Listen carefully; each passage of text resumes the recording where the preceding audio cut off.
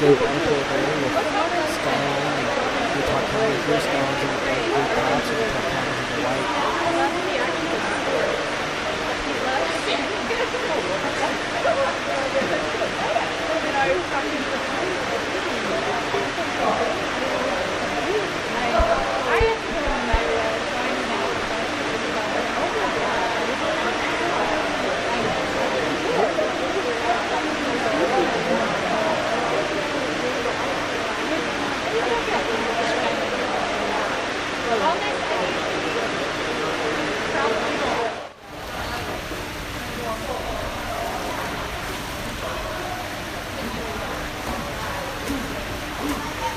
You want to walk it over?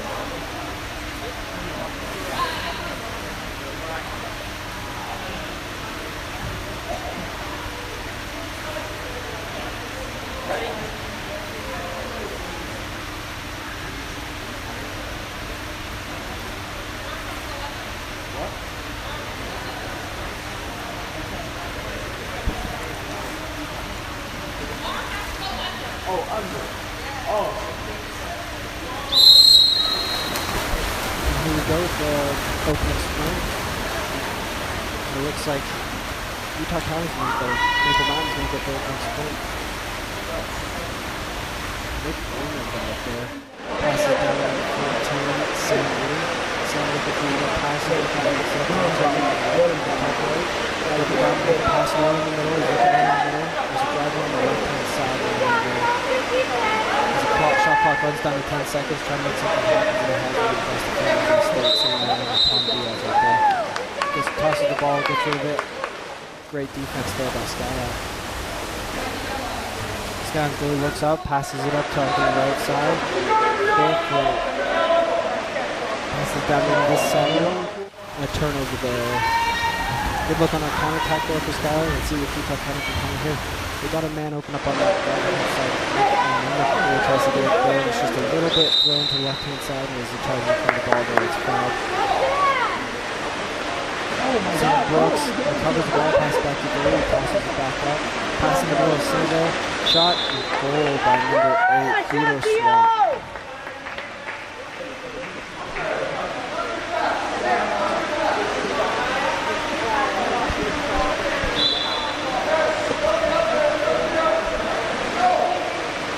Skyline coach is not pleased with that pass there from Sam Brooks down in the counter attack. He wanted a better pass. It's a very well coached team on Skyline. Shot and missed there by number 17, Nick Raymond. Bell gets tossed in for the goal. The goalie. Looks down the field for Tom Diaz and puts it right in the middle of his hands. Tom looking for a call, and he gets a foul. Player called. Player jumped right behind him, so it's an ejection. Quick goal there by number 8. Theodore Swap. That's the second one of the day so far. Alright, let's see if we can do some of the offense here. They need to really push the ball in that middle of the center where there's really no room there if you look every once in a while. If they can get someone in there and get them to hold aside, they can really start to hopefully turn things around on offense here. Ball goes over to number 17, Nick O'Neill. Nick O'Neill looking down the field for someone to cut open. Hopefully he makes a beautiful turn there on number 3, Sam Brooks. He passes out to number 7, Chancellor Chestnut. Chancellor looks back to the right side and it gets turned over. Tom Diaz takes the ball and tosses it over there to Richard Heckman. Richard looking on the field, looking, shot and goal. Great counterattack there on a steal. Utah County had all the great looks there for that offensive opportunity. They just had just a little bit of a bad pass there, but if they can clean that up, they can keep this. They can keep this going. Maybe they can put points on the board here and keep this one close, so they very well could do. Number 16 now. Cooper Walker passes it back to number 6. Brock looking down the field to make a pass. Down the pool, looking on his right side, passes it back to his goalie. The goalie looking down that left side, so he can pass. Passes it short right to Richard Stallard. Richard Stallard has tight defense on him by Theo. Theo Swap looking to shoot. Gets it. Scores. There's the third goal to go for Theo Swap. He's under a quick start here. Skyline makes a quick substitution there and pulls out Richard Heckman and Sam Brooks. Skyline 4, Mike Mountain 0. Brock Lee passes the ball down to number 10. Aaron Kelly passes it out to Nick Owen. Nick looks to shoot. Good shot opportunity just at the top of the crossbar. Goalie has to pass the ball out as the ball ends up staying in the pool and he has to go recover it. It's tough when that happens because, as you can see, Skyline's got 2 goals that I can count off of the counter attack. That's a big part of an offense here. That's extremely dominant. And if they're going to keep that going, they got to really mistakes like that are going to cost them, especially when they can't capitalize. Good pass here to Tom Diaz. Tom Diaz looking to score. Shoot. And he just floats in there.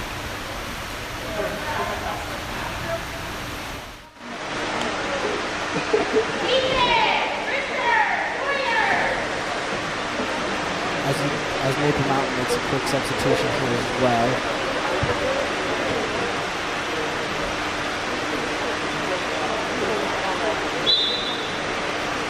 Maple Mountain looking to get something here on the board, keep it close. 3 minutes left in the first quarter. Maple Mountain looking on that right side. Makes a pass out to his outlet to number 2.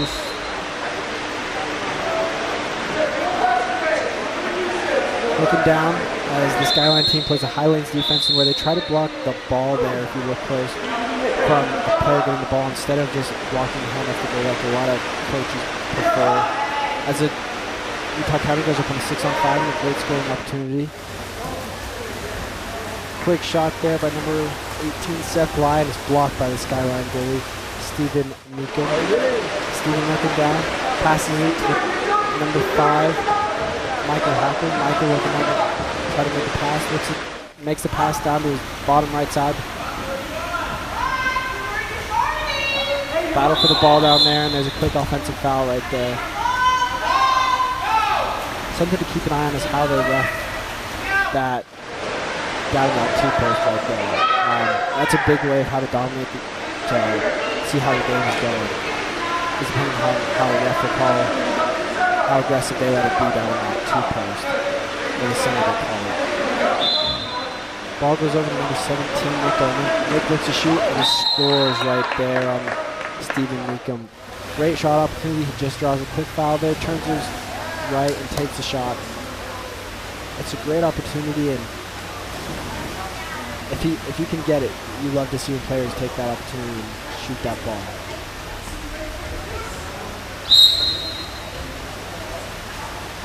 Skyline takes a different approach here than most other teams do. They start the ball back at their goalie to try and step their offense as they do. Passes it down to number 5. Michael passes it down to Dylan Shaw. Dylan scoops it out to number 7 down on the left side. Up on the top right side, looking to pass, shot, goal.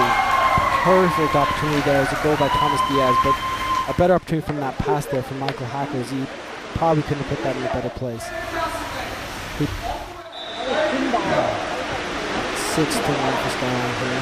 As you see here again, they try to get up in these high passing lanes right from the get-go. So if you see, they're trying to look at passing. That's why sometimes these players aren't executing this passing. It's smart because they don't have to get the ball taken as number 17 drives down the middle of the field to try and get something going.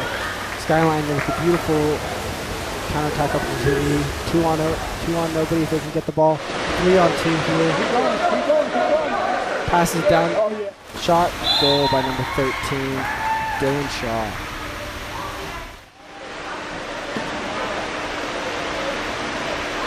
Like I said earlier, Skyline's had around 3 goals there that they score off the penalty attack. And that's a great opportunity, especially if they can get back right in a 25-yard pool here, which it's really being like a 20-yard counter attack, which is, if you can get it going here, it's really impressive. And there's a good turnover there by Utah County with the Skyline going to the Stephen Mack. Picks it up, passes it down to number 2, Tom Diaz. Tom looking, blocked by defense, but he gets a quick foul. Missed a player down in the middle who's wide open. shot. Passes it across to number 7. Alexander puts it in. A 5-meter call is here as the goalie puts the ball under. Dylan Shaw is going to take us up to his end. Put the ball under for the goalie. Shot and goal on 7-2.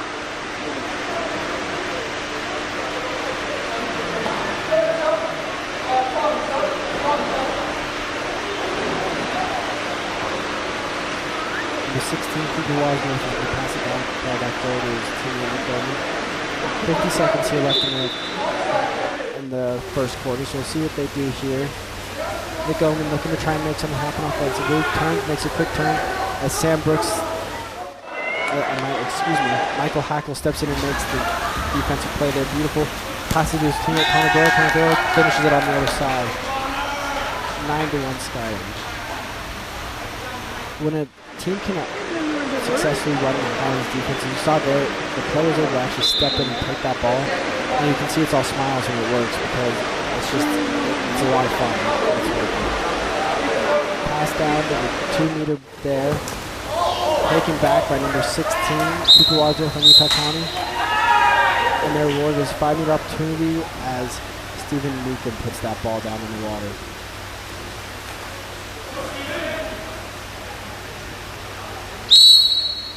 Shot and goal there by Cooper Wadsdorf. 9-2. As soon as you get an opportunity like that, you really have to put it away because you don't get those opportunities very often to get an opportunity between you and the goalie. It's never quieter as Skyline starts it back there with the goalie Ben as he passes it up again. Number 5, Michael looks across again. Number 11 makes a pass to Caleb Norman.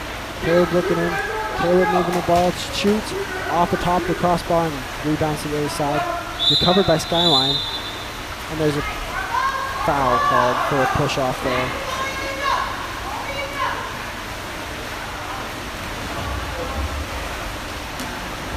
Three, two, shot. And barely blocked there, but good block there by Skyline goalie number 1, Stephen Meekum.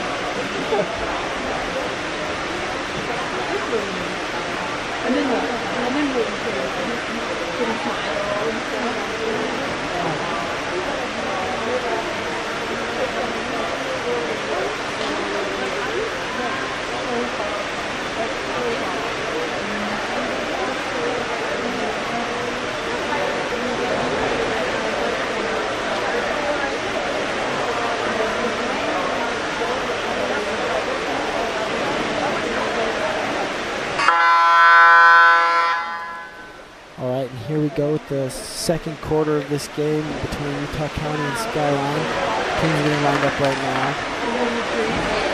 A couple observations there. As I said earlier, a big reason that Skyline's gotten off to the start that they have is they've been able to do these counterattack drills and counterattack offense here. it's making a huge difference because they're getting down the pool with 3 guys to the Utah County one. Utah County, they have some quick players on that team, and if they can just get back on that defense and counteract, they can play up on this team and maybe slowly come back from this game pretty quickly here.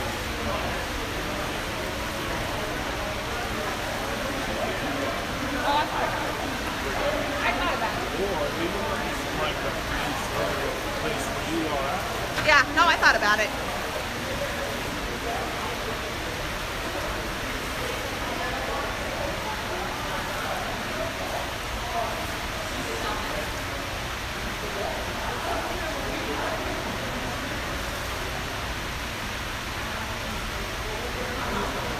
Refs getting ready to officially start the second quarter here with the sprint off. And here they go. Sprint for Utah County number 17, McDoman, and on the skyline side is going to be St. Brooks. Utah County is that sprint there and tosses it back. All the way back to number 11. Quick steal there by number 5 on skyline, Michael Hack. Michael Hack looking. Big shot opportunity, shoots, scores. That's another thing there. The reason that Skyline's really getting up on these counterattack opportunities is the type of defense they're playing. They play defense, and you really see the Skyline head coach get up on his team here. Is they'll get in the lanes, which means they're preventing the ball to get to them. And if they try to make a pass, that person will jump up and steal the ball. And you'll see if they do it successfully here. They're really pushing the lanes here again. And it's a hard defense to do, but when you do it, when you pull it off successfully, it really does it. That's a great example of successful highlights because right there, Richard Hackman is going to steals the ball, pass it to Michael. Michael looking to take a shot again, shoots just off the top of the crossbar. Good block there by the Utah County goalie Joshua Silva. Another steal there by Peter Brooks. Doing the same defense we talked about, that Highlands defense. It really causes an opportunity, especially in the short yard pools where they can get out on that counterattack. As number 11 looks to shoot, blocked there by the Skyline goalie. Good shot opportunity and good block there by Stephen Meekin. 2-meter opportunity here for Utah County. Starting ball with Sam Whitting. Sam looking for the ball. Taken there by Michael Hackett. Michael passes back to his goalie. They're looking at the pool for another counter opportunity. Pass it to Sam Brooks. Sam Brooks looking up, shoots, scores.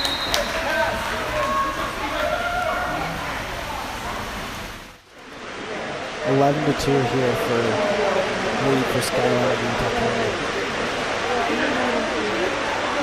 One thing with Utah County, they really got to decide what kind of defense they're running. They're kind of switching between a couple of things, and a little bit of communication is a big thing in a sport like this.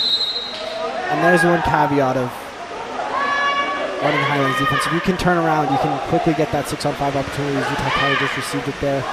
Looking for a shot there, shoots just off the side of the crossbar. Good shot there by number 5, Sawyer Correct. It was a good look. A good 6-on-5 opportunity like they had there is you're going to work the ball up and around that side, so you make the defense and the goalie move to one side and then quickly pass it across, shot and goal. He had lured it over. If he would have just tossed it right over there, he would have put it in. That would have been a quick goal there for Utah County. Good ball movement here by Skyline as ball gets passed down. Good defense there by Utah County.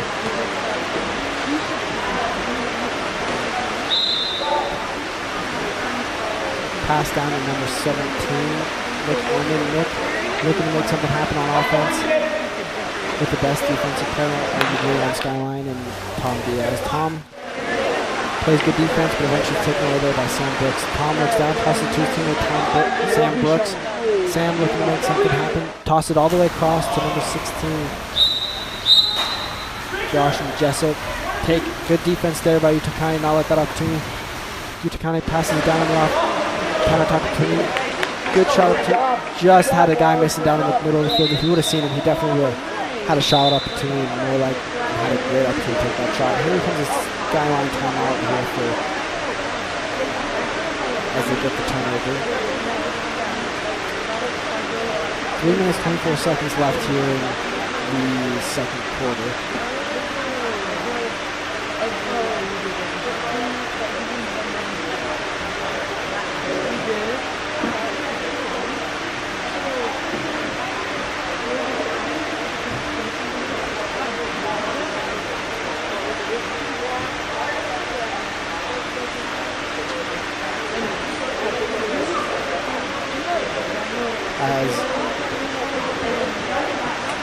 Skyline coach here just basically calls a timeout to Brett Luncher, telling his team they've got to really pick up the pace here. He's really not happy. You hear the clapping in the back and you hear the yelling. That is the Skyline coach there. Watch me. Brett has reason not to hit that though. There's some serious easy turnovers they could have missed, and honestly, Utah County could have scored 2 or 3 goals there and make this 11-5 game and have a very different look here.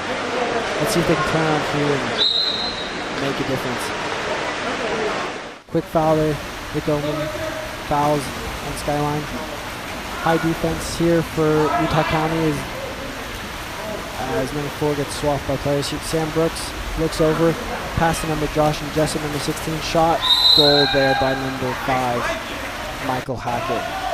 There's some decent ball movement, but what I know Brett's looking there for is these high drive passes, and when that ball goes in the center, that last place the ball into, he definitely wants it wet, and he wants a quick shot there. That was there, but I definitely think he wants this ball moving a little bit smoother, a little bit faster. Let's see how Skyline does here on defense after that timeout. Tosses it down. Utah County tosses down to number 11, Bradley Peace. Bradley looking to shoot. Bradley really has an opportunity here. Shoots off the cross. Good shot opportunity. As he moved in, he had a great opportunity to see it. As there's an ejection here on 17. Nick Oman. I didn't see what caused it. Ball in Michael Hackett's hand. Michael tosses it across to Sam Brooks. Sam gonna look in center here to make this pass to hopefully score here. Looks up to Tom Diaz. Tom moves it across back to Michael Hackett. Michael puts it back down to number 4, Richard Heckman. Richard tosses it across to number 13, Dylan Shaw. Dylan just doesn't have an opportunity here there. If you saw it there, when Sam Brooks had an opportunity to put it in the center and pass it to Tom, when Tom had an opportunity to put it in the center or pass it across, he made what Brett would not be happy about there and didn't put the ball in the center because the center was wide open facing it and Tom passed it across to a player that wasn't as open. If he'd have put that ball in the center, easily could have got a goal there. Tom makes a great defensive play there. Tom gets quick out on the counterattack here. 6-on-5 opportunity. Shot and goal there by number 3, Sam Brooks. Another counterattack goal.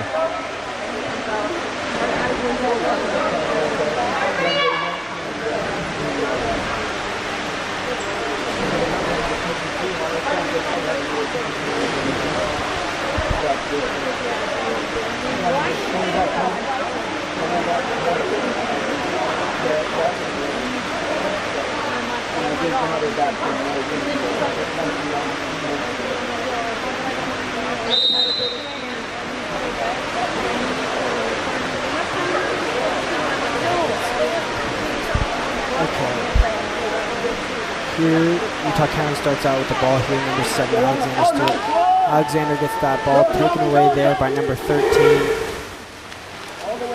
Excuse me, sorry, I was looking at the wrong one there. Tom Diaz looking to shoot and scores there on number 2. Goal by number 2, Tom Diaz. Another counterattack goal here for Skyline offenses. That's what really how they've gotten probably at least half their goals here is on that counterattack offense that really pays off for this team, especially in these big game situations like a state tournament here.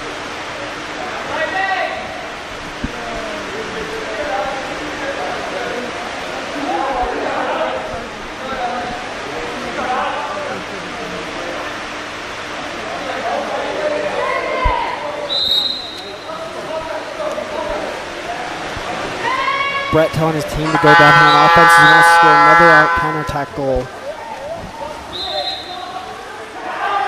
Looking down the field as they're up 3-on-1, 3-on-2. Looking for a shot opportunity here for Skyline. Shot and goal there by number 7, Alexander Stewart on Skyline.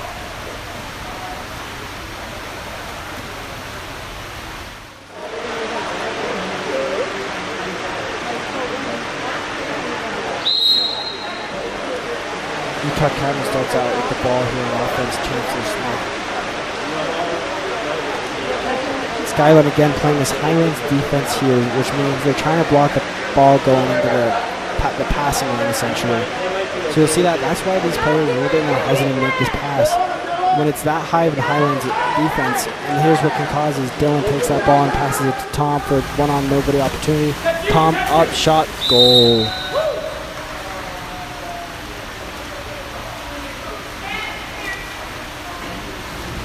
It's the 4th goal of the day there for Tom Diaz. 14 seconds here left in the second quarter. Number 17 on Utah County, McGowan starting at the offensive possession here with 6 seconds left. Trying not to foul. Dylan trying not to foul McGowan. Next shot. Just over the top of the goal. Barely missed opportunity. Good look. Halftime, Skyline up 16-2.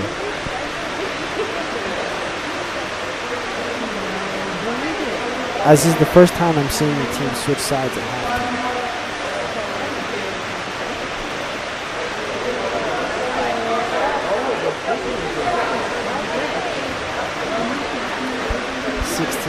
Skyline, 2 Maple Mountain.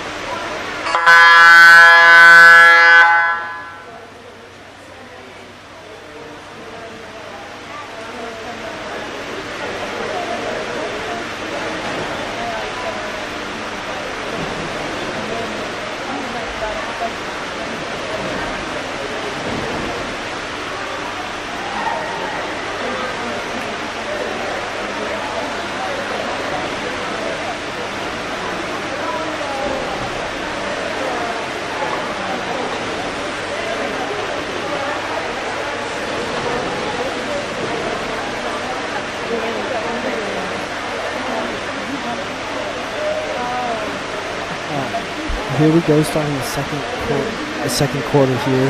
The second half, I apologize, the third quarter. A few things to notice here. This is a little bit of a 16-2. This game is is a little bit in Skyline's favor. But I think this is a great opportunity for Utah County to learn and adapt here, because they should really act like they're playing 0-0 every quarter now at this point. See if they can just get this win this half. And you know what? From there on, you never know what can happen. Easily, you can score these 14 goals required to put you back even. You never know, especially if you just play smart and play like it's 0-0 again. And it really helps you get these focuses and helps a lot as Skyline here looking as they stop trying to take these counter opportunities more to set up a half-court offense as Sam Brooks passes it in and it's just taken away there.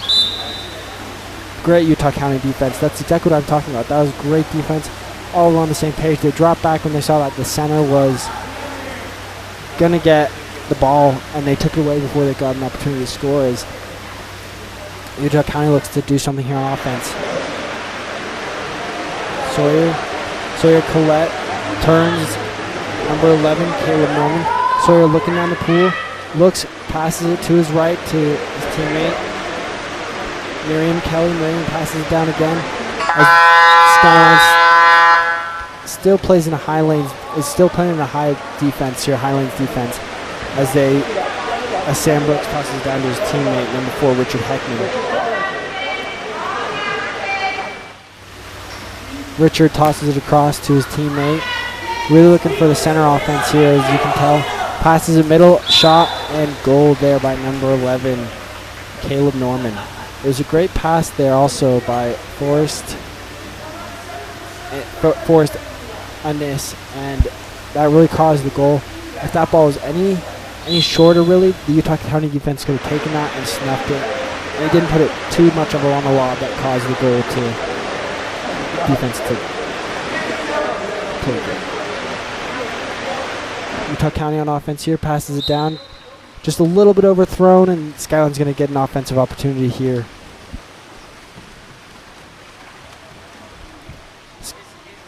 Skyline on offense here, slowing down the counterattack then, as Richard Heckman moves the ball out, passes it across to Caleb Norman. Caleb puts it into center.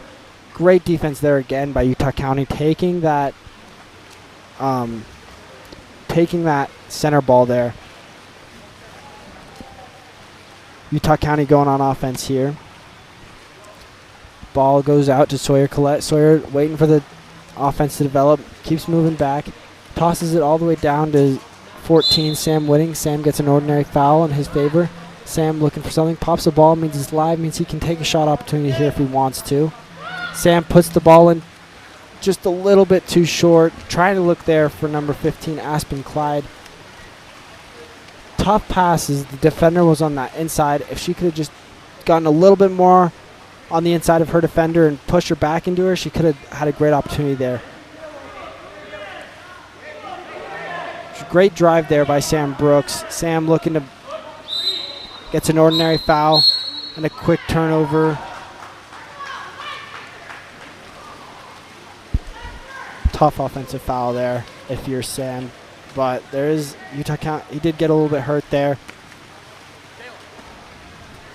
He just got wrapped up on each other, and it happens, and you hate to see it happen, but it happens to everybody.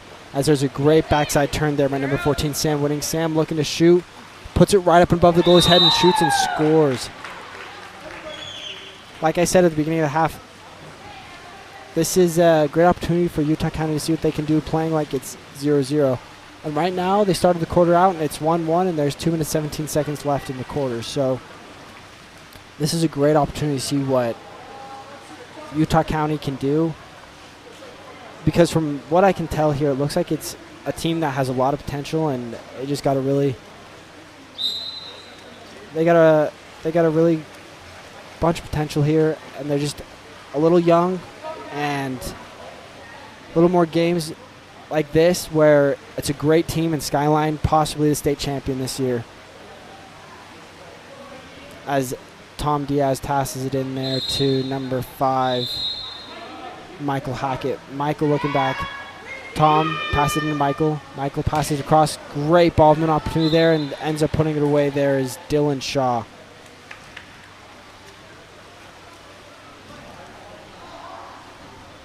Like I was saying, Skyline's a solid team, and I think this Utah County team can learn to play with teams like this and can really help. Like that, it was great ball movement there.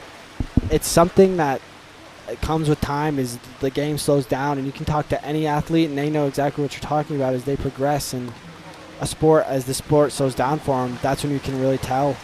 And there's definitely a possibility for this Utah County team if they keep playing games like this. While it's a hard game for them to have to endure, it's a really great opportunity, as there's a great pass there by Tom Diaz and another goal there by Dylan Shaw.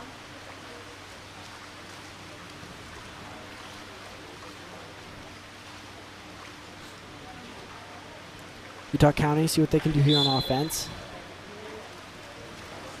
Utah County moves the ball down, starts with the ball at Nick Oman. Nick Oman looks down the field, makes a pass down to his bottom left player, number 6, Brock Leachy. Brock moving the ball in, look, shoots. Great stop there by the goalie. Could have skimmed right by his head if he wasn't ready for that one. Stephen Meekum looking on the field, tosses it down to his teammate, Michael Hackett. Michael moves the ball down to Tom. Tom looks in the center, so center's not facing him, so he's going to try and move the ball somewhere else, as there's a driver up on the opposite side of the pool from him. Tom looking to move the ball in. Tom looks, shoots, scores. It's the 5th goal of the day there for Tom Diaz.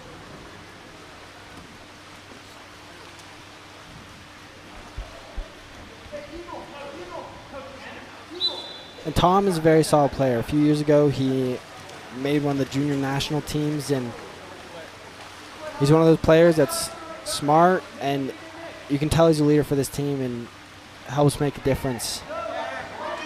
Ball tossed across for Utah County. Number 11 shoots. Good block there by the Stephen Meekum as number 11, Bradley Pace, took that shot. It was a good shot, as Skyline is on the counterattack opportunity yet again. Skyline looks to make a pass, passes in the middle. Offensive foul there, as they call push off on him, which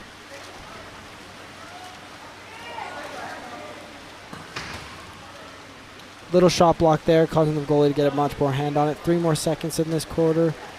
Skyline 20, Utah County 3.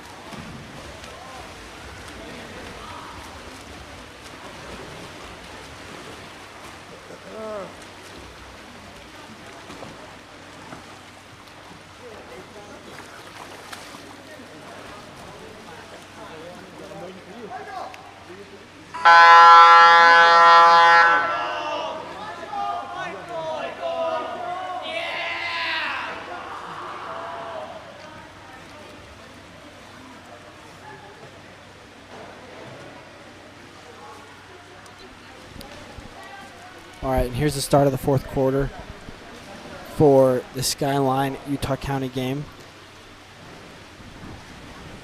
Skyline played that quarter. They went up. They scored 4.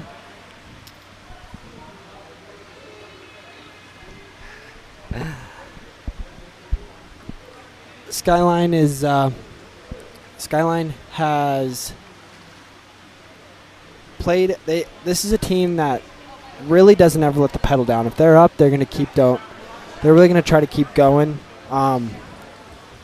It's a very good coach, and he really likes to put the foot down when he gets the chance, and he's going to keep doing it here. The caveat there for Utah County there is Skyline only scored 4 times, and they scored once. That's a much better look at there as every four times every sprint Utah County's won.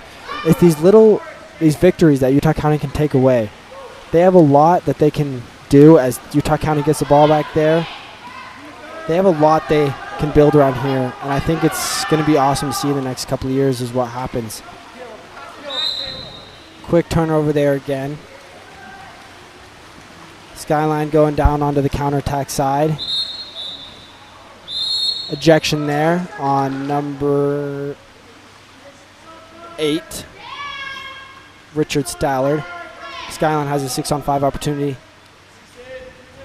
Like I've mentioned before, when these opportunities happen where you're up a player like in hockey, as there's just an unfortunate own goal there, luckily there's a few smiles there on that Utah County team. Nothing too big, but that was just an unlucky little touch there that caused that. On a 6-on-5 opportunity there, you really want to see the ball be moving around the top as dry, so that means not putting the ball in the water and really keeping it high and dry the whole time on these passes, and that can really help score on these counterattacks on these 6-on-5 opportunities. Utah County has the ball, passes it down to number 10, Miriam Kelly. She has a 2-meter opportunity. Looking for her teammate, pops the ball up. I mean, she has the ability to shoot now. Looks all the way across, has a big arm there, and tosses it to Nick Oman. Nick looks, shoots, sidearm, goal in the bottom right corner there. Second goal there by Nick Oman. If you can hear in the background there, it's a great example. Skyline is a very well-coached team.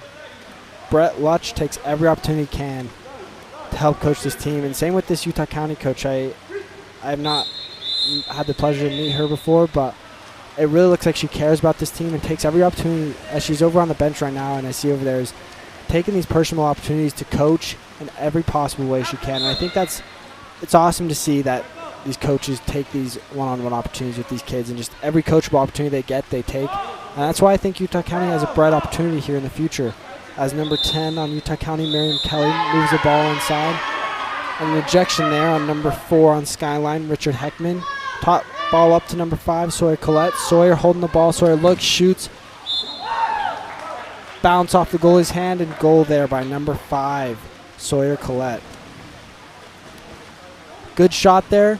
On 6-on-5s, it's awesome to see when someone can take a shot like that, but it's also good to see a ball movement around that outside and try and get that ball movement to try and move the defense offside so they can have a better look at a goal opportunity, if that makes sense. Ball starts back at number 16, Jason Jessup. Pass it over to 5, Michael Hecken. Michael passes it down as there's an offensive call there actually on Tom Diaz.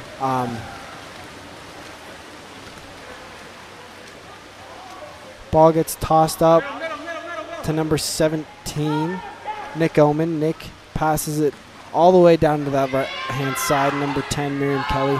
Miriam looks to shoot, shoots off the hands of the goalie, and he recovers it, looks out, tosses out. Smart play there by the goalie to just get out of his hands, because easily it could have been a 5-meter play where the ball gets put under and they get a free opportunity to shoot there. Number 5, Michael Hackett moving the ball down here. Michael passes it across to number 9, Thomas Sundberg. Thomas passes it down to number 7, and Alexander. Alexander quickly puts it to number 13, Dylan Shaw.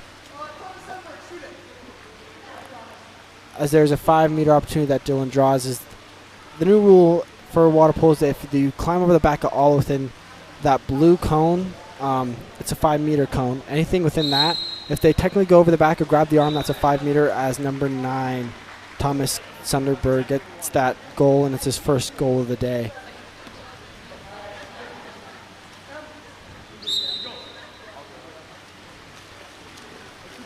Utah County has an offensive opportunity here.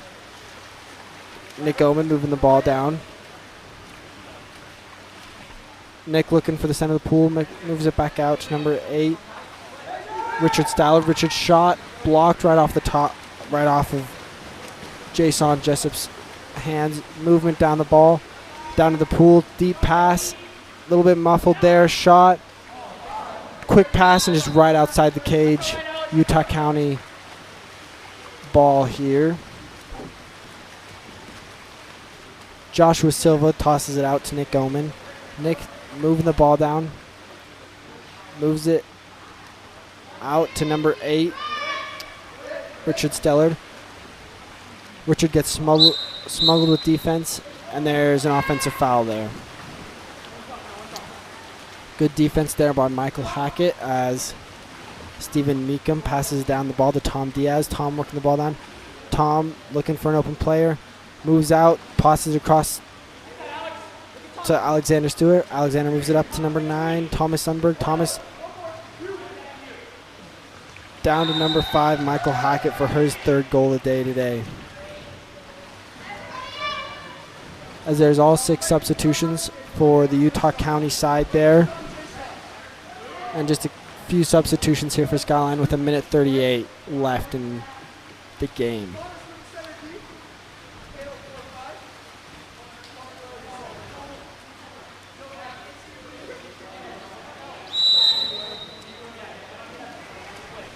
Cooper Wadsworth passes it back to Gabriel Kenton.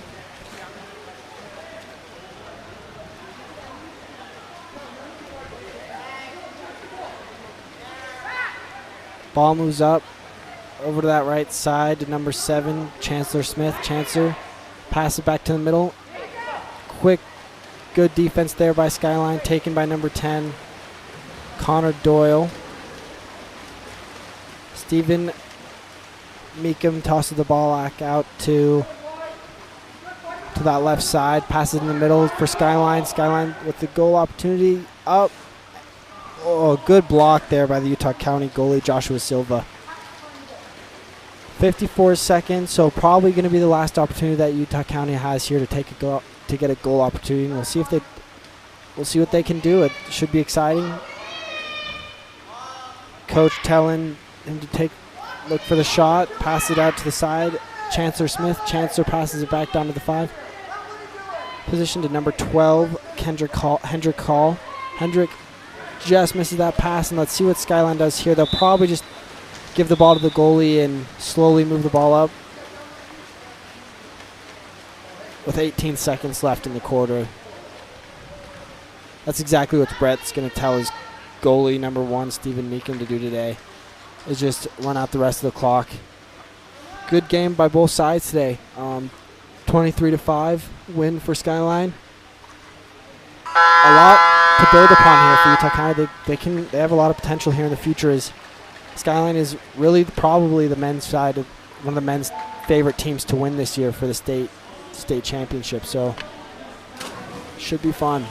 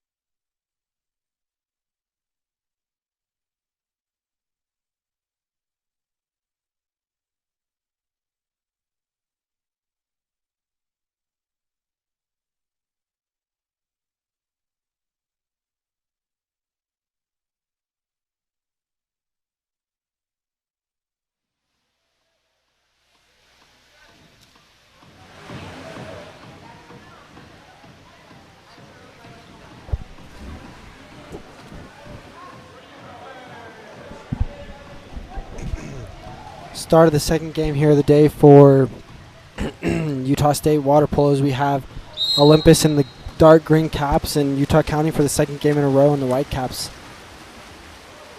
Utah County wins the sprint. This is their second game in a row today. They just played Skyline, and then now they're playing another good team in Olympus water polo.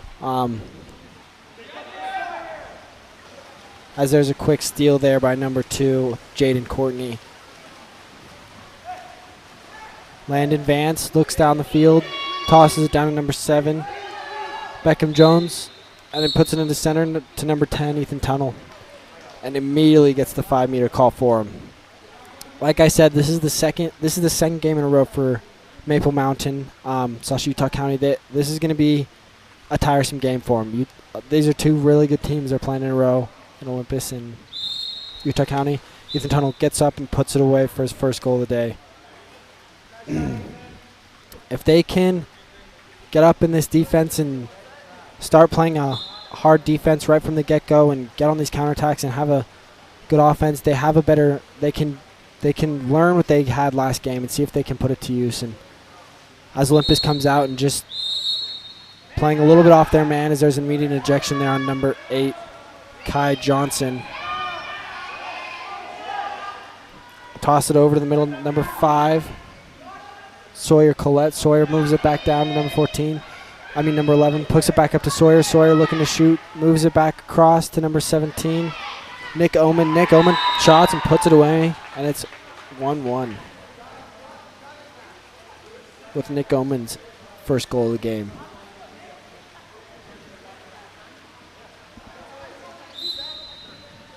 Olympus also starts the ball back out with their goalie, Landon Vance, who, from watching him in warm-ups, he gets up and he's able to make great passes.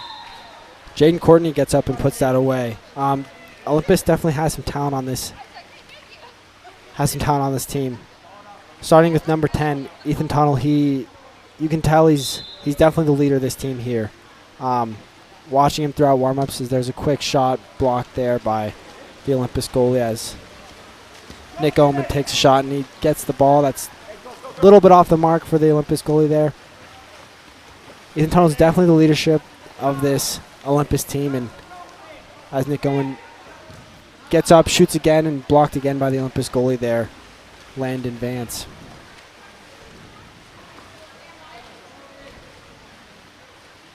Counterattack opportunity here, just inside 2 meters, is Ethan Tunnel. Utah County here looking down on the offensive side.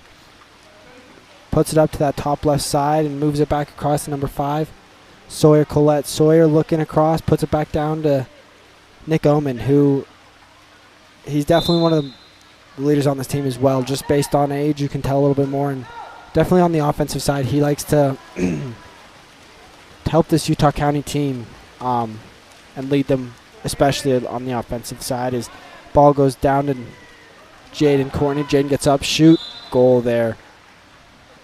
Something you'll notice on that Jaden Courtney shot there, first of all, he's very solid defensively. He's a player you kind of got to work your offensive around, because when he took that shot over there, you can see he got up and shot it, and he puts it away. He's overall a very solid player. He's up there in the high lanes again. Gets a little bit behind his player, but that's all right. He can still recover. And as Olympus is just mainly taking if the ball goes, as there's a shot and just right outside the cage there by Nick Oman, is Olympus is really kind of just trying to take away the shot opportunities more on their defense than up in the lanes and trying to take the ball in the passing lane. Shot there by number 8, Kai Johnson. Just off the top of the crossbar. Great look, great shot. Nothing to complain about. It was off the counterattack, and it was a great opportunity for Kai Johnson there. As the ball goes out to number 5, Sawyer Collette. Sawyer getting pushed on defense high up there by Jaden Courtney. Jaden fouls, gets back under the center. Center has the ball still, tightly pressed, up back to Ethan, and just an unfavorable bounce there off of the the goalie's chest there, and a good shot there by Sawyer Collette. It kind of just skimmed off the water and bounced right off the goalie's chest and bounced in. Sometimes that'll happen. It was a good look, good shot. Goalie was there, just a little bit off. And just unlucky, but he was there, and that's all that matters.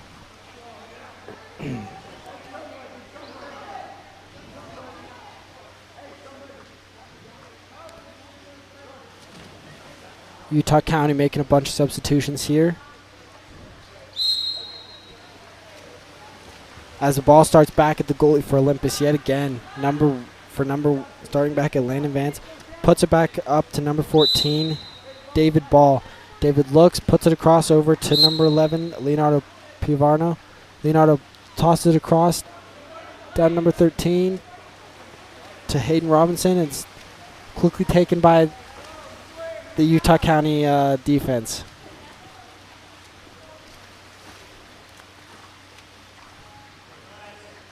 Utah County moving up in the lanes. And as I said, Olympus is kind of sitting back, letting them take a little bit more of a shot, then getting up, and he just touched the ball with two hands there. That'll just be a quick turnover. Sometimes it naturally just comes where both hands are up and you can easily catch the ball like that, and sometimes it just happens by accident, but it's all right. It happens to everybody at least once, right? One of the hard parts about water polo is you can only catch the ball with one hand, as there's good defense there by Olympus to stop that counterattack as Landon Vance moves the ball forward and moves the ball back into center, and there's a quick offensive foul shot blocked there by the Utah County goalie and Joshua Silva. Joshua Silva puts it up to number 17, Nick Goman. Nick Goman rips it across to his teammate number 12, Hendrick Call. Hendrick puts it up to number 8, Richard Stallard. Richard trying to make some turns. Hard press defense there. Passes down to his teammate, up shot. Nick Oman takes it, shoots it, and just a little bit up and over that right side. Minute left in the quarter.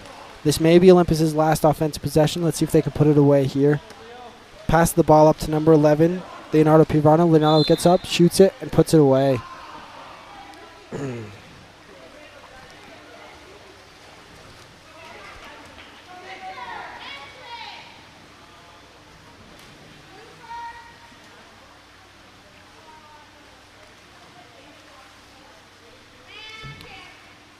Utah County's got a little bit more of a hard situation here to figure out. There's going to be a lot of tired players. As I've said, this is their second game in a row, and right now they're coming out punching, and you can tell they kind of just played a game right before here. They're warmed up. They're ready to come play. We'll see if they can keep it going throughout the whole game, or if they'll hopefully don't get too tired later in this game as Nick Oman tries to make something happen, as he played quite a bit in that last game. And he's takes a shot, shoots it, and puts it in that back bottom right corner. Good shot there by Nick Oman.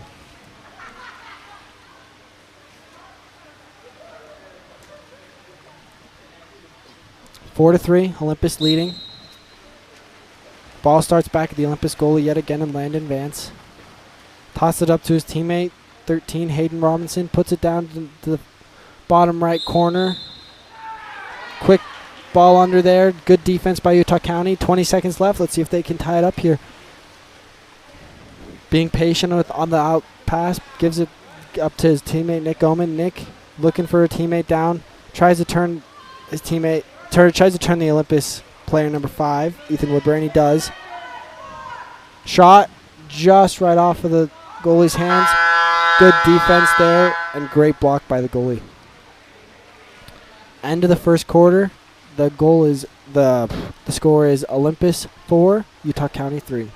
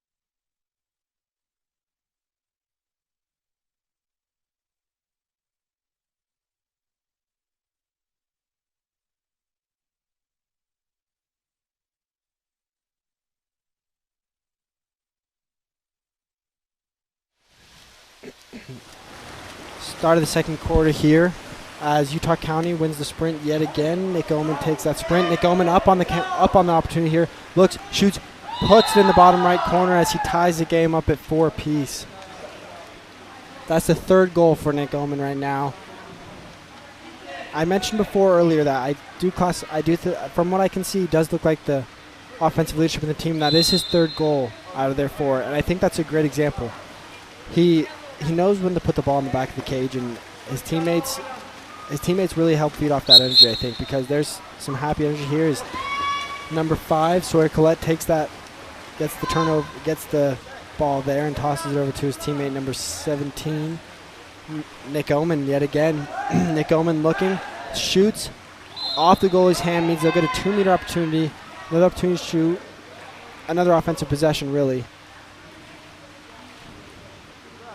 The ball starts down at number 10, Miriam Kelly. Miriam toss it into Nick. Nick in the center position. Nick backhands it. Nope. Missed. Off the bar. Rebounded by number 14, Sam Whitting, and he gets his first goal of the game here as they go up 5-4.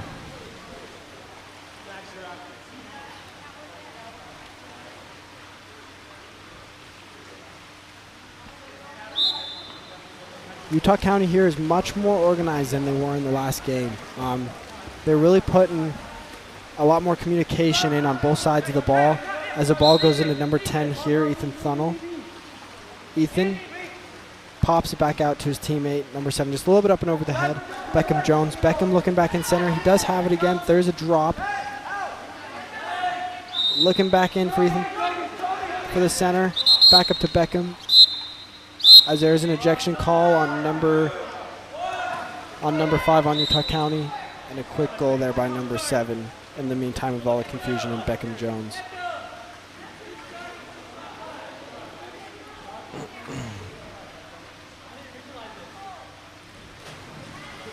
And the game's tied up here, 5-piece. Utah County starting the ball here.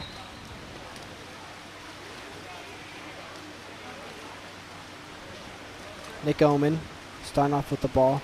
Nick tosses it down to his teammate. Works it across to number 14. Up, shoot. Hits the crossbar and bounces down. Goal by number 14, Sam Whitting. There's a lot more communication here on the Utah County side of the offensive ball than there was game, and it's really paying off here. They have 6 goals. Up one to Olympus as Ethan Thunnell passes it back to number 8, Kai Johnson. Works it over to his teammate Jaden Courtney. Jaden gets up, shoots, puts in the bottom right left corner, and that's his 3rd goal of the day. He is going to have to continue to produce offensively for this Olympus offense. He's a great offensive outside threat for them. He gets up and he really gets high on his shot, so that means he gets up and out of the water. You can really see pretty well almost down to his abs. You can see his abs basically every time he gets up and shoots it, and that's really impressive, meaning that he can really kind of put the ball harder and wherever he wants it as Utah County turns the ball over here. And Olympus moves the ball down the other side of the passes it down to number 2, Jaden Courtney. Jaden Courtney up, pass it across. Beautiful pass to Ethan Thunnell, just off the crossbars. There's a 5-meter call. It's going to be taken by Jaden Courtney. Up, and the shot is good in that bottom right corner. Olympus is going to take the lead here. Jaden Courtney has 4 goals.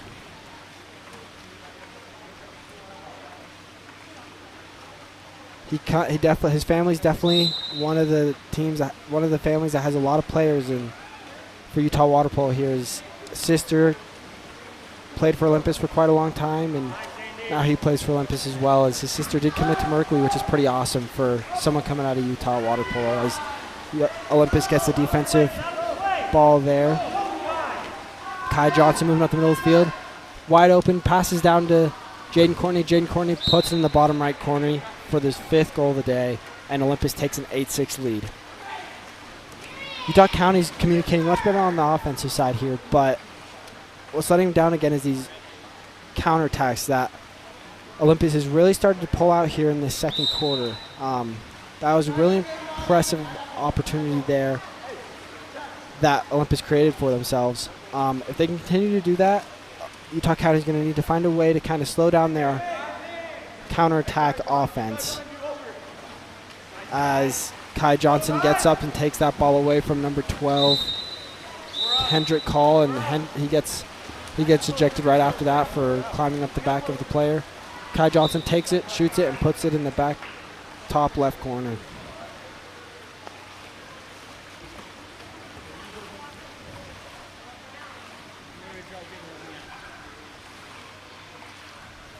Something worth noting on both these teams, they are pretty young.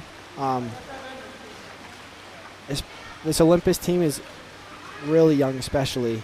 I'm pretty sure the same thing for Utah County as well. So these years continue to go by, this will be pretty cool to see as these teams go to develop. As Nick Oman makes a backside turn and runs in right into his player, causing to get an ordinary foul. Shot blocked by that Olympus goalie. Olympus was not ready for it at first when the first quarter came around for these half-court shots, and all these shots coming from number 17, Nick Oman. And now that he's railed off a couple, they're definitely a little bit more ready for it. You can tell as number 6, Andrew Neff, takes and shoots that ball and puts it away to give Olympus a 10-6 lead. So they're going to need to find a little bit more production outside of Nick Oman here. They can definitely have the players to get the production. Let's see if they can create some movement, get these drivings going on this offense. When they do drive, this Olympus team get what they want out of this Olympus team. Is Nick Oman, as I said, they weren't ready for it. Takes a shot and puts it in, skips it right into the top left right corner.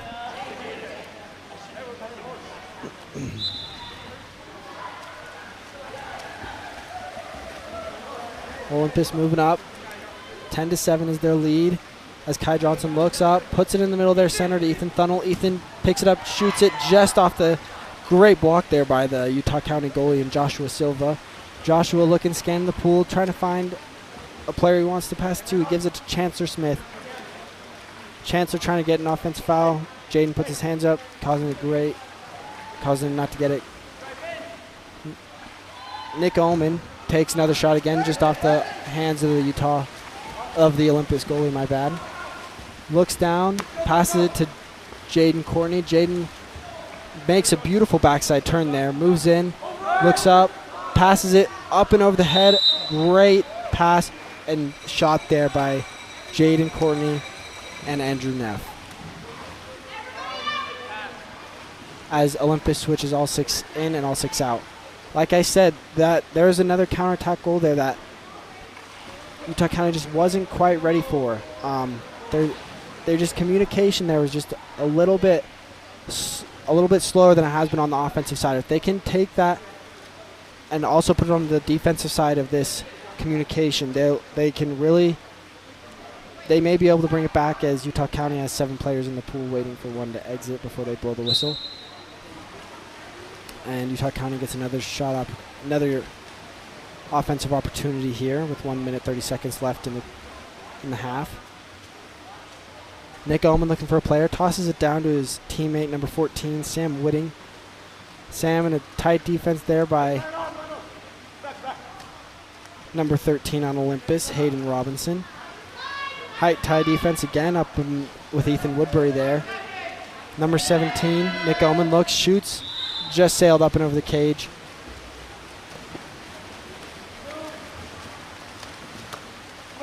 As Landon Mance puts it down and shot by number 13, Hayden Robinson. Good look, good shot. Goalie's just there to take it away. Nothing you can do there. Goalie out far, looking to shoot, takes it, goal, and puts it in that bottom right corner. Great shot there by Cooper Wadsdorf for the counterattack opportunity.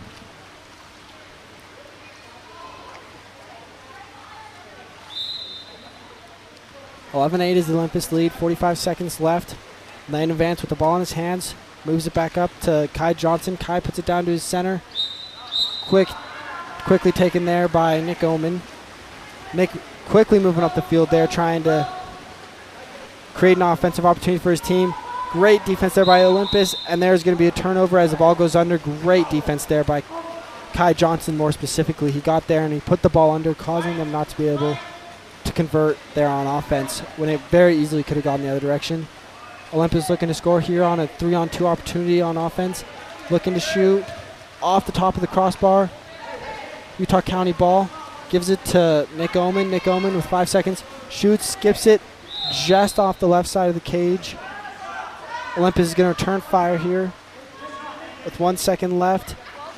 And they decide not to and go into the half with an 11-8 lead.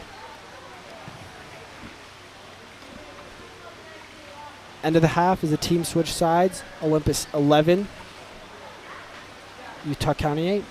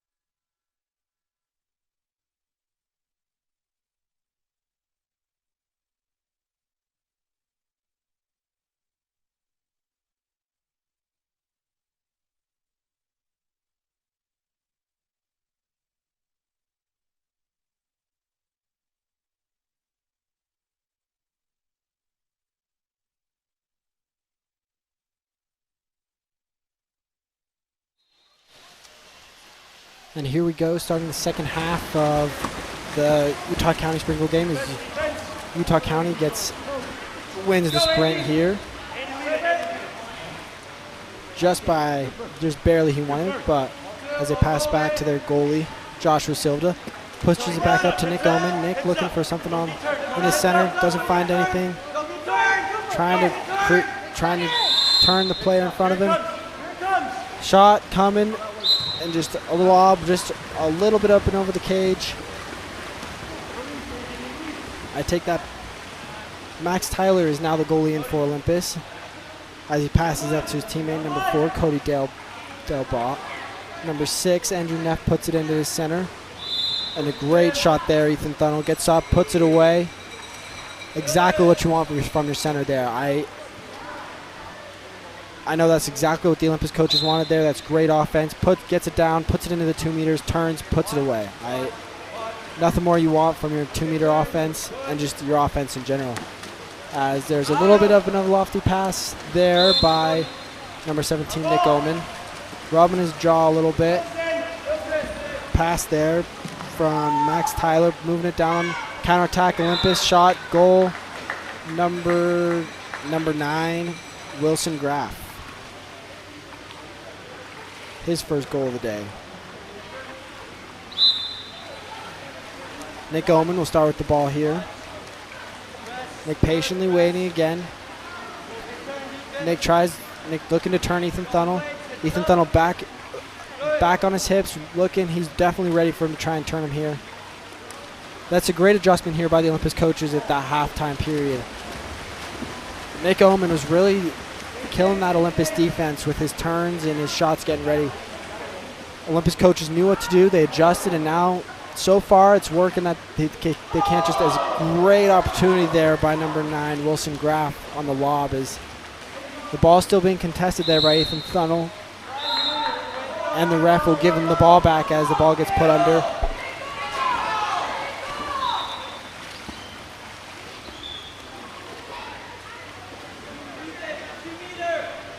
Ball out of Ethan Thunnell on the 2 meter. Pass it up to his teammate, number 13, Hayden Robinson. Hayden puts it down to Ethan Thunnell. Hayden just gets the ball. Just gets the ball taken away there by Nick Oman. Utah County goalie looking to make the 1-on-nobody pass there, but he makes a safer pass up to number 5. On the offside, Sawyer Collette. Sawyer gets someone climbing on his back, gets the 6-on-5 opportunity. And the Utah County offense is up here 6-on-5 as number 10 on Utah County. Miriam Kelly holds on to the ball for just a second too long, and she just gets snuffed by 2 Olympus defenders there. On those whole objectives of this 6-on-5, you really want to get the ball movement out. So she held on the ball for just a second longer. She just would pass that ball back up to number 5 in a quick shot there. Great opportunity. She just held on to the ball for a little bit too long. It's all right. Great opportunity to learn. As there's a shot there by number 5, Ethan Woodbury. Just not enough on the back of it. It was a good look as the ball gets thrown down to Ethan Thunnell. Ethan gets an ordinary foul. Ethan looking. Ethan passes back up to number 7, Beckham Jones. Beckham gets a block. Ethan Thunnell picks it back up, whips it into his hands, and doesn't really pull it back with his shot there. He kind of just picks it up and tosses it. Probably thought there was somebody right behind him. Otherwise, I have a feeling he would have pulled that shot back a little bit further and would have taken it. As Miriam Kelly has the ball down again, looking for an ordinary foul. Tight defense on her. She's probably not going to get it there. She's really trying to look. Gets the ordinary foul. Pops it. She's open to shot. She's open to shoot now. Looking to shoot with 3 seconds left on the shot clock. Up to her teammate, number 5. Shot blocked. Field block there by number 7. Beckham Jones, and Olympus is pretty happy about that one. Ball down to Ethan Woodbury. Ethan tosses it across to number 7, Beckham Jones. Great pass there by Ethan Woodbury. Pass back to Ethan. Ethan looking to shoot. He's got that. He's got to take that shot there. Ethan passes it back to Beckham. Very selfless player there, but he's got to take that shot there. He has it open. It's his shot to take. Ethan Woodbury, he's got to move it in here. Works it across. Great pass. And there's an offensive call there. That pass there by Ethan Woodbury, had there not been an offensive call there. Perfect pass. Loved how he kept moving the ball. I know I told him to shoot, but it was a great look, and he kept moving the ball selflessly. But there's a great stand there by the Utah County defense, as there's a quick turnover here by Utah County. Ethan Woodbury tosses it up to his teammate, number 7, Beckham Jones, and they get the quick counterattack goal. Olympus takes a 14-8 lead with 1:19 left in the third quarter here. What's really changed over the period of this half is that Olympus has really put a focus a lot more onto their counterattacks. I'm extremely impressed by the little adjustments that the head coaches over at Olympus have made, and that they tell their team to definitely focus on the counterattack a little bit more, as well as the defensive adjustments they've made on Nick Omen, as Utah County has the ball here, getting trapped down on that bottom right side with Hendrick Hall. Hendrick Hall pops it, just gets smacked out of his hands again. Pushes off there. And then here's an ejection on Olympus, number 13, Hayden Robinson, and he did not like that call whatever. He put his hands up there. Happens where you don't like a ref's call, but it's a risky decision to look at your ref and put the hands up there. Speaking from personal experience, that you could easily get in trouble there. Paul given to Kai Johnson. Kai moves the ball up. Kai moves it over to his teammate, Jalen Courtney. Jalen Courtney up, skips it just off that left side.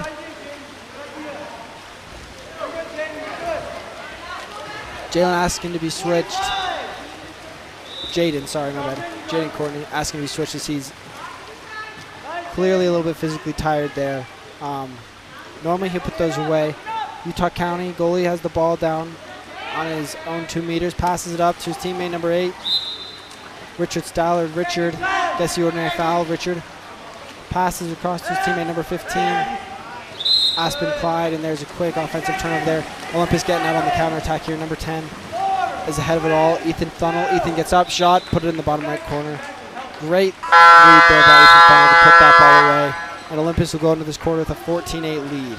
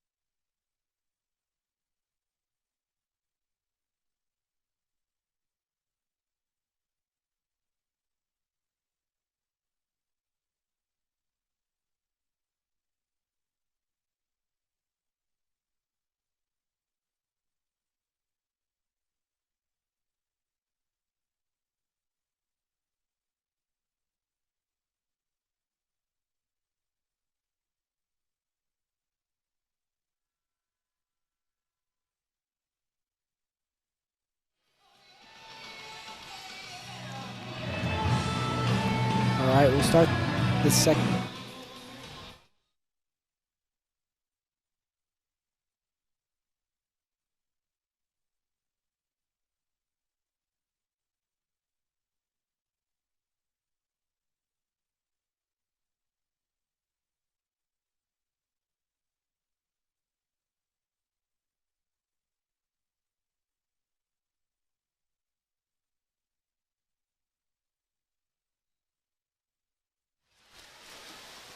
Start of the second half. Start of the fourth quarter here, sorry, excuse me. Olympus taking a 15-8 lead as they win the first sprint of the game. Kai Johnson at the ball at top, makes a quick spin move there. Gets a quick ordinary foul, moves the ball out to Jaden Courtney. puts the ball down to his far left, moves the ball in quickly, shot, score there by Ethan Thunnell.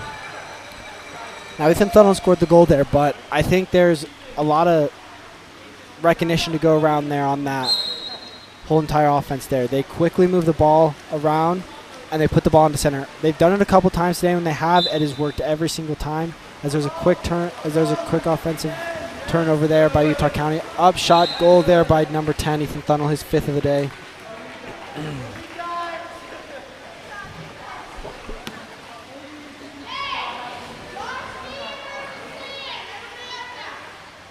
Utah County making some quick substitutions here.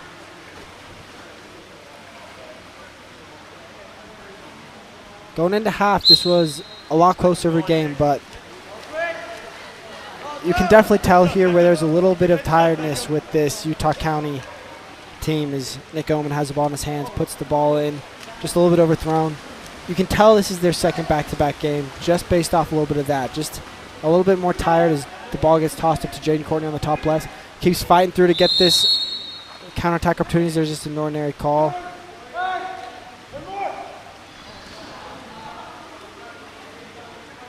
Jaden passes into center. Just a little bit of a turnover there on offense by the Olympus team. Utah County looking to convert here on offense. Tosses the ball right into the middle. That happens to just be Andrew Neff of the Olympus defense sitting right there ready for it. On like a little bit, probably didn't see him there. And it'll happen when there's a bunch of players there.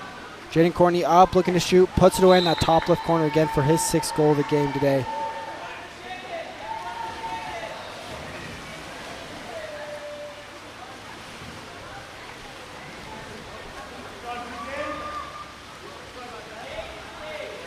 The improvement that Utah County has made from playing their first game against Skyline to playing their second game was insurmountable.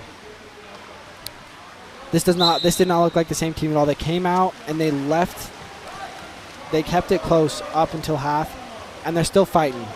As Nick Oman puts his 5th goal here. Like I said, they keep fighting. This is not a team that will give up, and I'm excited to see, like I said earlier, these two teams look pretty young to me. But I'm excited to see the future of both these two teams. As ball goes into center there to Jaden Courtney, and there's just ball under call there, so the ball turns around and goes to the Utah County. Deep ball there to toss right to Cooper Wadsworth in front of him. Trying to move in to get an offensive goal here. Shot and a goal there on a counterattack offense here is Utah County's rattled off 2 goals in a row.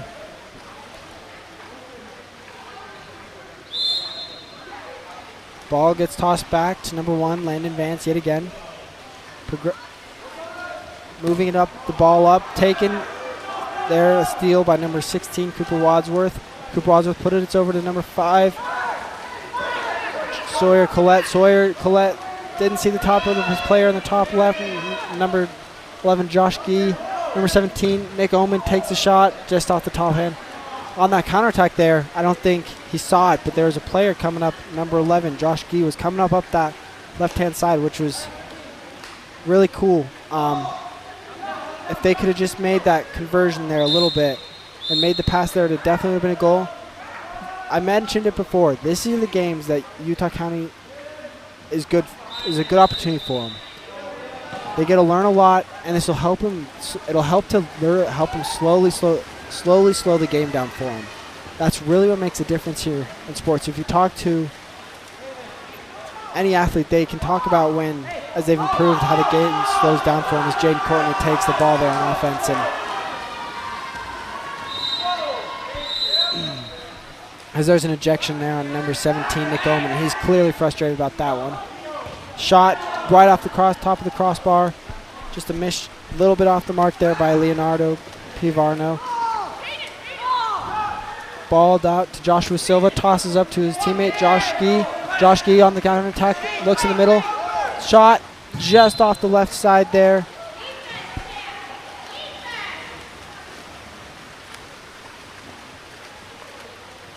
Landon Vance pushes the ball forward, gives it to his teammate number 5, Ethan Woodbury. Ethan Woodbury gives it to his teammate there, number 11, Leonardo Piavarno. Leonardo gets it, puts it up, and puts it away there. Didn't convert the first time down, but comes down and puts the ball in the same place, and this time he puts it in that bottom left-hand side of the cage.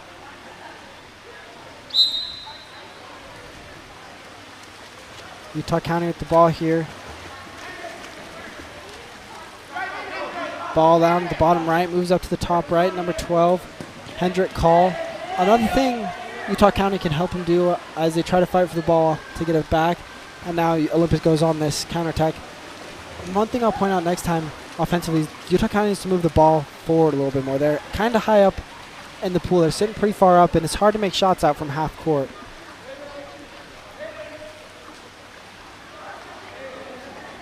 Shot, and just a little bit, not enough on that shot there by Finn Hansen.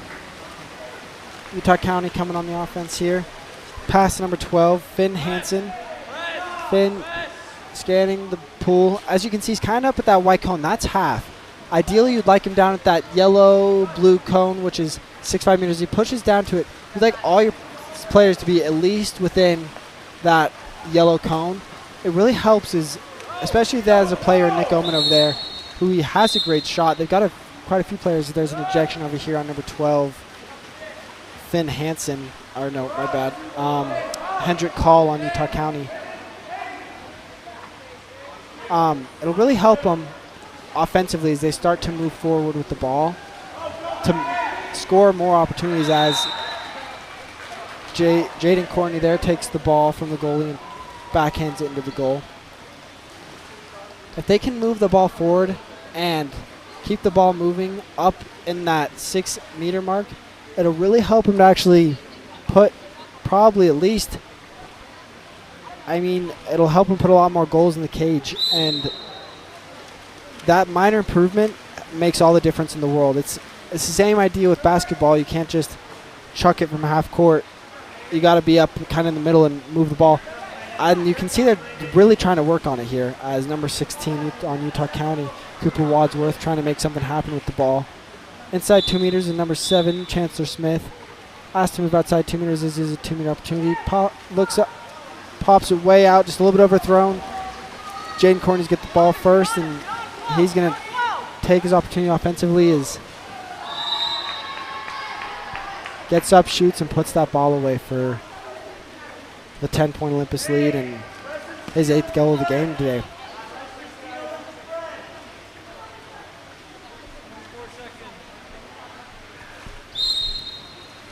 Sam Whitting tosses the ball back to his teammate, number 8, Richard Stallard. Richard puts it up over to number 16, Cooper Wadsworth.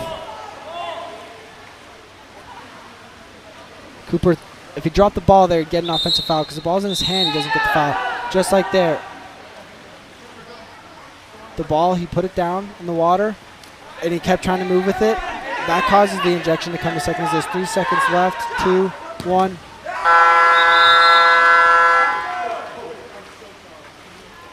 As Olympus finishes this game at Olympus 20, Utah County 10.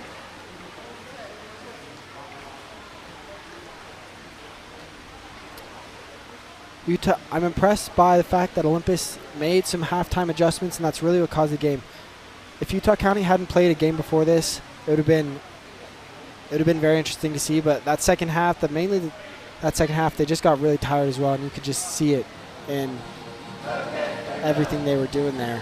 But this is a team that's definitely on the rise. Exciting to see.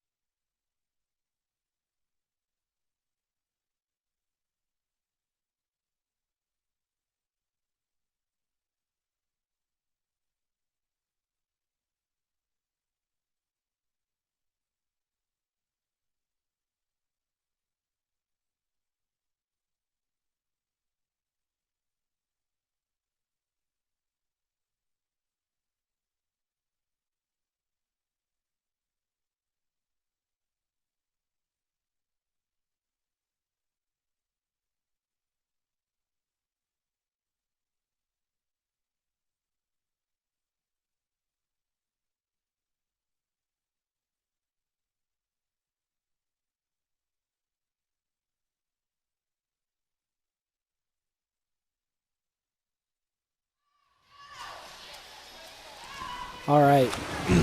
First girls game of the day. We got we have Park City versus Murray.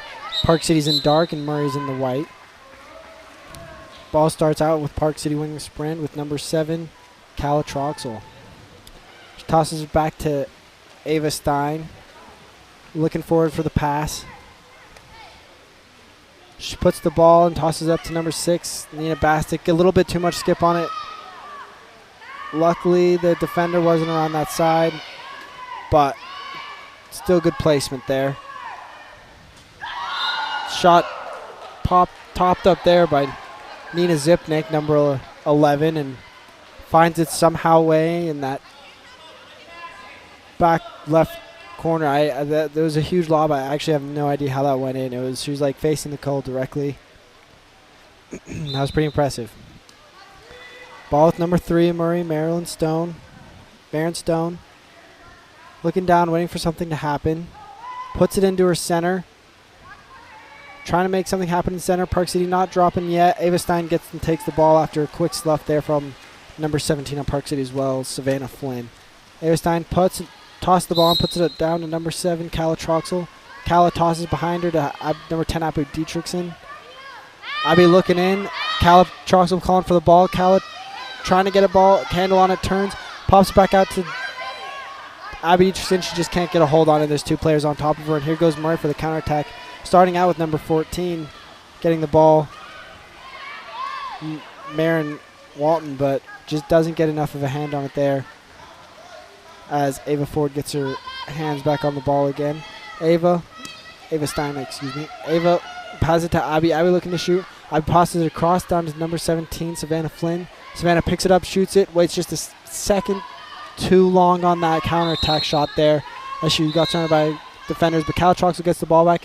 Confused that she actually has a 2-meter, starts to some way. She gets the ball, has a 2-meter opportunity, holds on to the ball, hasn't popped it yet, she isn't live.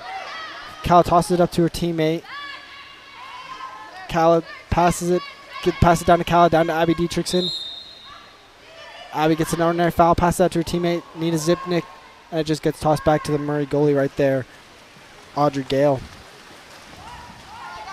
Audrey Gale waiting for something to happen on the counterattack, see if it does, and nothing comes to fruition, so just gives it up to her teammate there, number 3, Lauren Bernstein, who gives it up to her teammate, number 5, Marin Stone.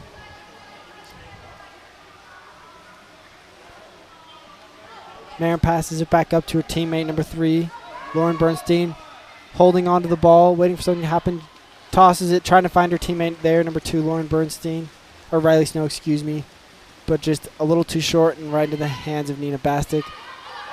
Calla gets the ball, takes a beautiful turn there, and gets a 5-meter opportunity after she turns Claire McDonough there.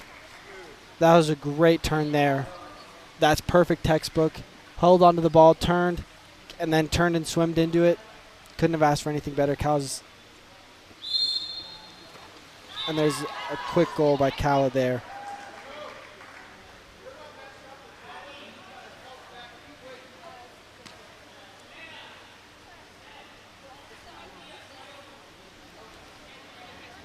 Murray's opportunity chance here to score.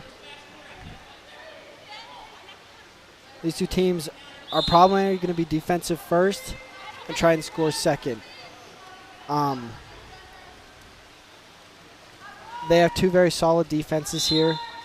Cal is by far the offensive leader here for Park City.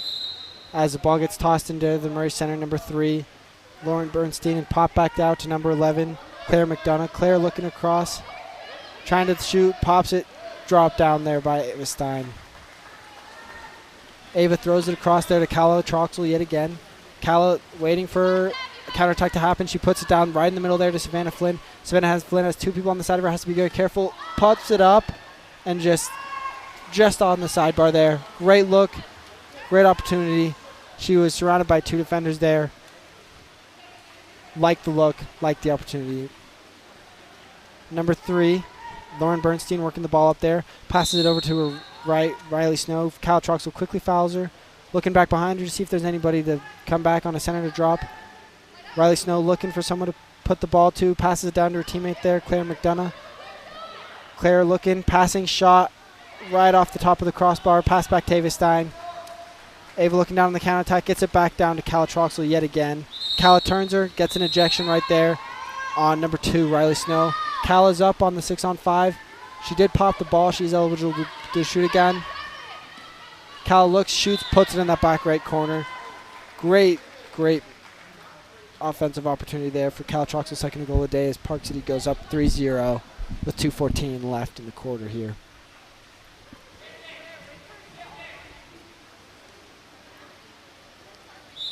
Murray gets the ball, passes from 14, Marin Walton, back to number 3, Marin Stone.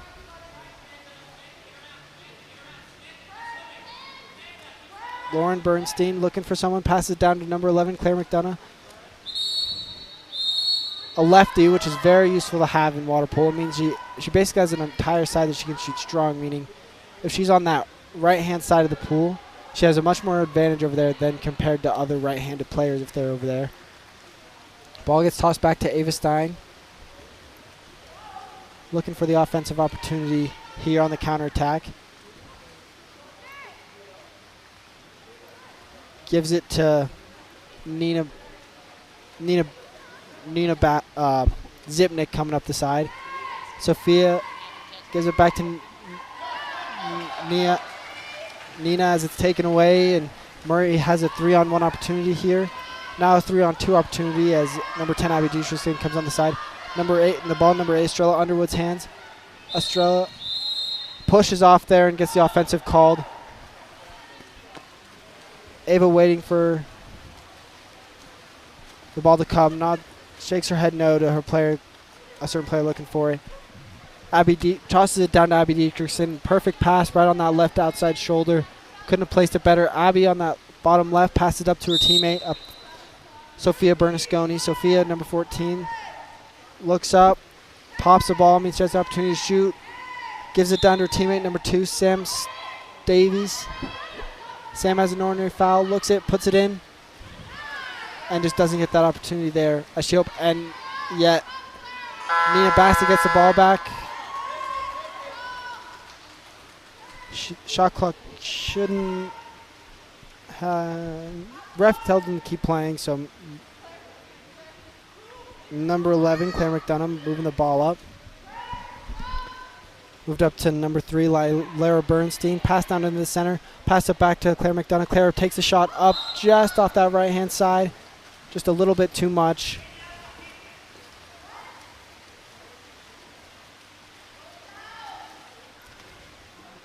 Ava moving the ball up with 15 seconds left. She's coming up farther than she normally would because they're trying to make this the last possession, trying to come up onto an offensive side where they're up 7 people instead of 6. Holds onto the ball as Ava swims back and passes to her teammate Sophia Bernasconi. Sophia looking up to shoot. Nothing. 1 second. End of the quarter as Park City's up 3-0.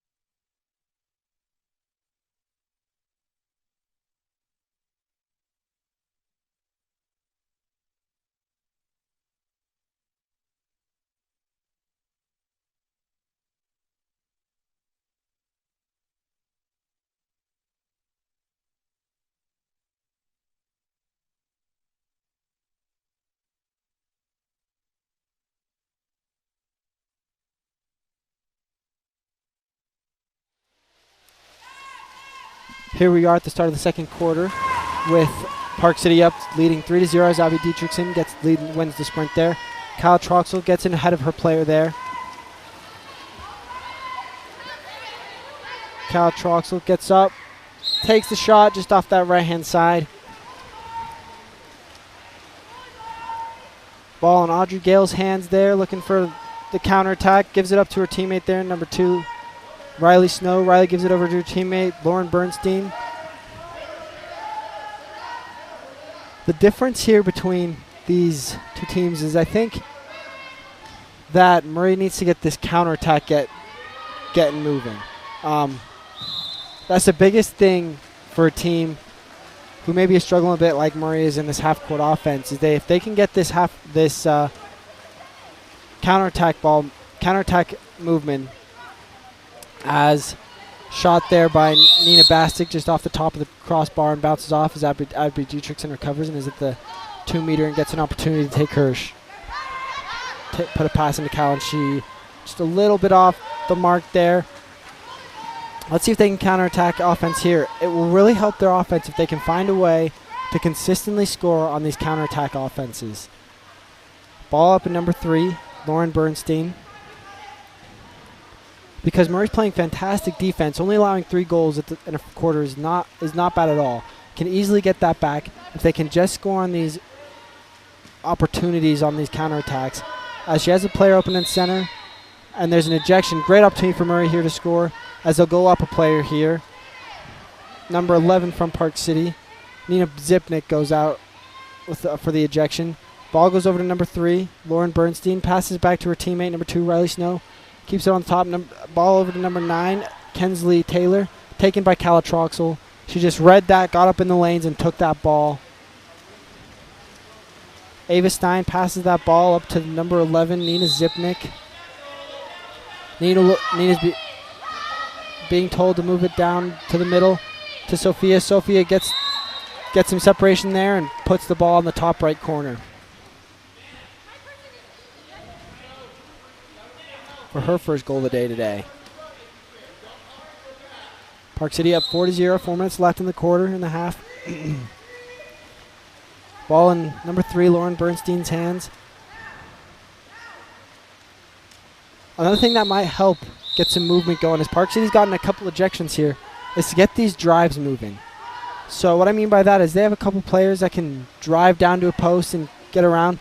That'll get these players moving, causing some ejections to go in, as there's a wet pass put into there, and it's just a little bit tossed back out. Just a little bit over the head and up there, number 8, Estella Underwood. Estella passes back out to number 3, Lauren Bernstein. She should take that shot. She does, and she puts it in that bottom right left corner for Murray's first goal of the day. Something to notice here. Park City's gone down, and they've gotten 2 ejections in a row here. I mean, Murray's gone down and gotten 2 ejections here on Park City. And that's going to make a difference. If they can keep doing this and keep moving the ball, it changes the whole game. Ball goes over to Abby Dietrichson there. Abby looking to make a pass. Passes it down to her teammate there. Just a little bit over the head of Nina Zipnik. Number 11, Nina, and a hard press there by number 14, Marin Walton. Gets the ball taken there by number 1, the goalie on Murray, Audrey Gale. Audrey looking for an opportunity here. Murray's moving up the pool. An opportunity for Lauren Bernstein to give the ball to her teammate there, right there. Number 2, Riley Snow. She drives up the middle. Exactly what I'm talking about right there, that drive up the middle. Now, number 3, Lauren Bernstein, should take the same opportunity as that shot. Just goes a little bit over that drive across the pool and keep that ball movement going. It'll help create some lanes for these players to get a ball past to them. It'll also create an opportunity for these offensive plays to happen where they got those 2 ejections before. 2.5 minutes left in the quarter. Ball up at half. Moved over to Sophia Bernasconi. Moved down to number 7, Cala Troxel. Center's fronted. Cala Troxel does a backside turn. Gets a little bit on the outside. Doesn't get as much on the inside as she wanted. Pass it back out to her teammate, Sophia Bernasconi, with 4 seconds left on the shot clock. Pass it over to teammate Sophia Zipnik. Off the crossbar. And Murray's going to go here on the offense. And they've got a player up here. And number 2, Riley Snow. Let's see if they can get her to the ball as she's going to continue to get up. Because they'll be up a player. And it looks like Park City was able to counteract that defense and on defense here. Ball in number 3, Laura Bernstein's hands. Laura's getting sloughed off of. Get ready for her to shoot. She's looking, becoming a threat. Up, shot, just off that right-hand side. And Park City has a girl open right here on the very left-hand side of Calatroxel. Passed out right in front of her. Good pass. Up, shot, and put in that bottom right corner. Calatroxel has 3 of Park City's 5 goals today. 1 minute 51 seconds left in the quarter. That's a great example of what I'm talking about that Murray needs to try and do. Even if they have to send somebody a little bit early to try and get that offensive attack, that might help them get a couple more goals on here and might keep this Park City defense a little bit more on their toes. And that could get them a few goals here. 4 goals is not a lot at all. They can totally come back for this. Anything can change, really. Ball starts out in Marion Walton's hands. Going to be tossed back to Lauren Bernstein.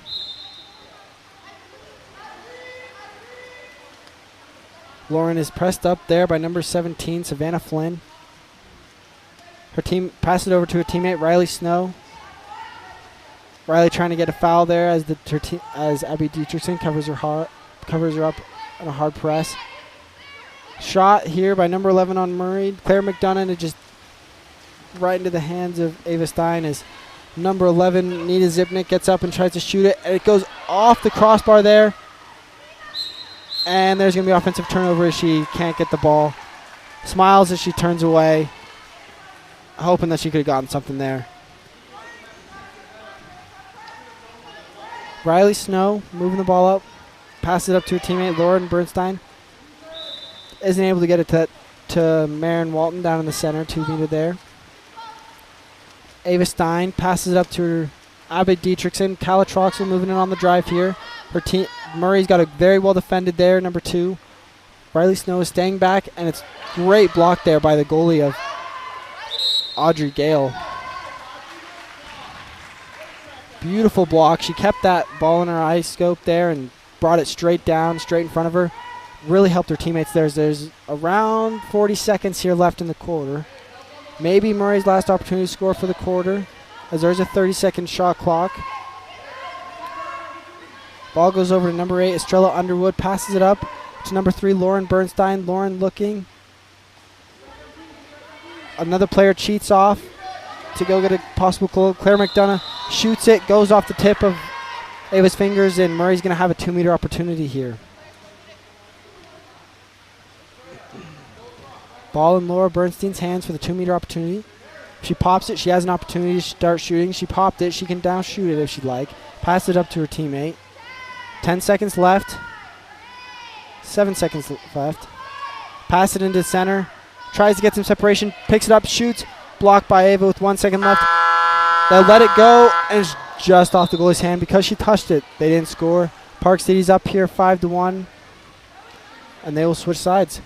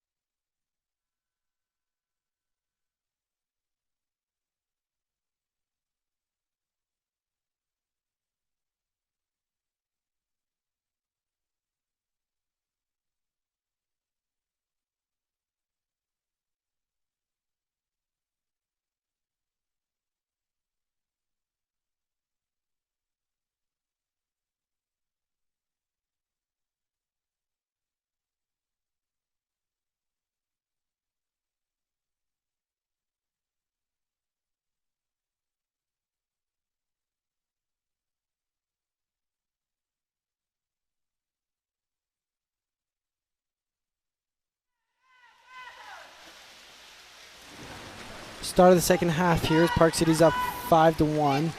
Murray's going to win the sprint here. Number 8, Stella Underwood, beats number 11, Nina Zipnik there. Ball over at number 3, Lauren Bernstein. Lauren waiting for her teammates to kind of wrap up here. Number 11, you kind of see it there a little bit. She's looking for passes, makes a good pass down, flips it back out to Claire McDonough, back into number 2, Riley Snow. Riley takes a shot just up and over that left, little bit over that left side of that cage there. Ava Stein.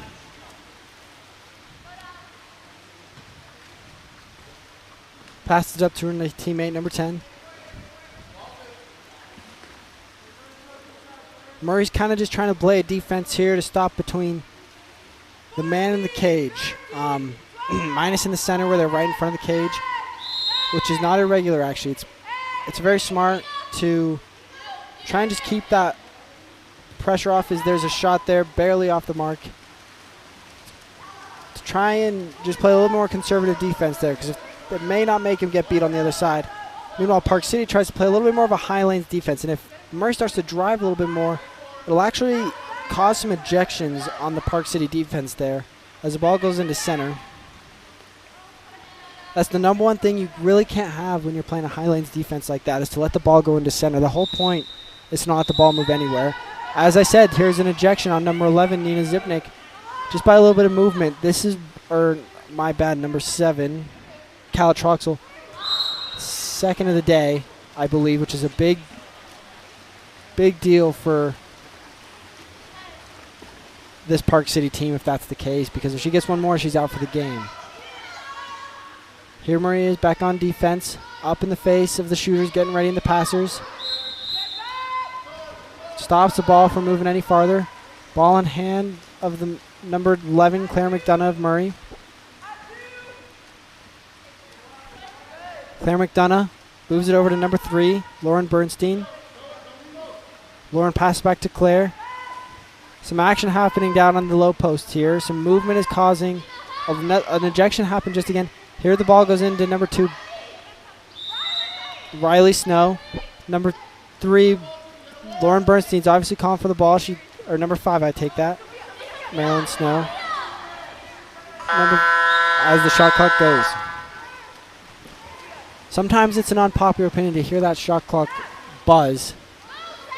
But in a low-scoring game like this, it's actually not the worst of things because that keeps the ball out of your opponent's hands, right?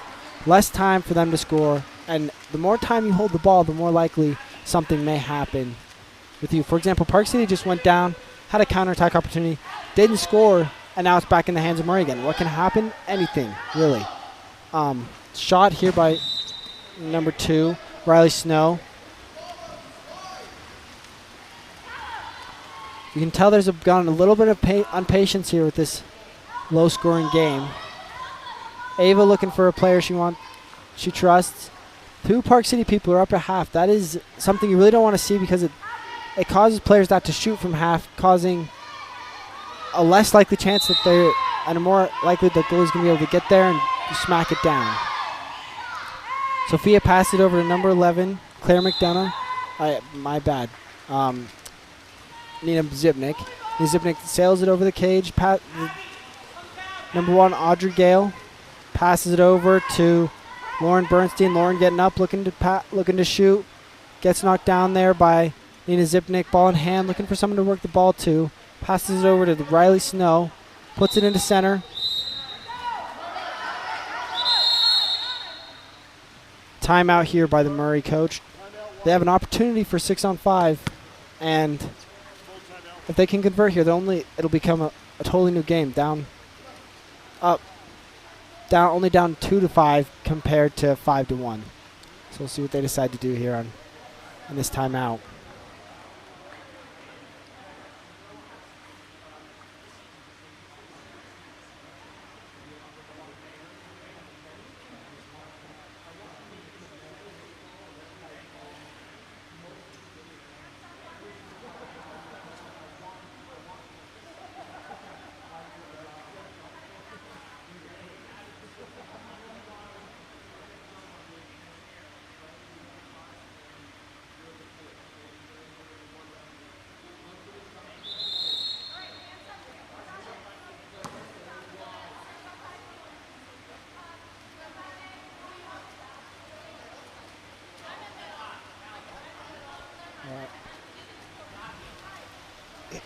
All right, Murray coming out of timeout here.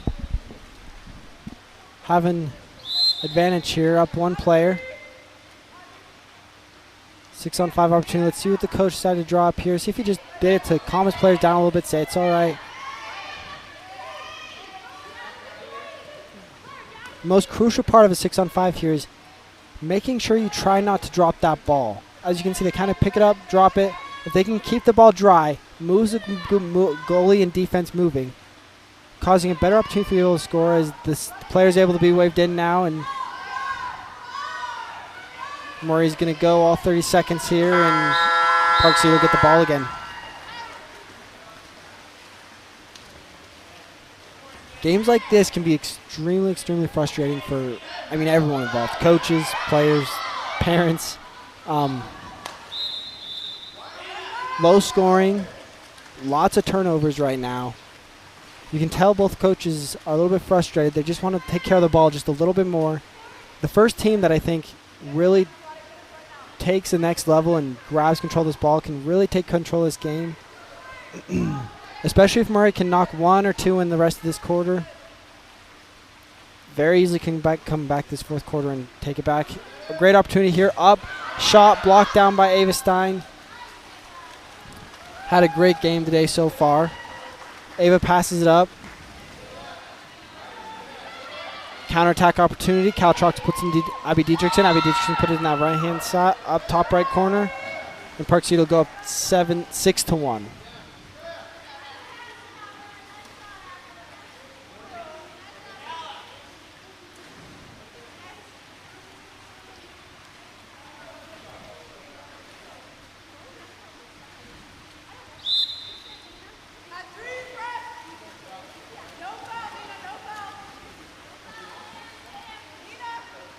Murray waiting here again. Certainly would like them to convert here. However, it's not the end of the world if they don't. They're still only down 5. It's been a very patient game by them. At half, passes into number 14, the center, and there's a couple Park City defenders right there waiting. Ava looking left to right, passes it down to number 17. Savannah Flynn moving up the field, right to left.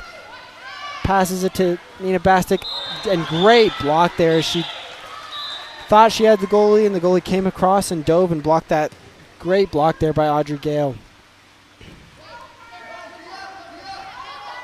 Number 17, Savannah Flynn, looking for Nina Bastic, coming down to drive. Nina turning in, passes it over to Abby Dietrichson. Abby just puts it up and over the cage just a little bit too much. 34 seconds here left in the quarter.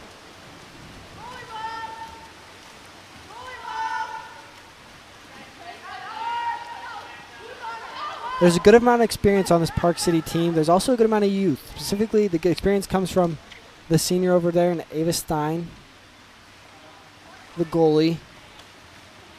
Ava gets that block there after Sophia puts a big hand and jams out, and that's another big seniority position there. Savannah Flynn moves in, looking to take a shot.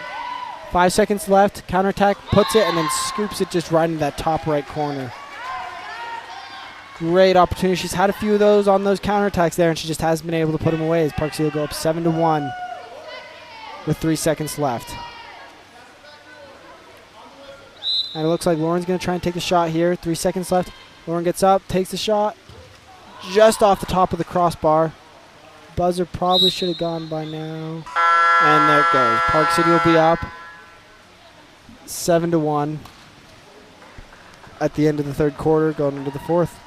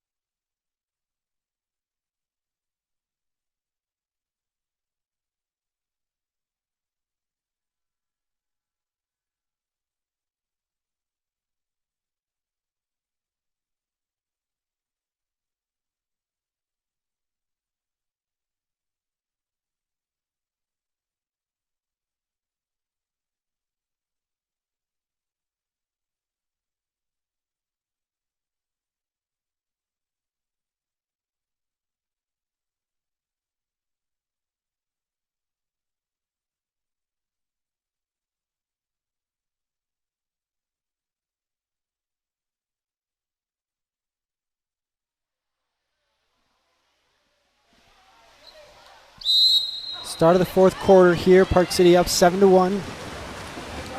And here comes the sprint with... And Murray's going to get that sprint. Ball over to number 3, Lauren Bernstein. Park City's done a really good job today of only allowing 1 goal. They've really... A big thing with girls water polo specifically is getting in the hands of the face of the shooter and just jamming it. Jamming the arms of the shooter. As there's a 2-meter here. When you have a great defense, specifically any sport, I mean, it really helps you win games. I mean, there's obviously that phrase, defense wins championships. As the ball is on the wrong side for the 2 meters, Murray will get it. But Murray's defense has also been underrated. The scoreboard may show something else in 7-1, but they've made it hard on Park City. Park City rattled off a couple in a row there at the end of the quarter there. And a lot of it's just counterattacks, right? Which happens. And it's just going to be interesting to see how Murray responds here in the fourth quarter. See if they can knock off a couple and continue to just play this great defense. I mean, it's a very, very good defense, and it really slows their opponent down, and it makes it very frustrating. And both these teams, you can tell, got a little bit frustrated at each other. And if Murray can just get a little bit better control of these turnovers, ball control, I think they'll have some great opportunities to score on offense here, as Park City just takes that ball away from the center position right there. Ava Stein looking for the counterattack here. Gives it up to her number 14, Sophia Brisconi. Sophia gets the ordinary foul. She dropped the ball there. That's why she got the foul. Passed it over to her teammate, number 8, Nina Bastic. Swings it over to her teammate, number 10, Abby Dietrichson. Abby Dietrichson looks to shoot, pops it after she pops it straight into the hands of the goalie there. Good look, just a little bit, probably a little bit off where she wanted.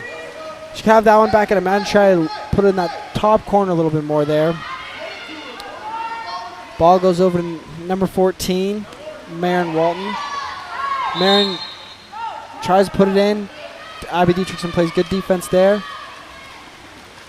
Ava Stein looking down the pool, reading the defense, trying to decide where's the best place to put this ball. She gives it right down over to number 6 on the right side.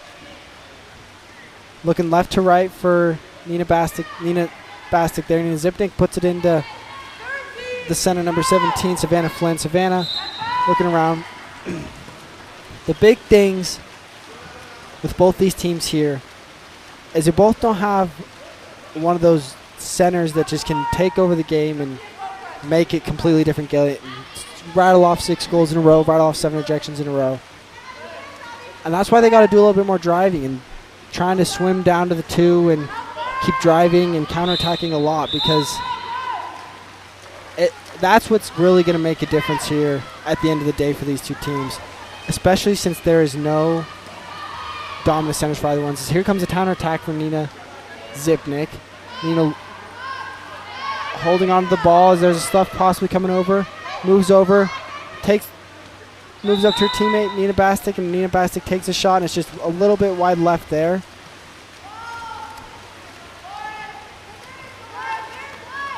Sometimes these night games, just to give a little bit more of a fun vibe with all the pool lights and everything on, instead of that sun coming in through, especially this is a great facility.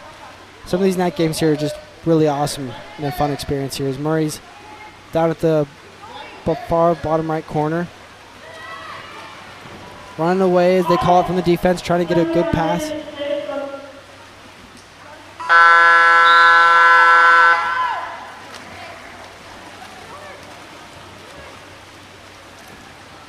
Clock goes off.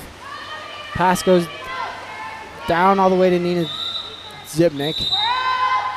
And here comes an ejection as someone climbed on the back of Nina Zipnik there.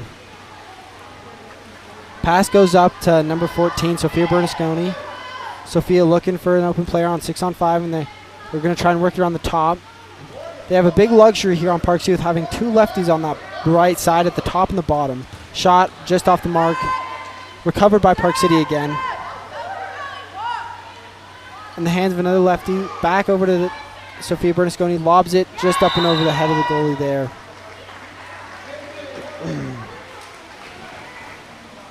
Park City takes an 8-1 lead with 2 minutes and 14 seconds left here to go.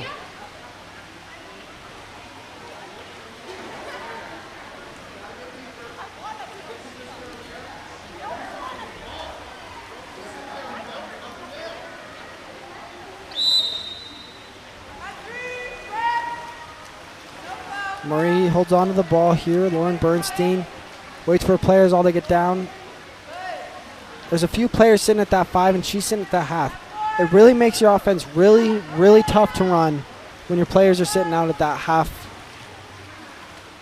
marker of the pool. I mean, ideally you'd want them at that 5 meter, and you'll hear every coach say it till they're blue in the face.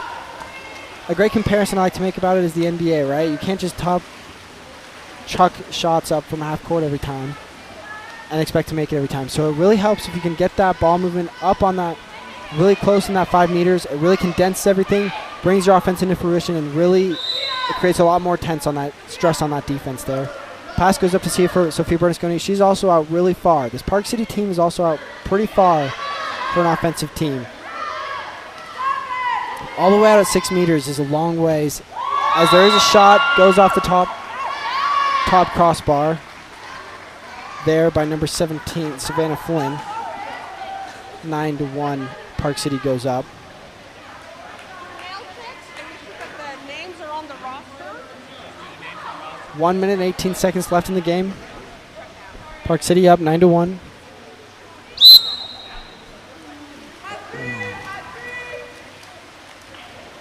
Something that really makes a difference on this Park City defense, if you listen close sometimes you can hear it. You listen to the goalie say where the ball is, right? Let's see if she does it here. Didn't do it there.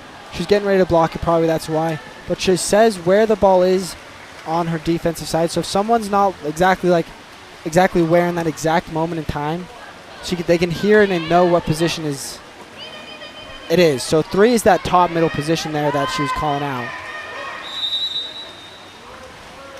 Murray gets that ball back after a counterattack that just got a little bit unlucky there. Ball moves up with Lauren Bernstein's hands. 30 seconds left in the game. 18 seconds left on the shot clock for Murray. Shot coming, shot just down, blocked down by Ava. For example, right there, if you hear set up, she's telling your team to go wait, set up offense. She's creating her space right here. It's not as important right now because Murray's not going to come and press the goalie. But normally if it's a 1-point game, close game, they'll do this, and as she moves forward, someone's going to try and come forward. So they really have to be set up and spread out. Great job by both teams today. Great defensive game. Park City wins it 9-1. And that's it for this game on Game On Live Studio.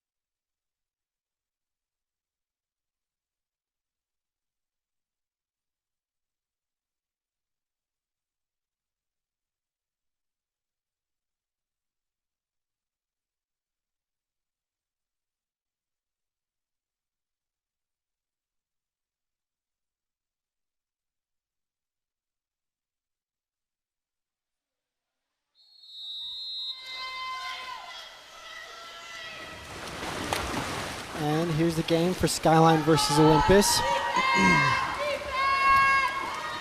Skyline wins the sprint, gives it back to number 14, Olivia Turney. Olivia Turney moving in with the ball, gets up, shoots off the top of the crossbar and down, just barely missed off the outside. Olympus gets the ball, looking left to right, finds a player on the right side, number 5, Amelia Stringham. Amelia looks, passes it straight down to number 10, Elise Graham. Elise passes it over to number 12, Penelope Knight, passes it back up to Elise Graham. Elise passes it back and up and over, and because the center was holding there as the ball went up over and overhead, that's an offensive foul there. The rule there is you actually have to turn your back before the ball comes up and over. Before the ball is technically actually released is when the ball comes. Skyline moves the ball into center. Snuffed there by number 5, Amelia Stringham. Goalie looks left, finds a player, number 13, Megan Stringham. Isabel ball in the goalie of Skyline. Turnover there. Olympus ball.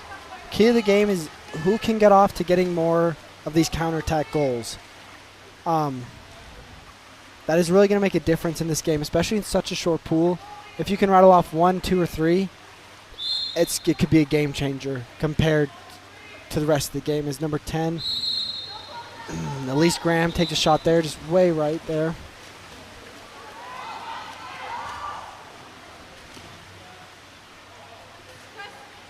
Skyline looking to move the ball up, passes it up to number 7. Emily Gardner passes it down to number 9, the center. Gets an offensive call there, Marilyn Jessup.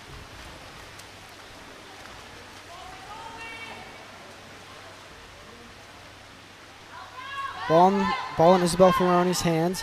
Looks up, gives it to number 10, Elise Graham. Elise Graham makes a quarter turn there, gets the foul, gets what she's looking for, makes the pop. She's live to shoot again.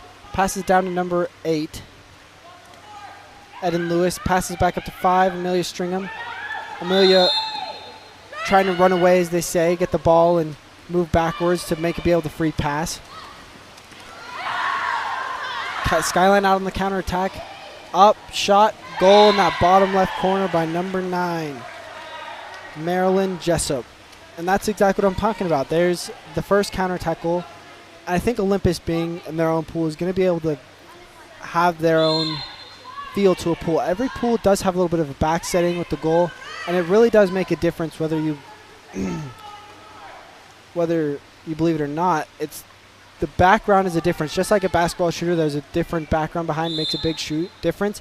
It's the same thing here. The pool width difference, the lanes are all different. It all makes a huge difference. Is at number 10, Elise Graham knocks it off the crossbar there, and Skyline recovers it. Ball moves down over there to number 13, Aubrey Hall. Aubrey passes back up to her teammate, number 10, Aubrey Shapiro. Puts it down to Rachel Dalton, and Rachel Dalton turns, shoots, and gets blocked by that goalie there. It gets up, moved up to Amelia Stringham. Amelia Stringham has a tight defense on her there by number 14, Olivia Turney. Puts a perfect pass into center there, turns, shoots, scores by number 8 there, Eden Lewis. That was a perfect shot and goal opportunity there by the Skyline, by Olympus, my bad. The perfect pass there was given. Could not have been placed any better. The turn of the shot was awesome. It created a perfect, shows how good team chemistry there is here as Skyline moves the ball forward in Emily Gardner's hands. Puts the ball into number 6. Rachel Dalton, as the ball gets taken there by Olympus, and Skyline gets back on defense. Isabel Ferroni looking down, patiently looking left to right. Passes short there to Amelia Stringham.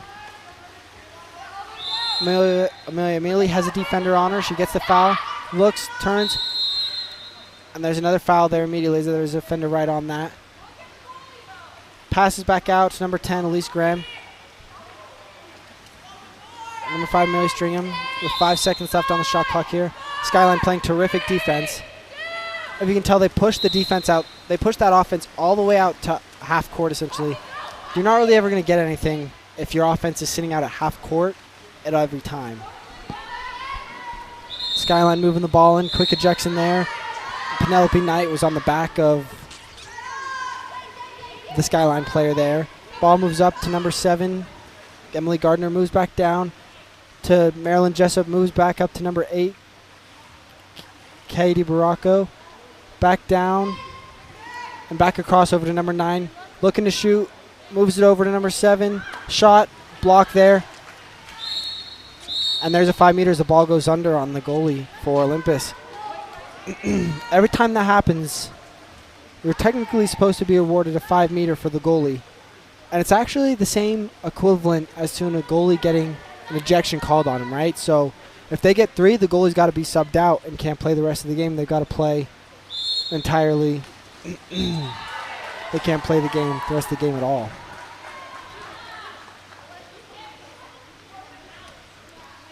And Skyline scores and goes up 2-1. Ball goes back to the goalie at number 7. At Isabel Ferroni. Looking up, gives it to number 8. Eden Lewis. Eden looking for something to develop, gives it down to number 5, Millie Stringham. Millie Stringham pops it right back out. And again, look at this Olympus team. They are so far out offensively on these back 3 players that if they caught the ball out there, they're not a threat as much as they would be if they just moved up to that yellow or blue cone and took a shot as the Skyline goalie tosses it out to Marilyn Jessup, puts it into center to Rachel Dalton, and there's a quick exclusion there on number 10, Elise Graham. Pass down, back to Marilyn Jessup. Passes it over to Catherine Baracco. Catherine Baracco puts it in and shoots right there.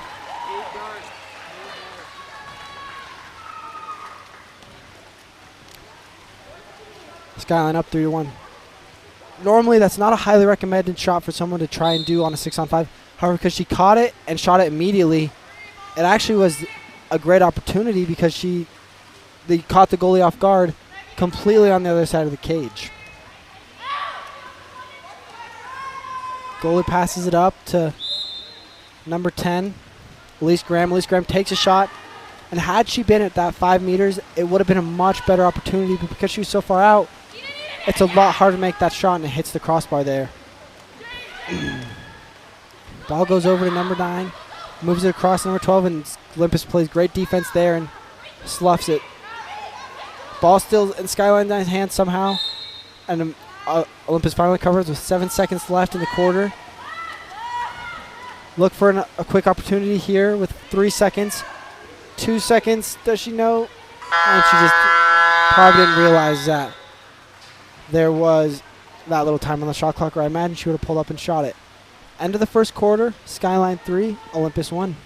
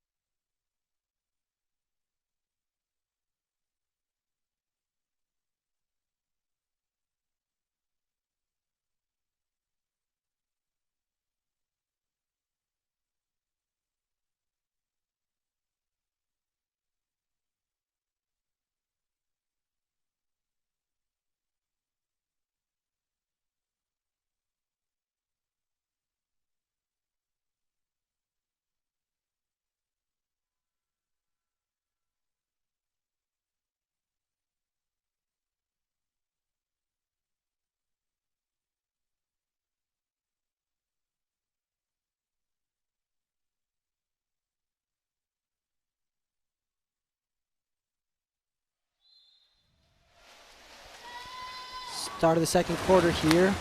Olympus down 3-1. Skyline gets the ball on the sprint. Tosses it back to number 3. Avery Kratz. Avery looks across, makes a great pass over to her teammate there, number 14, Olivia Turney. Olivia Turney moves into her defender, drops the ball, ordinary foul. Pops the ball, means she's able to shoot it live.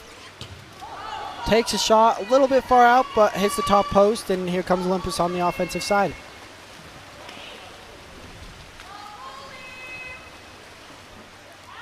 Something that's very helpful if you can hear that Skyline goalie saying exactly where the ball is at all times, and that's a great shot. Not much you can do there. Great shot there by number 10, Elise Graham on Olympus to bring the score and to bring the game within 1. As I was saying, that Skyline goalie makes a huge difference when she tells where to throw the ball, like here, and she'll do it again. And you hear she just said set, and the ball goes into number 8, Katie Baracco, and she does backhand scores. It's her second of the night right there.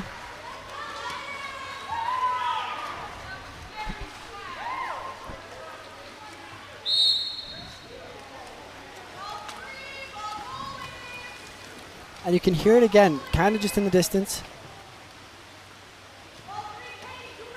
Calls exactly where the ball is, and she tells her not to foul. That really makes a difference on a defender. Just because they can hear someone yelling at them, and it just makes that little quick. Sometimes it may take another sec to think about what they should do. It makes it that much more instantaneous as they have a 6-on-5 opportunity. And number 12, Penelope Knight, just sails out right over the cage.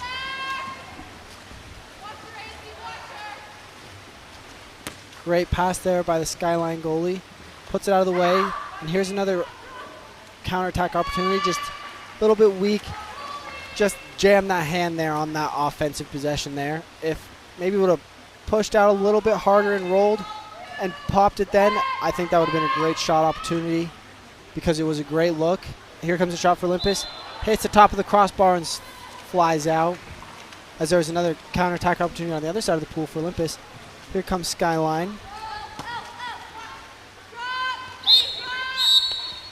A quick offensive foul here and there goes an ejection because she didn't realize that the ball is probably turned over. And here comes a timeout for Olympus. So what happened there is the ref made it clear that it was the opponent's ball, and because she didn't realize it, she held on to the ball and she got kicked out for that. And while it is a painful thing to see, because sometimes you can tell they just didn't get what was going on, it's one of those tough calls that refs have got to make at the end of the day. We'll see what Olympus does here at the end of the timeout with a 6-on-5 opportunity coming out. This is the same second in a row opportunity for them. Let's see if they can try and keep the ball high and dry and move the ball moving around the outside. With that happening, it's going to make a huge difference on whether or not they can score. And if they can move it around successfully, I think it'll very easily they could score. Teams are called out to line up.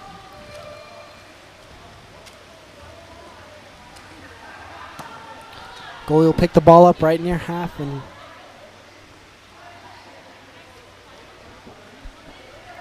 look left to right for the original pass. Looking left, passes just straight up the middle to number 10, Elise Graham. So far the ball's kept dry. 2 good passes, 3 good passes, 4 good passes by Olympus. Shot just over the cage. Good look,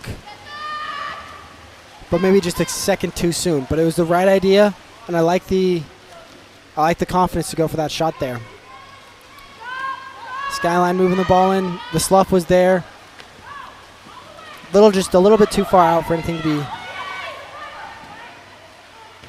Skyline moves up. These are 2 extremely well-coached teams. Skyline's acquired some new coaches recently over the years. Olympus is stuck with some of the same coaches, but both are extremely well-coached. It's interesting to watch both sides. The head coach over at Skyline over here is constantly trying and taking notes over here on a clipboard to tell her team, and the ones are quietly observing, then the Olympus coaches are quietly observe, then decide to quickly yell when there's something needed. It's a very interesting dynamic of how each coach does things is ball goes into center, quick shot, just a little bit off the right side.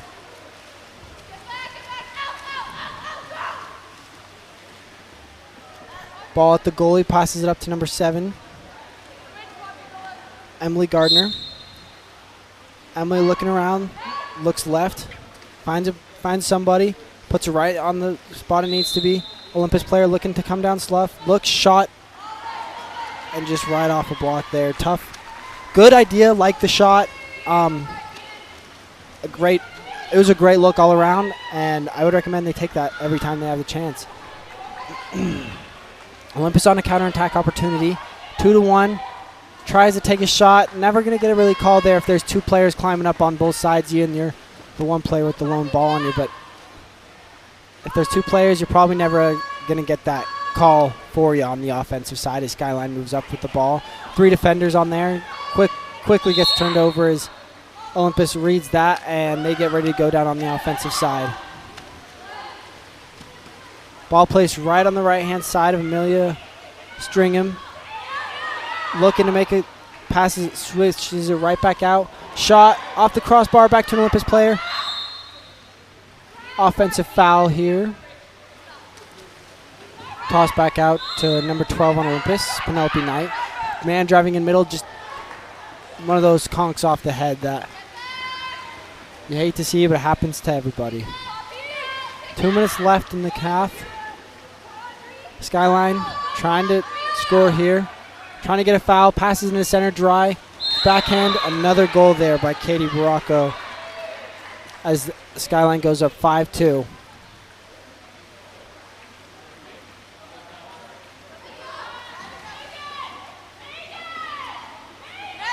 As each teams make a couple substitutions here.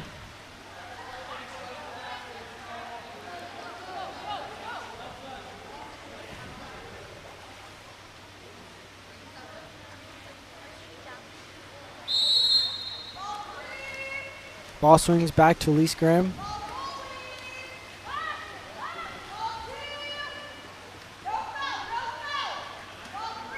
Ball at Elise Graham again. Looks to pop, make a move here. Ordinary foul, shot just off the side of the crossbar. Both these teams are getting awfully unlucky with these anti-bars, which is the top bar and the crossbars. As there goes another counterattack goal for Marilyn Jessup, number 9. Skyline goes up 6-2.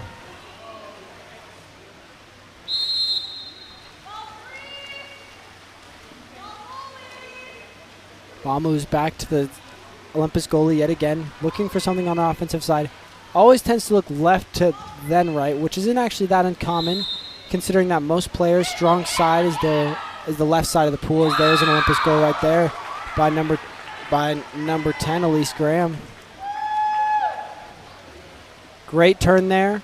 Looked, saw the opportunity, she took it.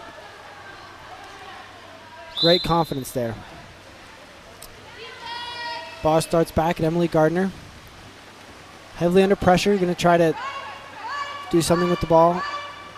Tries to gain a foul there. Heavily under pressure, tosses it up, and just a little bit too under pressure. What you got to do in those situations is called running away. You put the ball behind your head and you almost breaststroke on your back, backwards, to make a better pass. It sounds weird, but that's how it works.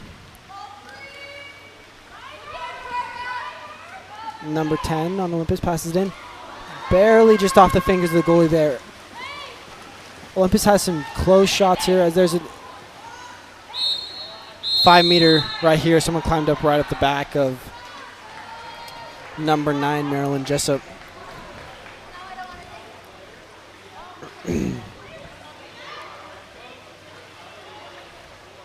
Skyline will have a 5-meter opportunity here. The reason that got called is because technically the rule is now anytime you're within 5 meters and someone crawls up your back, it's immediate 5 meters. Even if they reach around the back, the technical rule is they get called 5-meter right off the bat right there. Shot and just off the crossbar there. Recovered by Skyline. Looking to shoot up and put in the top left corner by Katie Baracco, her 4th of the day. 30 seconds left in the quarter.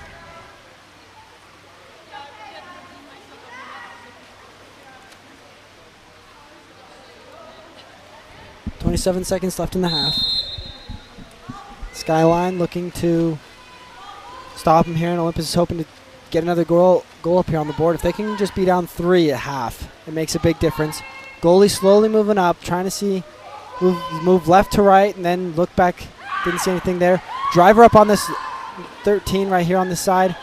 Wide open, 7 seconds left, taken by number 9, Marilyn Jessup. Takes the ball from the goalie, shoots, and it's just going to float right on the outside.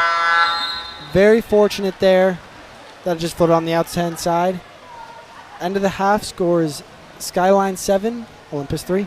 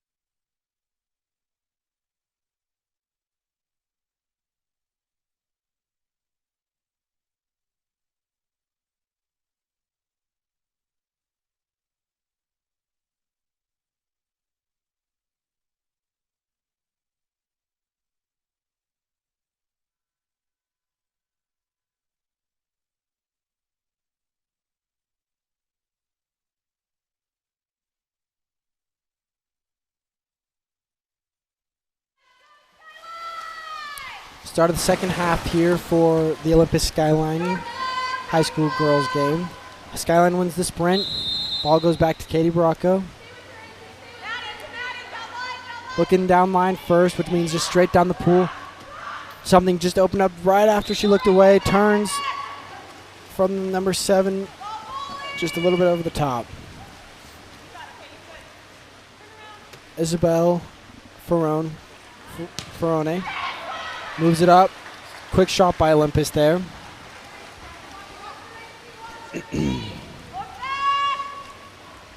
Skyline looking to move the ball. Puts it just right at the top position. Moves it over to the bottom left. Shot just off the top of the crossbar. Because Skyline's now ahead 4 goals, they should keep going with the counterattack, but if they should try and move the shot clock all the way down to the last 30 seconds if they can. Because there's a backhand by number 10 Olympus, Elise Graham, that as long as Olympus does not, as long as they're holding on to the ball, Olympus cannot score. So they should really try to use 25 seconds of that 30-second shot clock, as that just goes off the top post again. Olympus is close. They're just about a foot too high every time. Just hitting that crossbar every time. Ball moves up to the top. Number 6. Rachel Dalton pushes it back out to number 16, Madeline Peterson. Madeline just off the top of the crossbar. Skyline nearly recovers the ball, but Olympus gets a foul to keep them giving the ball. Toss back to Isabel Ferrone. Isabel Ferrone tosses it up to number 12. Penelope Knight. Penelope Knight trying to move in with it. A lefty, very, very fortunate to have. Shot, just good shot opportunity. Good, better block. As there's a quick offensive foul there.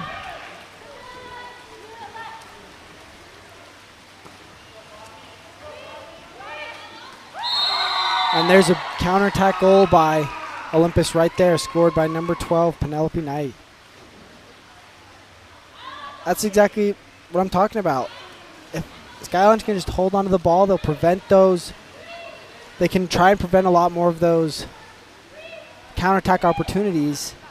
If they hold on to the ball for that entire 30 seconds, it's tiring on a defense to keep moving around if they keep moving the ball around successfully.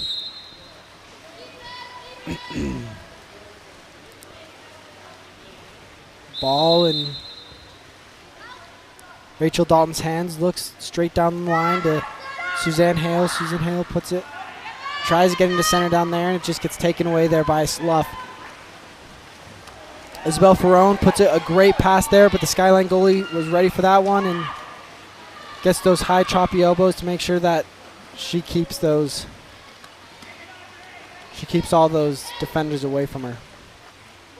Katie Bracco puts it into the center. Center makes a turn, looks, loses the handle, looks, shoots up and over the head of the goalie. Good shot there by number 14, Olivia Turney. Lost control there for a sec, but regained control and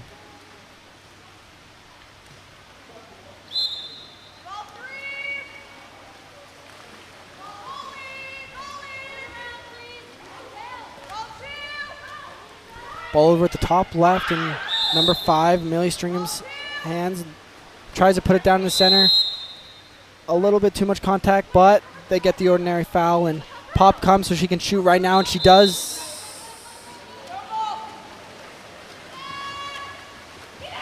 Not entirely sure what was against that call, but it was an offensive there, and Skyline number 9 misses that shot there, and Marilyn Jessup. Toss back up over to Amelia Stringham. Throws it right down the line to number 3. Ainsley Marsh. Nobody in the middle, looking for a driver to go down the middle, open up the passing lanes a little bit. Puts it right in there to number 8. Aiden Lewis. Aiden puts it over to Amelia Stringham. Amelia puts it over to Penelope Knight. Penelope Knight shoots, and it just goes straight over the cage. She's a good shooter. She just gets a little bit more time on that shot. It just takes a little second longer. She'll put those in every single time, I think. There's a quick shot and a miss by Ruby Pope, but there is a 2-meter there.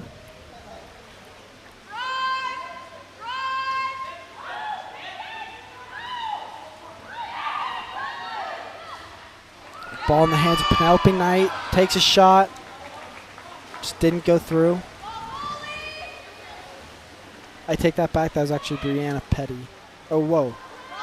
No, that was Marilyn Jessup. I apologize. I was looking at the wrong roster there. Ball goes to the Olympus. Number 12. Penelope Knight. Penelope Knight hits it just off the side of that crossbar, and nothing goes. I'd like to see Skyline for the last 2 minutes here really slow it down to a very, very slow offense here, unless they can score on a counterattack here, which they can. Number 9 gets up, puts it in the back of the cage. Another goal there from Marilyn Jessup, and she took a great opportunity on a counterattack and finished it, and now Skyline's up 9-4.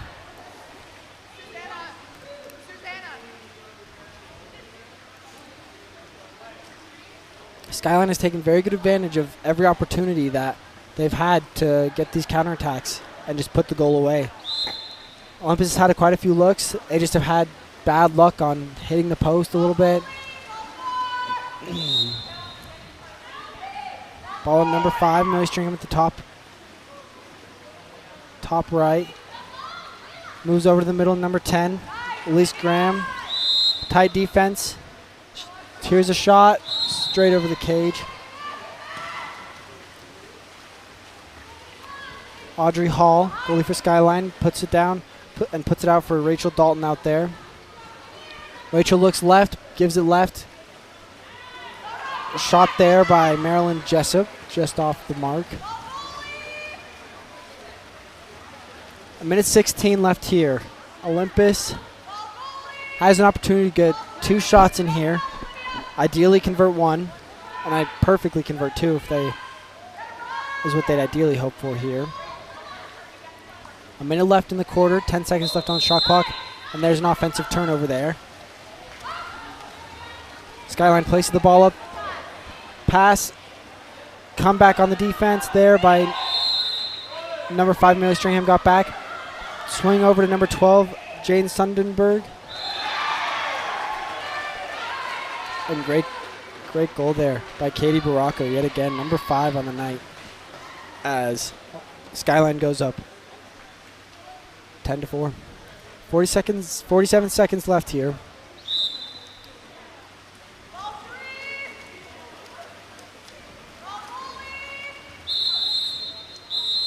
And here's an ejection on Skyline, number 9, Marilyn Jessup. Ball goes over to Penelope Knight. Penelope Knight gets pressed immediately after. Loses control, can't take the foul shot anymore. Elise Graham gets it. Back in control of Olympus and just scooped barely up and over the goal. Just a little bit too much there. Ball goes up to the top left, number 3, Ainsley Marsh. Oh, I take that back. Avery Crates. Taken there by number 10, Elise Graham. Isabel Ferroni. Looking right. Moves over left. Trying to find one more goal opportunity here with 20 seconds left in the quarter. Puts it up to number 12, Penelope Knight. Moves it over to 10, Elise Graham, who may take the foul shot here. She does, and it finds the back of the net there. Third goal there for Elise Graham as she lessens the lead from to Olympus 6, Skyline 10. 8 seconds left here. Skyline's definitely going to try and take a shot here from number 14. Just off the top of the crossbar with 1.59 seconds left. Just enough time for Isabel Ferroni to try and get a shot off, and she does. And just a little too short there.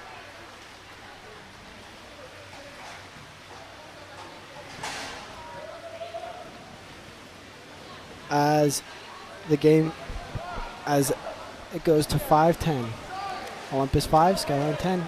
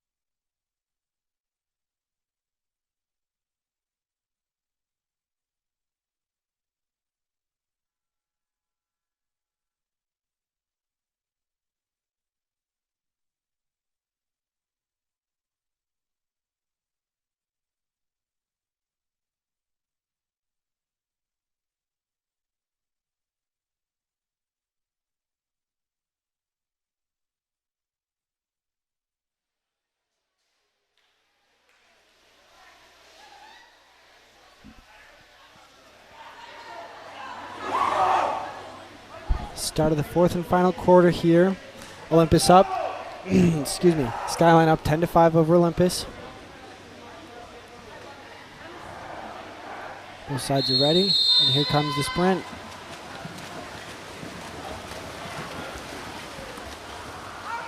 Skyline wins that sprint.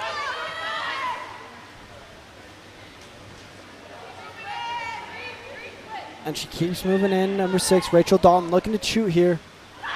And she does. She very unconventional, but she drove it all the way through. Didn't stop moving, and she scored that.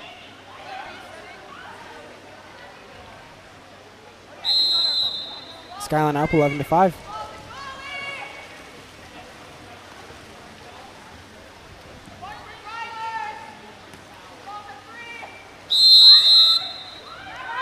Ball up at number 10, Olympus. Elise Graham throws it to her bottom left. Skyline has changed goalies here today. Good shot there, just off the top of the mark yet again. Olympus has hit the top crossbar.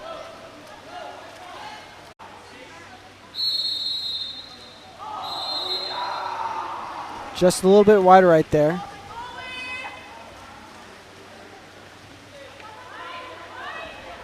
It's always interesting to see how players bounce back from one of those missed. Because there's a lot of ways some players just don't, but it looks like she's going to try and get back up there and on the counterattack and try and take another shot. Here's number 14. Twists and turns her way to getting another goal there.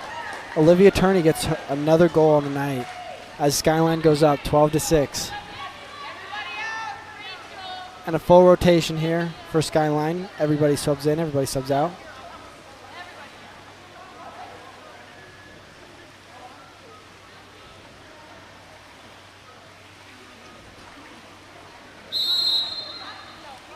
Interestingly enough, Skyline wasn't even a team just like 4 years ago, 3-4 years ago. This is a very, very new team, actually founded straight off of Olympus. As there's a great goal there by number 10, Elise Graham.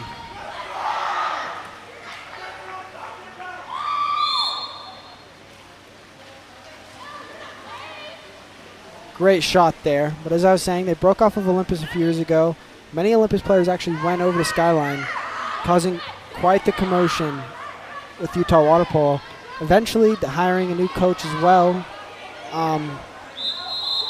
for the men's side, and Brett Lutch, and then hiring this new women's coach for Skyline as well, and that's Allison Fernandez, Urbina, making a huge difference, really, and now becoming one of the top teams program in the state.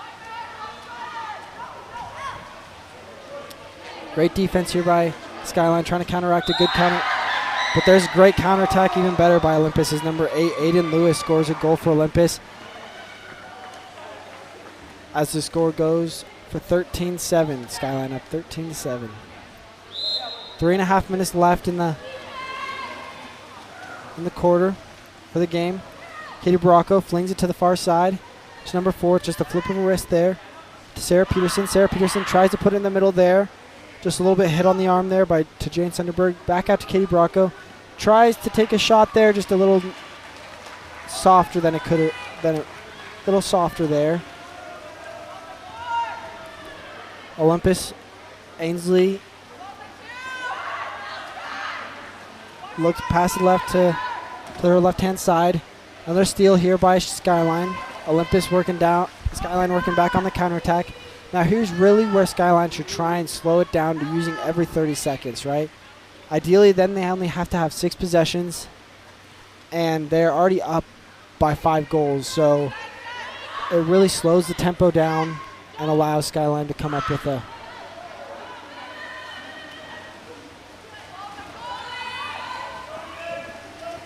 as Olympus gets a steal there, and they're coming down on the counterattack again. Swings it over to back to number 9. 8 shoots it, and she shoots another one. Aiden Lewis makes another one. That's 2 in a row for Aiden Lewis as the score lessens from 12-8.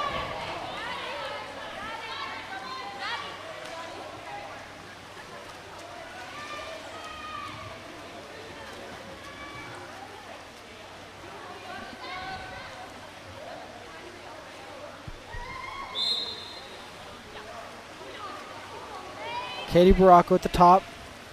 Swings it over her teammate, Audrey Howe. Audrey keeps moving in with the ball. Looks, shoots, and it floats right back in after that goal. First goal of the day if she was playing goalie early today. Increases the score 13-8 for Skyline. That's awesome to see. After she missed a 5 meter at the beginning of the quarter, and she comes back and she makes that. It's awesome to see someone come back and hit that goal, because you can tell they got that confidence still. Because sometimes some people's confidence gets lost. Here's a counter attack. Just missed there for Aiden Lewis for her 4th goal there almost. Ball swings out left to 13, Audrey Hall. Audrey still moving in. Audrey swings it. And there's a little bit of a bad pass. Swings it over for Olympus. Counterattack here. Ball's back at the goalie, Elizabeth Ferroni. Penelope Knight didn't see it at first. Got recovery of it. Puts it into center, number 9. Brianna Petty. Taken there by by the goalkeeper. High and lofty over to the Audrey Hall.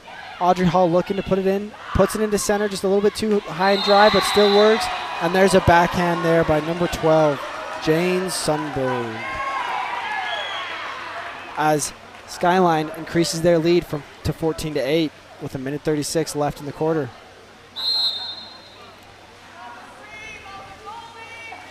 Ball back at the Olympus goalie yet again. Isabel Ferron tosses it up to one of her favorite targets in Elise Graham. Shoot, just up and over the cage. 1.5 left here. Skyline up by 6. Goalie told to move back before she can make the pass. Looks down to make the pass. Passes it straight left side, just a little bit too high. Contended pass, and Olympus is going to get that ball. Taken there by number 8, Aiden Lewis. Given to number 12, Penelope Knight. Penelope Knight moving in. Ejection there on number 9, Marilyn Jessup. Olympus up, 6-on-5 team. They put it away here. Goal there by Brianna Petty.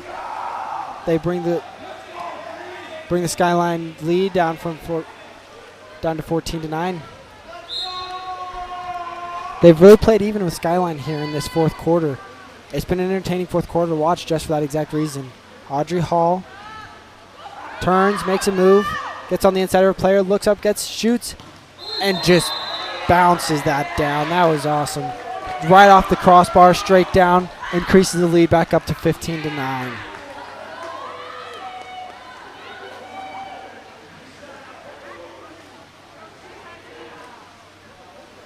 Minute left. Olympus gets the ball again.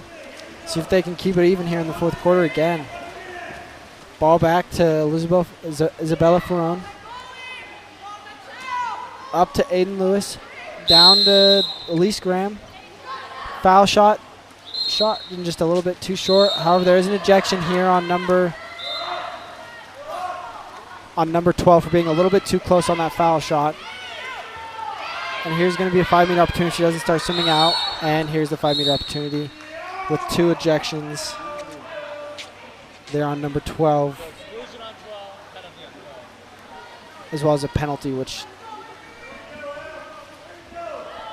my calculations are correct, is actually 3. But only 39 seconds left. So here's a 5-meter for Olympus. Elise Graham is going to take it. Option for her 5th goal for the night.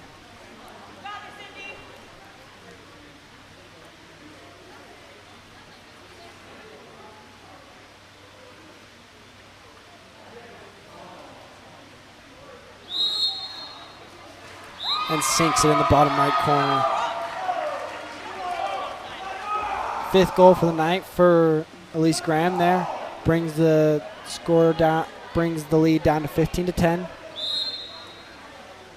Olivia Turney switches in for Jane Sundberg. I was actually incorrect about that. Jane Sundberg actually was not kicked out for the rest of the game. She just had 2 exclusions there. So they just subbed her out for the rest of the game. 24 seconds left. Skyline moves, switches the ball over to number 2, Willa DeBerk. Willa DeBerk puts it into center. Just a little bit knocked out there by the defender as Isabel Ferrone gets it out, and there's a timeout called by Olympus with 10 seconds left. Trying to draw one more offensive play. We'll see what they do.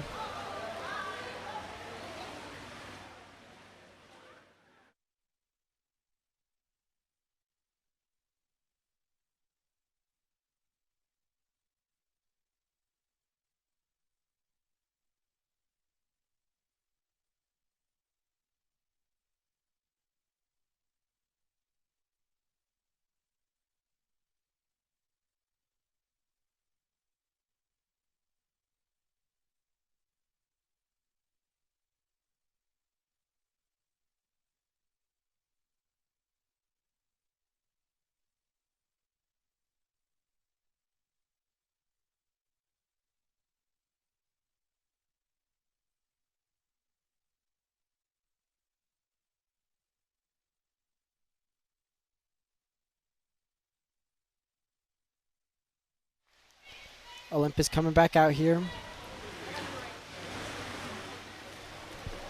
Mainly, obviously, this game is over at 15-10 with 10 seconds left. This is mainly just more to put a confidence booster in the team for the next game, showing their coach still have faith in them. Draw up a quick play. Quick opportunity lost. They get it back. Amelia Stringham gets it, shoots it, and scores. Amelia Stringham puts it in the back of the cage. Definitely helping put a confidence booster on that. Awesome to see Audrey Hall give Amelia Stringham a high five there. Great sportsmanship. Awesome to see. And here's a shot. Knocked down. At the end of the game, great fourth quarter. Olympus kept it really competitive. Brought it back and even had a chance to possibly win. They played even with them. End of the game, Skyline wins 15-11.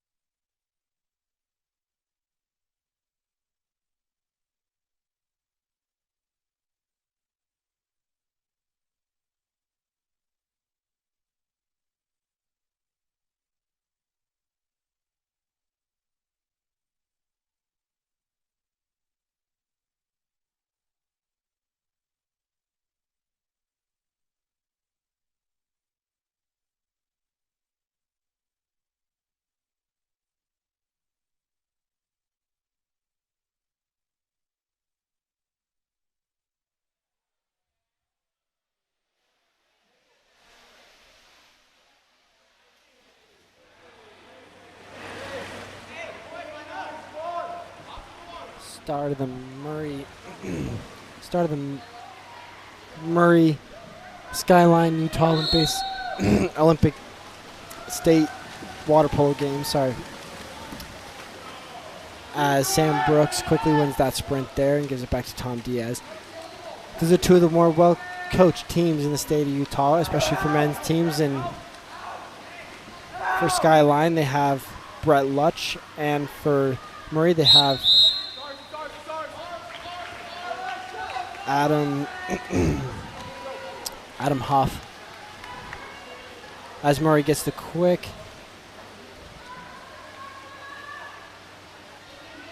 turnover there, received. The goalie looks down. He finds number 7, Liam Morris. Liam Morris running away, as they call it, trying to find an open man, find someone down the low post. Quick shot there, just skims right outside. Reiser Lundberg looking. Another quick offensive turnover, and Brett Lutch is not happy about that.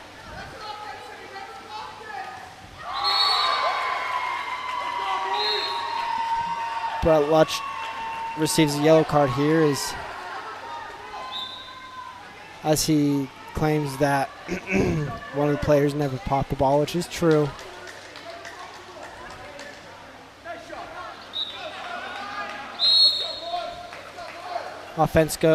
Skyline offense goes down here. After a couple quick offensives there. Yet another offensive here, I believe by number 2, Tom Diaz. And here Murray goes down for its 3rd straight offense. And meanwhile, Skyline hasn't even had an opportunity to get a shot off. Ball's in number 3, Porter Gale's hands, looking to shoot. Moves it up to number 8, Caden Self's hands. Caden looking for someone open, bigger than Richard Heckman, helping a lot. Tom gets that ball there. Tom makes a quick spin move there on Porter Gale. Moves it up to Sam Brooks. Sam Brooks on the counterattack. Looking up, shoots, skims it right underneath the goalie's arm there, and Steven and Reiser Lundenberg's hands for Samuel Brooks' first goal of the night.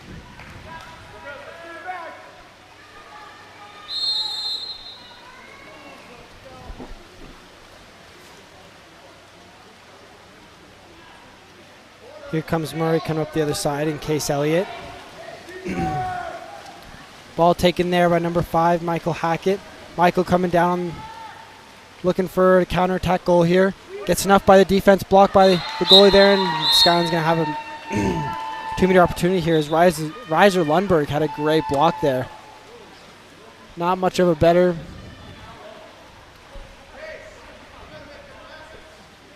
Great block there overall. As Sam Brooks is going to take this 2-meter opportunity for him. Pops the ball. Tom Diaz gets that smacked as he tries to turn in. 3 defenders surrounding him. Not much you can do. Great defense there by Murray. Reiser Lundberg looks down the field. Passes straight down to Caden Self. Caden against another kid his size, and Theo, as they get a turnover here. Tom moving down the field quickly. Tom trying to get an offensive goal here. Pops it up and over the goalie's head, and he just hits the crossbar there. Recovered by Skyline. And just outside the goal there by good shot opportunity there by Theodore Swap, and just right outside the cage. And here comes an offensive down the other side. An opportunity for Skyline to score here. Tom kicks it out to Sam. Sam lobs it right up and over the goalie's hands. Nothing more goalies hate than a quick lob shot up and over. And Samuel Brooks has Skyline's first 2 goals of the day.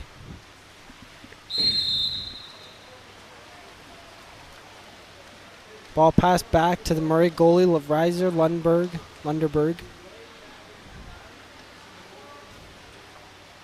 He throws it up to Case Elliott.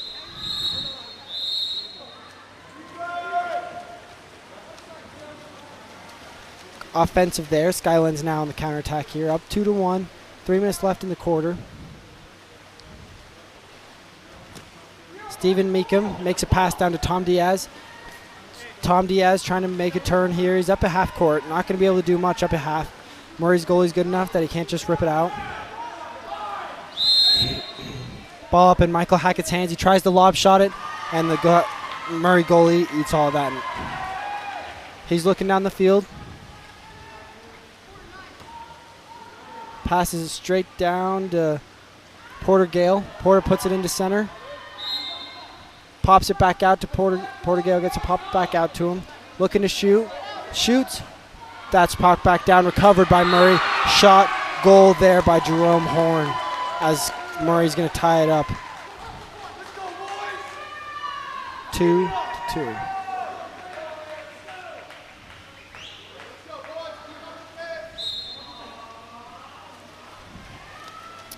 Ball back in Skyline goalie's hands. Steven Meekum tosses it up to Richard Heckman.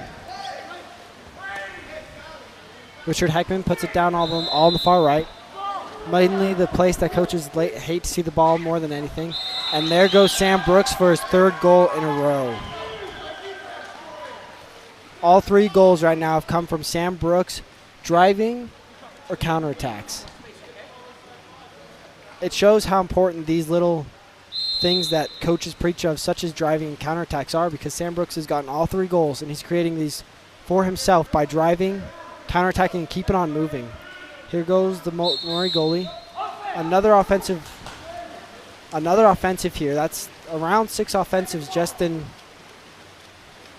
the first quarter here. Time to start keeping track as there's an ejection there. Pass down to Tom Diaz. Tom looks, shoots, just barely missed and pushed back in there by number 13 on Skyline, Dylan Shaw.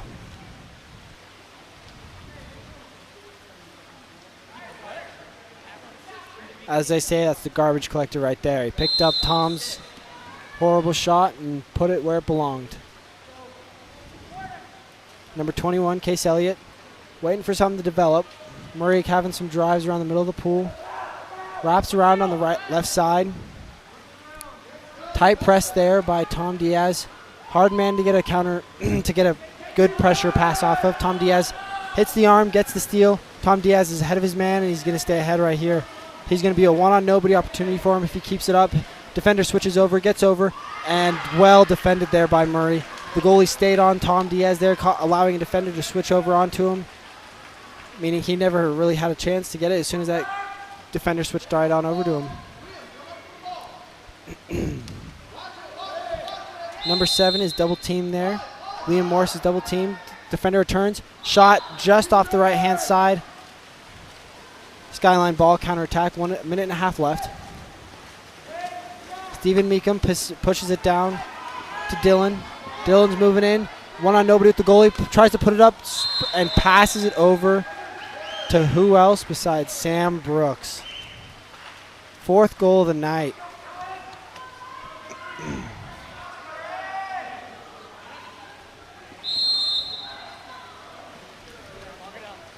Murray's going to start with the ball again. Minute left. Reiser Lundberg looks right to left. Shakes off somebody. Passes up the middle again to Case Elliott. Case scanning. Looking at the center down the middle of the pool. Ordinary foul. Jerome Horn tries to get rid of it and gets swallowed up by the goalie there. Steven Meekum looking down the middle of the pool. Tosses it far left. Throws it over to Tom Diaz. Tom way out at half. Tosses it in. Puts it into center. Shoot, score there by Dylan Shaw.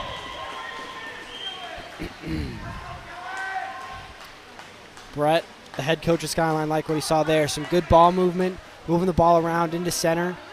Started up at Tom, swing it over, and put it into center. And that's exactly what coaches like to see with water polo here.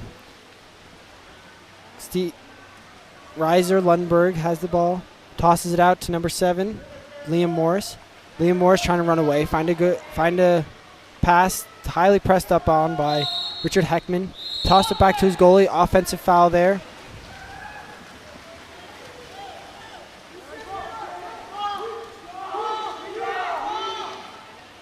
Trying to get a foul. Nothing comes.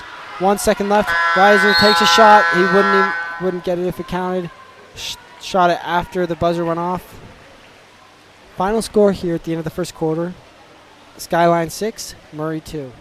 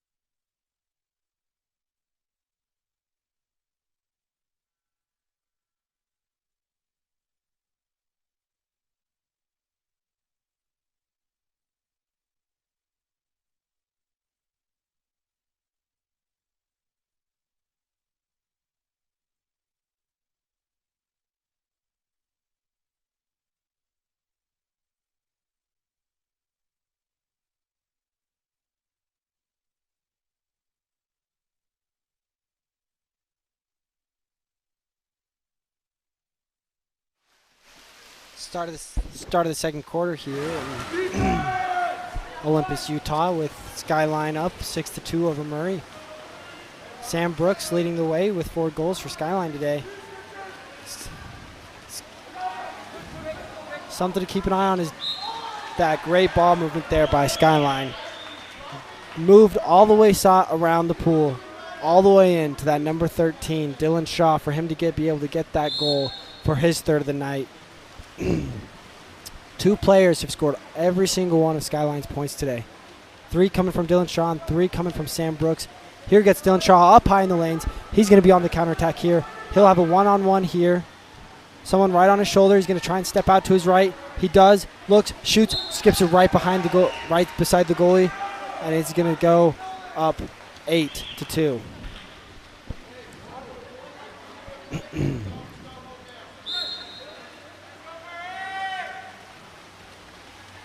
Tough when a player gets up there and takes that ball away from you. One of the best part about this Skyline, one of the reasons Murray's struggling with this Skyline team is this high lanes press. If you can tell, these players are all trying to take away the ability for them to pass the ball to their player. Instead of staying between their man and the goal, they're staying between their man and the player who has the ball. So they're man and the ball and trying to prevent that pass to come in. Ball goes wide right there on the Murray, and they'll get another chance here. When it's done right and they aren't allowed to get passes in like that, it pays off extremely, extremely well. You get counterattacks, and that's why Skyline's been able to do that so efficiently this go-around, as Murray's going to have a 2-meter opportunity here.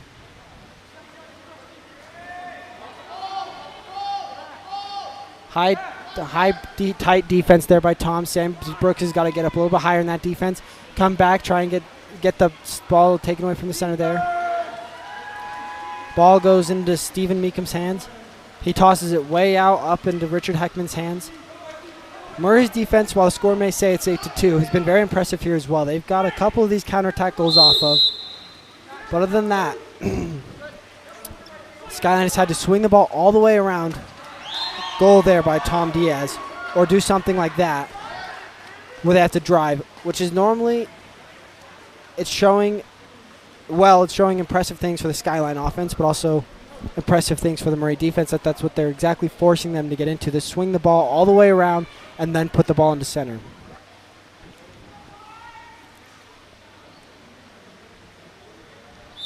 Murray taking offensive possession here.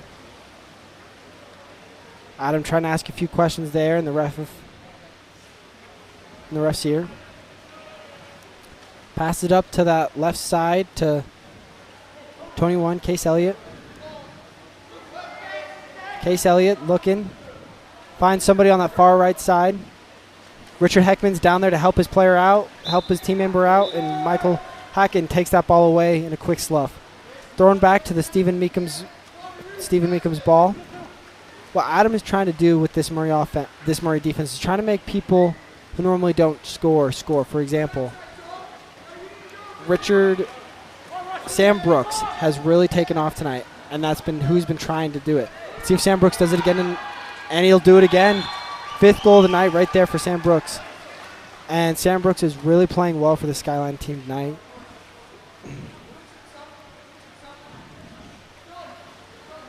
Skyline up 10-2 over Murray. Midway through the second quarter. Quick substitutions here for Skyline. Trying to get in that Highlands defense yet again. The key behind the Highlands defense is the center position. Tom isn't high enough in that Highlands there. Gets up. Trying to recover from it. Gets up, makes a good play, and he gets rewarded for it as he should have been. That was a great defense there by Tom Diaz. Theo coming up. Theo swap, takes the shot on the counterattack. Just off the side of the goalie's hands and doesn't make it. Stephen Meekum looking for somebody to come down that side. But Skyline's already got it covered on their counterattack. He decides to toss it out to number 7, Liam Morris. Liam Morris looking. Puts it down to Case Elliott. Case high, getting pressed pretty hard. Out at half. An ejection calls. Comes on number 5 is Skyline, Michael Hackett, first of the night.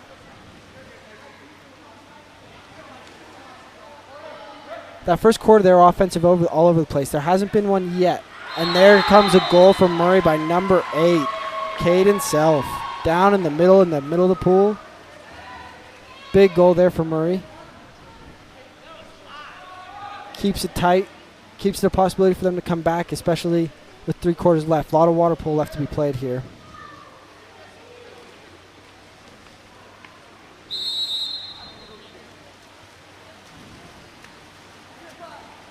Stephen Meekum passes the ball down to his right side, Michael Hockett. Michael Hockett playing with it, trying to find somebody. Finds Tom Diaz. He's got center inside with Theo. Quick regular foul. Up to number 9, Thomas Sundberg. Thomas tries to put it into Theo. And Theo puts it away for the goal there.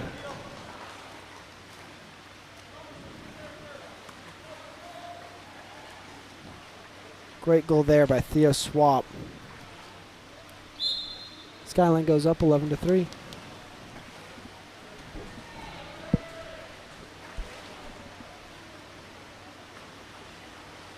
Ball in Reiser Lundberg's hands. Tosses it straight up. Given to Case Elliott. Tosses over to number 7, Liam Morris. High lanes defense there. Not just a little bit too much grabbing there by Michael Hackett. Swings back, gets back on the center. Field block there by Theo Hackett. Or no, I take that back. Field block there by Thomas Sundberg. Tossed down the field by Stephen Meekum. Ball in Michael Hackett's hands looking.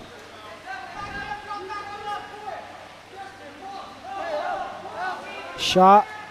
Just missed. Shot and goal there by Tom Diaz.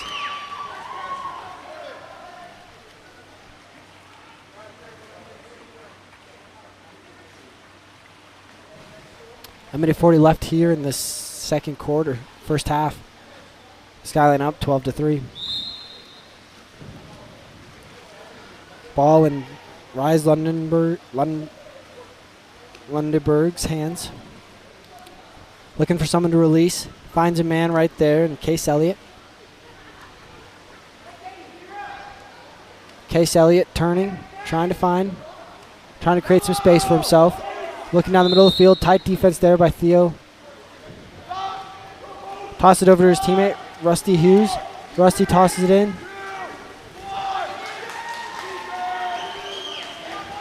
Minute 10 left. Skyline up 12-3. See if they can go up 10 here at the end of the quarter. Ball given to the hot hand of the night, Samuel Brooks. Sam Brooks gets a good turn. Has a man up the middle, and Tom Diaz tries to reverse turn back. Looking for somebody. Tosses it across the pool to Michael Hackett. Puts it into Theo. Theo puts it in. And again, they move the ball around again and put it in the middle of the center and get a center goal yet again. That is exactly what you want to see from your offenses. You want to see the ball move, continue to move around the ball until into where the center position is.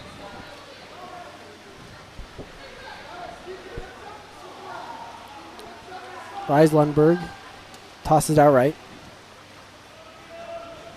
Liam Morris looking down the line. Sees a man.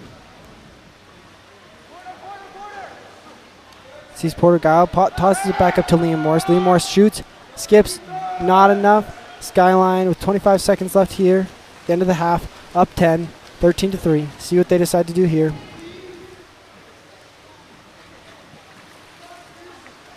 So far, just holding onto the ball, patiently going. Caleb Norman tosses it, tries to get into center. Ball taken there by Case Elliott. Shot there, just off the top left. And the teams will switch sides at half, and they will have a quick halftime break. And Skyline is up 13-3 over Murray.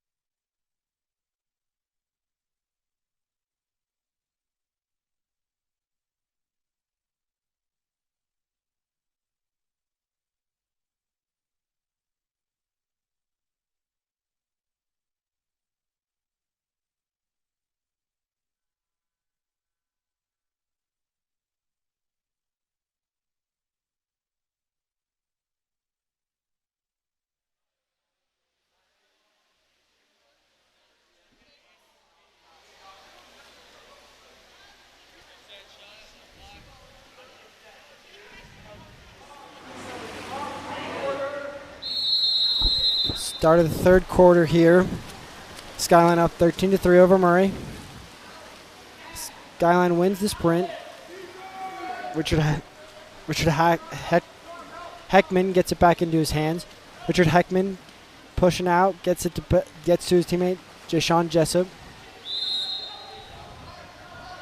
Passes it over to Sam Brooks. Sam Brooks looking in the middle for Tom Diaz.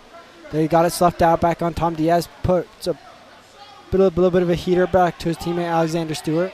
Alexander Stewart has a man coming right in the middle to Richard Heckman. Richard Heckman getting up, looking, shoots, just blocked by the goalie, recovered by Skyline, and put in the back of the net there by Theo Swap. Theo Swap with his third of the night. Skyline goes up 14-3.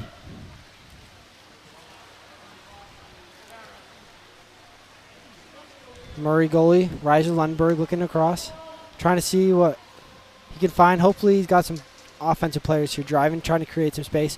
When these teams go up into a high lane press like that, that's the only way to really beat it, is to drive through it, if that makes sense, to continue to move through the offense and try and hope to kind of get him on your back and get a quick ejection to make him come off of that, essentially.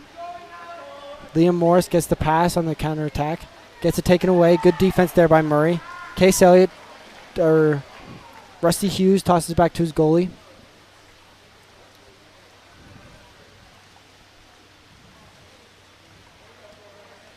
Bryce Lundberg gives a good pass up to his teammate there, number 3. And Richard Heckman is going to get ejected there for just a little bit, for just staying on top of the player who's fouled for just too long. If he would have popped off, that player who was fouled would have popped back on a few seconds later. It would have been clean. But because he climbed right back on the player after he was right after he was ejected, after he was fouled, he got ejected. Quick timeout here by Skyline.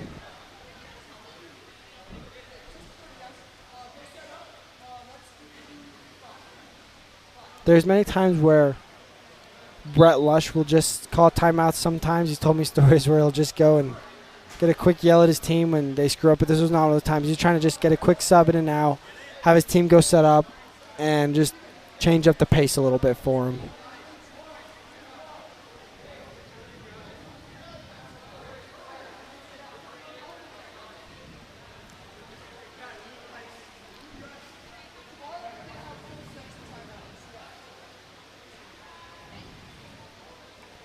Skyline up 14-3. Ball in Stephen Meekum's hands. Quick drive around, set, quick pick there. Open man down the middle. Quick ejection there on number 6 on Murray. Jerome Horn. Now that what Skyline just did right there is exactly what Murray is needing on their offensive side. They set a quick pick there on that right-hand side, and then continue to swim through it, causing that ejection to go through. If Murray were to do the same thing here with that high lanes defense, they'd get some serious ejections, as there goes Theodore Swap getting ejected. And as on the pass out, Samuel Brooks catches it and takes that back for his team. Tom Diaz looking down the pool, puts a ball right on the money for Michael Hackett. Michael Hackett puts it across for Sam Brooks, and Sam Brooks gets his 6th goal of the night.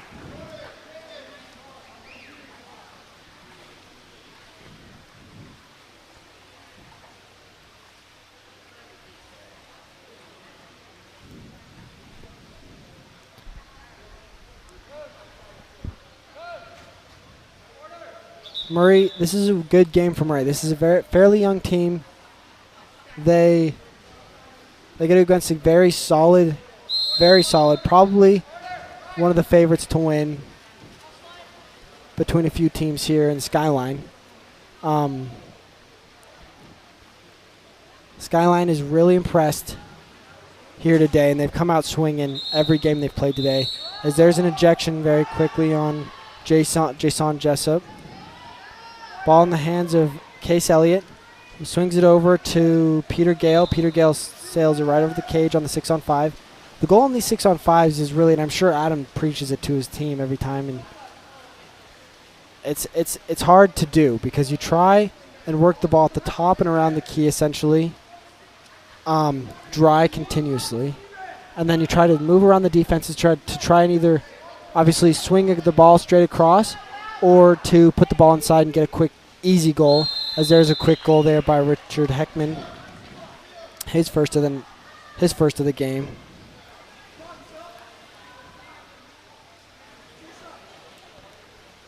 And that's the entire concept behind 6-on-5, to try and move the defense since you're up a man and then score a goal there, especially since you only have around 20 seconds before the man down is going to come back in again, as the Murray goalie, Reiser Lundenberg, looking down the field, finds his guy in Case Elliott. Case Elliott continually trying to turn on Theo Swap. Case Elliott draws back away, gives it to his teammate, back to Case Elliott. Going to throw it away, dump it. Smart decision here. Richard Heckman's going to go gather it for his goalie and look straight down the field like he should. Michael Heckman, he's going to just put a little too much heat on the back of that ball, causing it to bounce just a couple more times than it should have, causing it to be just a touch overthrown. Ball goes out to number 3, Porter Gale. Tosses it over to Case Elliott.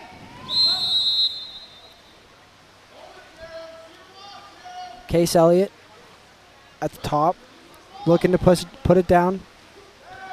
Trying to find somebody in the middle first and then move out. That's the whole objective. Try to find the guy in the middle first and then place the ball in there. Here's his side. Offensive. Here comes Skyline. Goalie steps out, stops that counterattack. Beautiful counterattack, and here comes Murray on the other side. They have a guy wide open, number 9, Jack Maiden. He's got someone stepped right up in front of him and just in time to step. If the goalie would have put it on his left-hand shoulder a little bit more room to move and away from his defender. Off the crossbar there. Goalie gets it. Riser Lunderberg looking straight down the pool. Finds Rusty Hughes. Shot off the hands of the goalie. Here will be a 2-meter for Murray.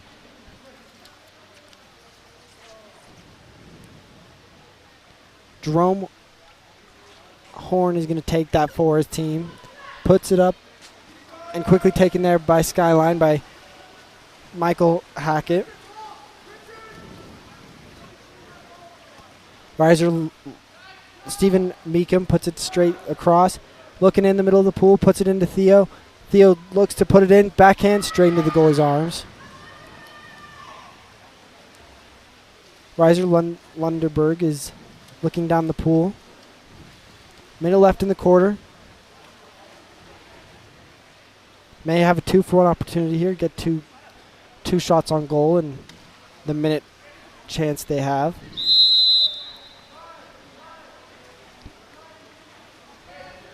Porter Gale tosses it across to his teammate. Sloughed there already by Sam Brooks. Gets an ordinary foul by number 11.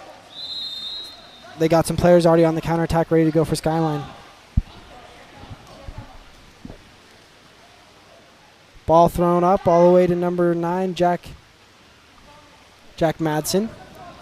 Ball knocked away there really quickly by Rusty Hughes.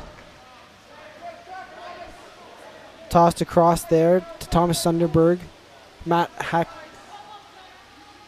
Michael Hackett takes it. Shot there by Richard Heckman, just a little bit up and over.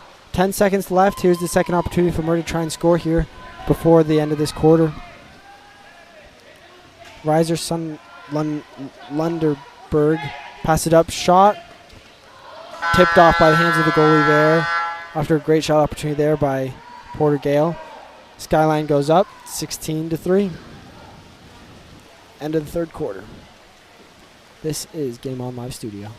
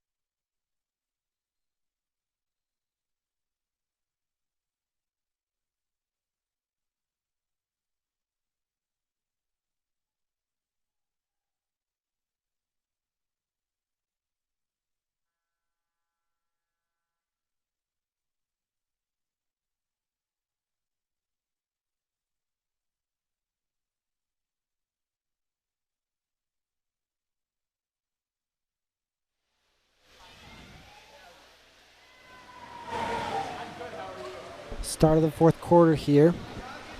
16-3, Skyline up. If I'm Adam for Murray,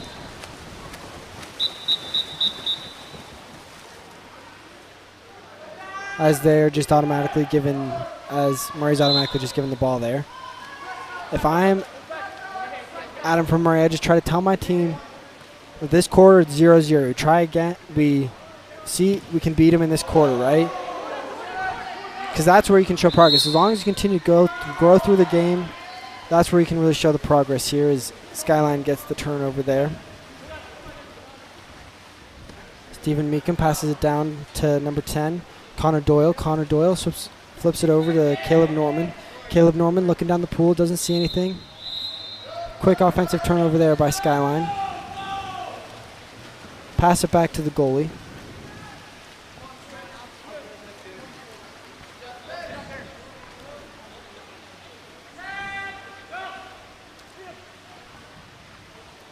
Flipped over to the right side to number 7, Liam Morris. Liam Morris trying to make a hard turn there.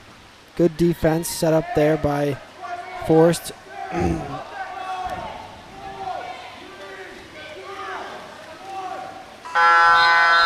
Shot clock runs out for Murray there. Ball given back to Stephen Meekum. Stephen looking. First he moves left to right, then he moves back right again. Finds a player, number 11, Caleb Norman. Caleb looks across, sees that center's open. Tom Diaz open in center as long as they can get it into him. There is a slough on him though, so they're going to have to try and drive in to get rid of the slough as there's a little bit of an overthrown pass there. Backhand there from 5 meters, hits the top crossbar and out, and that is not going to go down well if you do that with Coach Brett around, that is for sure. Taken there by Dylan Shaw.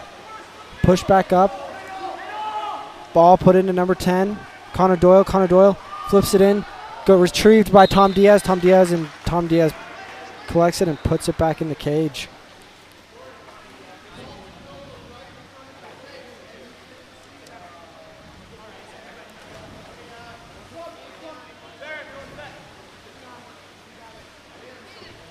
Four minutes left in the quarter.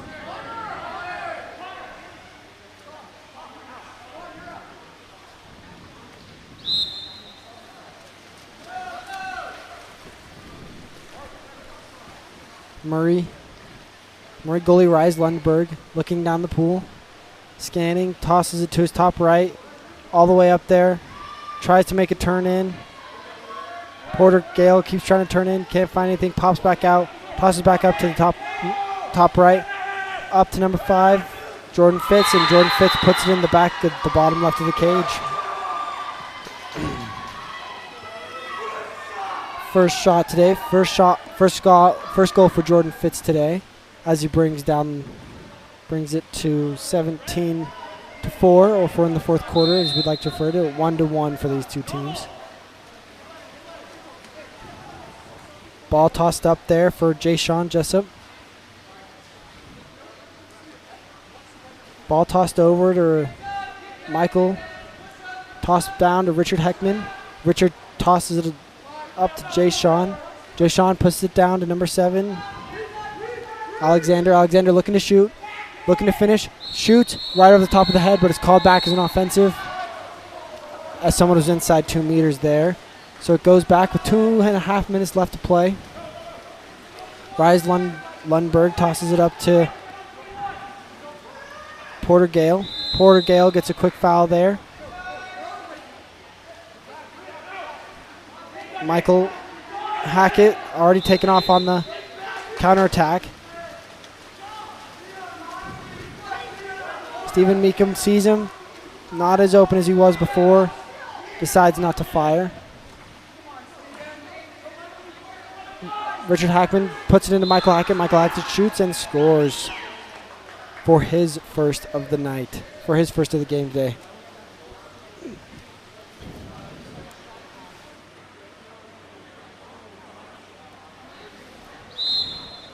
(18-4).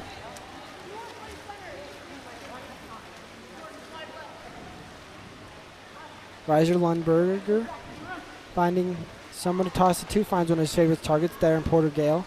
Porter Gale, tight defense on him there by Michael Hackett. Trying to turn in there.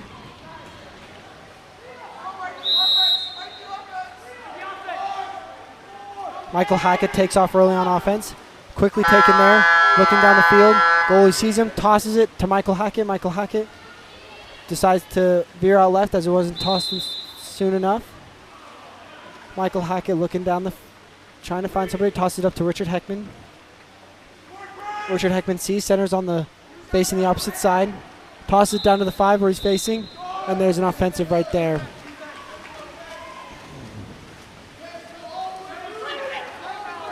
.46 seconds left. Rise Lunderberg tosses it to number 5, Jordan Fitz. Jordan Fitz puts it down into number 21, Case Elliott. Case Elliott gets an ordinary foul. Case Elliott tosses it back out to Jordan Fitz. Jordan Fitz looks, tosses it across right into the hands of Richard Heckman. Richard Heckman gets a ejection because someone pulled right on his back legs, and 30 seconds left. Timeout called by Skyline, and it's just going to be a quick substitution here.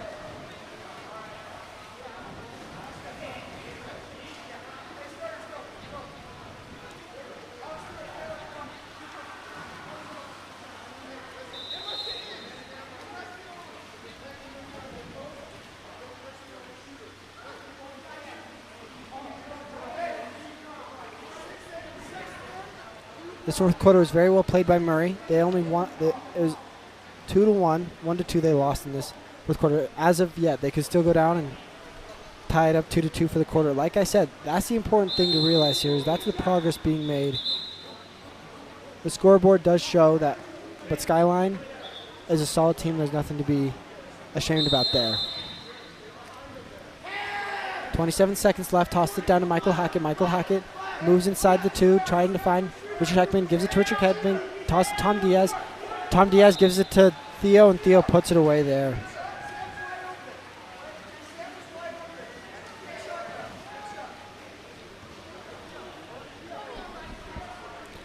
.17 seconds left.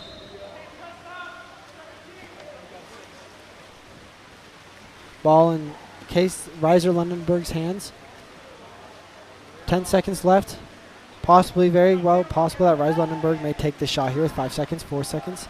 Tosses up to one of his teammates. Shot just off the top of the crossbar. Covered by Murray's shot, and no good. That'll be the end of the game for Murray today as they lose 19-4 to Skyline.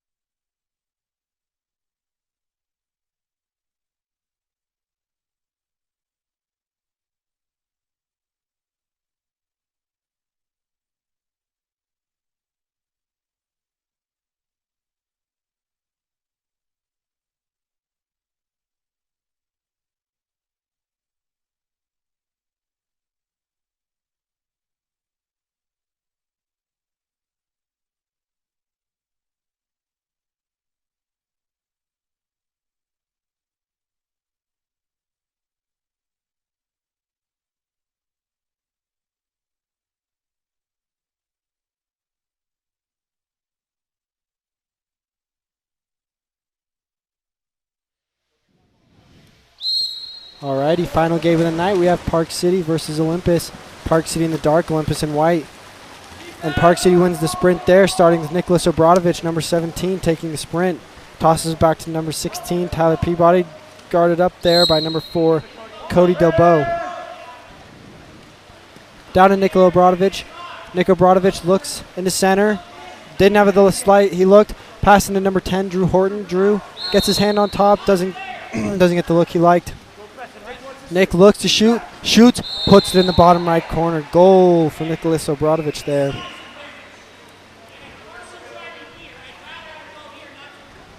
These are two of the very solid teams here in the state of Utah. Park City and Olympus have played each other many times and many states to continue to move on. And here's just another time where this is going to happen and should be fun. And there's a goal by number 10. Leandro Piovanio, and he buries that one.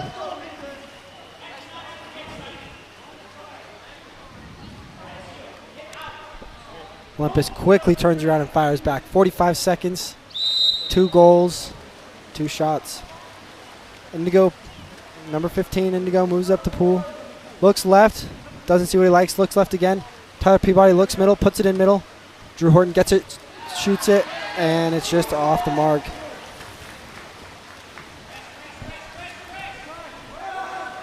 Off the middle to number 8, Kai Johnson. Kai guarded tightly by Drew. Kai gets a good turn on Drew.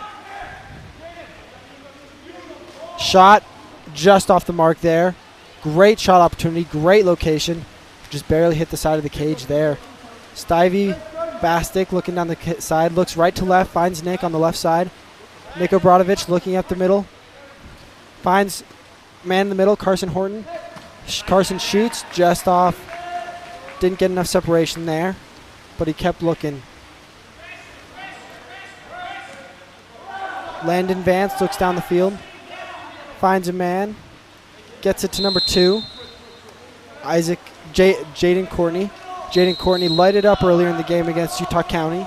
He had 8 goals in total. Ball back to Stivey Bastic after a quick offensive. Little bit overthrown there to Drew Horton. Throws it to the middle to Indigo to Barrett Petty. Ball thrown into Carson Horton. 2 people, and he just got jumbled up and ball taken away.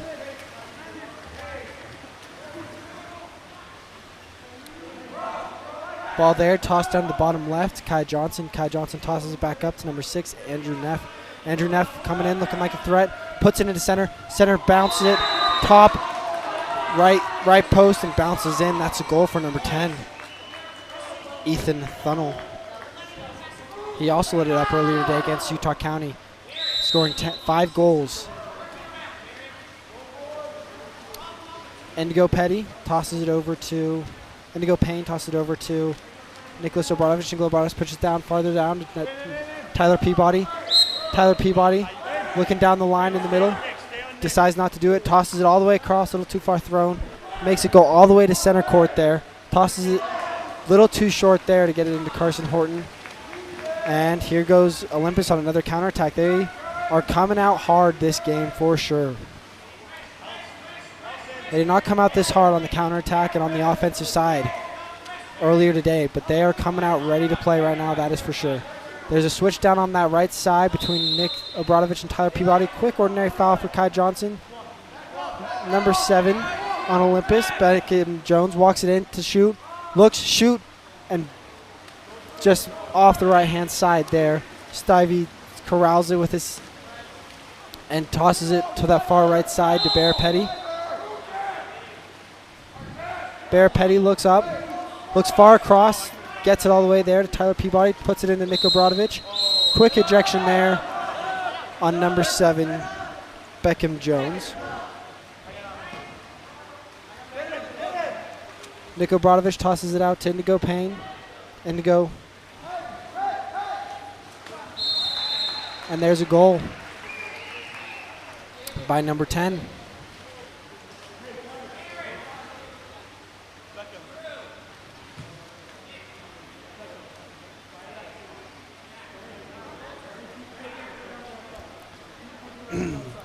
This could very well be a very close game and come down to the fourth quarter, even less than the fourth quarter. There's an ejection called over there on number 17, Nick Obradovic. First of the night.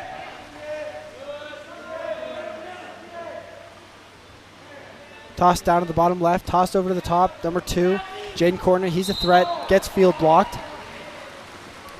by number 11, Zach Zibnik. Stivey Bastic tosses it up to number 17, Nick Obradovic, just a little bit far in front. Nick Obradovic gets a hold of it, gets to try to get a backside turn there, gets a little bit tussled up, ordinary foul. Nick Obradovic looking down, finds himself Coulter Bryson down on the bottom right side. Coulter Bryson throws it all the way across to try to get to Tyler Peabody. Indigo Payne looks across, looks right to left, looks left, has a man, doesn't go for it, throws it into the middle of nowhere. Number 1, and Landon Vance looks down the field, gives it to Kai Johnson. Kai Johnson gives it to the center, number 10. Ethan Thunnell just gets knocked right out. Stivey Bastic looking down. Zach Zibnik gets the ball, tosses it to Indigo Payne. Indigo puts it into Nick Obradovic. Nick Obradovic gets some separation, gets the ball, tosses it to Tyler Peabody. Tyler Peabody puts it in the bottom right corner, bottom left corner. Swims away, shaking his head with a yes, with a sign of approval for himself. The winner of this game at the end of the day is going to be the one who is most efficient with and makes the least amount of mistakes. It's cliche, but these two teams are extremely well matched. And the team at the end of the day that makes the least amount of mistakes, comes out ready to play, is going to take home today, that is for sure. Carson Horton puts it in the middle for Nick Obradovic. Nick Obradovic puts it away again.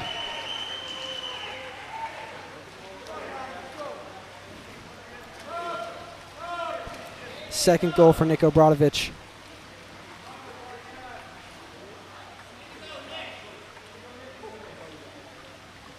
Here comes Olympus with a chance to fire back. 59 seconds.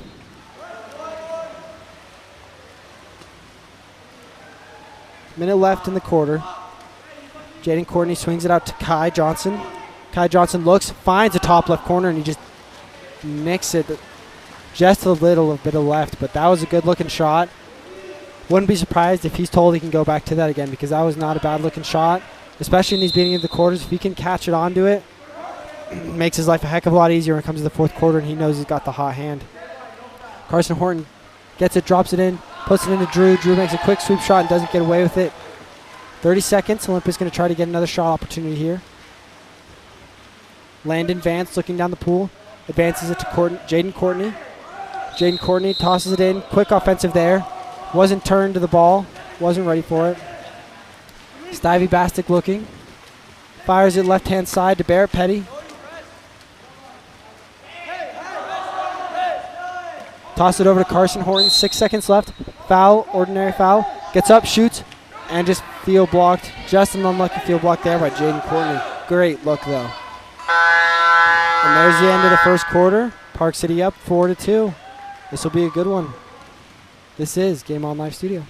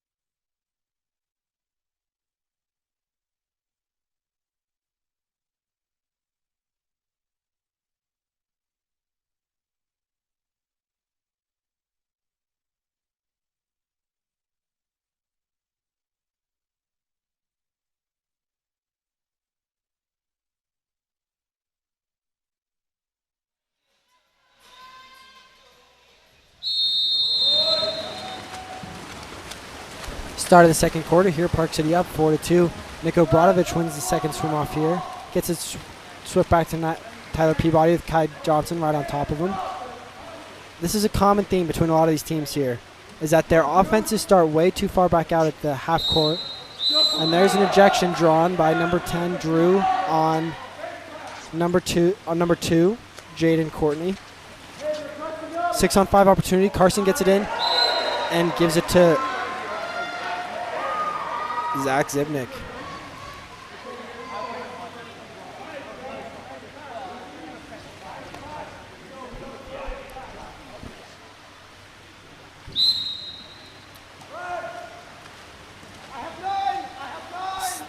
Trying to convert here. Kai Johnson looking forward. Looks right, then he looks left. Finds a man.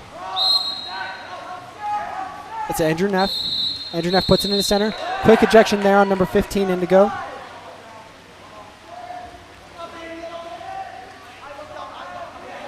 Quick 6-on-5 and is put in there by number 10 on Olympus, Ethan Tunnel.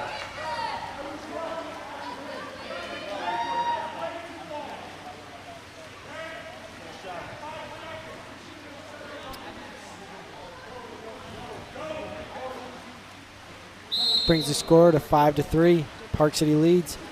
Tyler Peabody tosses it over to Indigo Payne. Puts it down to Tyler Peabody.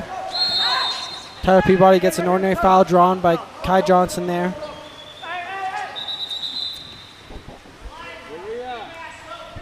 Live ball. Zach Zimnick makes it live. Nico Brodovich takes a shot. Misses just the top of it.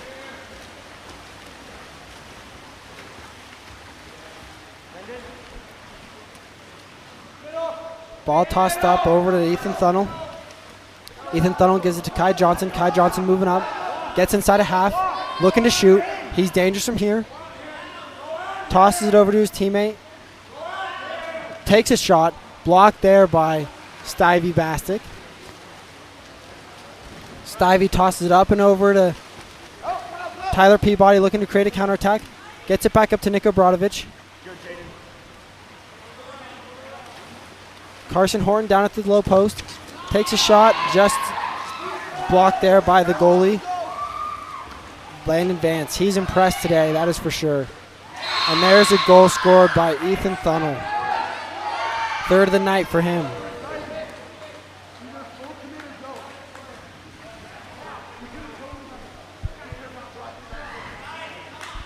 Olympus brings it 5-4. Ball starts up at Indigo Payne. Offense yet again starting up at the half court mark. Carson Horton down for being the lowest guy down. He's still pretty high. Gives it down to Zach Zibnick. Ejection drawn there by Zach Zibnick on number 9. Wilson Graff.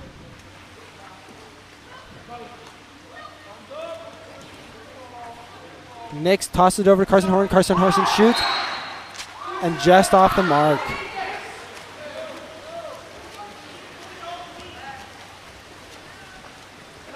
Landon Vance finds a man on the left side in number 8. Kai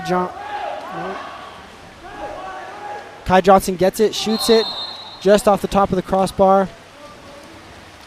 Good look, just off.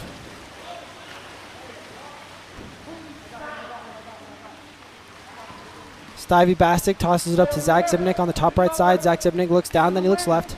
Looks left again, finds Indigo Payne, finds Carson Horton down on low. Carson trying to create some movement. Not outside, so he can't take an outside shot. Just misses. Drew gets it, tweaks the shot. And Drew fouls the goalie there.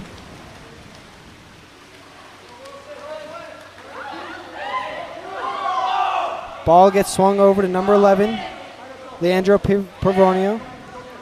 Leandro looking to shoot. He's a shooter. Down to Jaden Courtney. Jaden Courtney tosses it back up to Leandro. Leandro shoots it way up and over that left side. Stivey Bastic quickly swims and goes to get that ball. Stivey Bastic looks left to right. Finds someone on the left side. Turns it over to... Throws it straight to Kai Johnson. Here it comes. And there's a fourth goal Ethan Thunnell right there. And we're tied up 5-5. Timeout taken by Park City.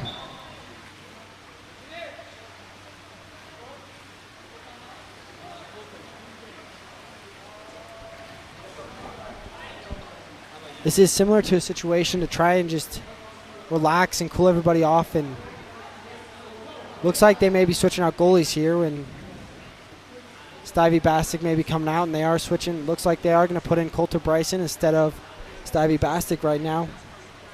Stivey Bastic turned it over, and he missed a few shots there that he could have easily had. Tyler Peabody will be warming him up. 5-5, middle of second quarter. This is Game On Live Studio.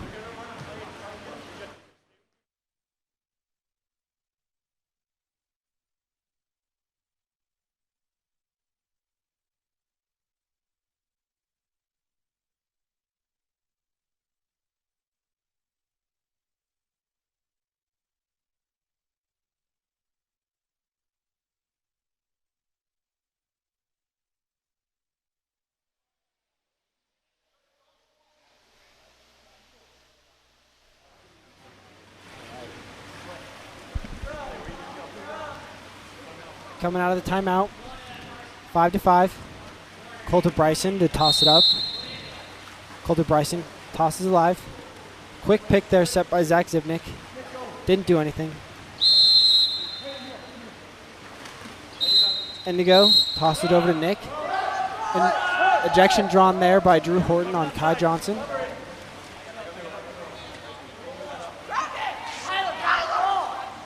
Little confusion there between the team and Tyler Peabody. Tyler Peabody covers the ball, a little bit overthrown yet again. Indigo Payne looking to shoot, gives it to Nick Obradovich. Nick Obradovich finds Carson Horton in the bottom right corner. Carson looking to pass, gives it up to Zach Zibnik. With Zach Zibnik's second goal of the night.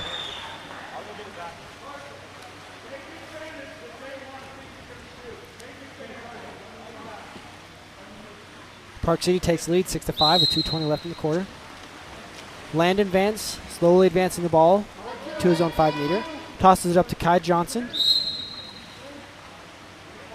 Kai Johnson tosses it into his teammate there. Ethan Thunnell. Ethan Thunnell rolls out just a little bit off to the right-hand side of the cage there. Coulter Bryson tosses it over to Nicholas Obradovich. Nick Obradovich puts it into Drew Horton. Drew Horton turns in, looking for some space. Trying to find something. Goalie snuffs it, but it's going to be 2 meters. Goalie touched it last. Good save there by Landon Vance, but there's going to be another opportunity for Park City here.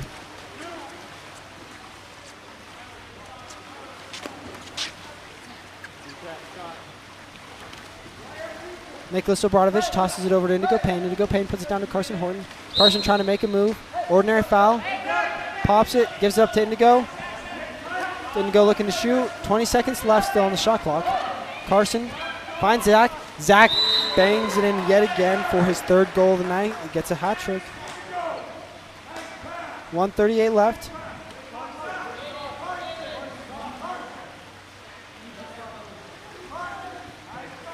So a couple substitutes here, both for Olympus and Park City. Out comes Finn Hansen, and out for Olympus. Ethan Thunnell tries to make him think he's about to shoot it. Drew Horton gets up on Kai Johnson. Ethan Thunnell guarded up down in center by Nicholas Obradovich. Park City's in somewhat of a high lanes defense here. Ordinary foul there for Kai Johnson. Kai finds down Jaden Courtney. 5-meter there.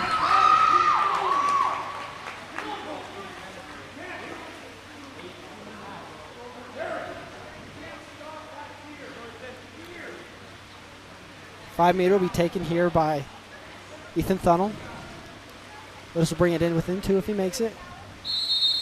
Shoots and puts it right in the top right corner, and he buries it.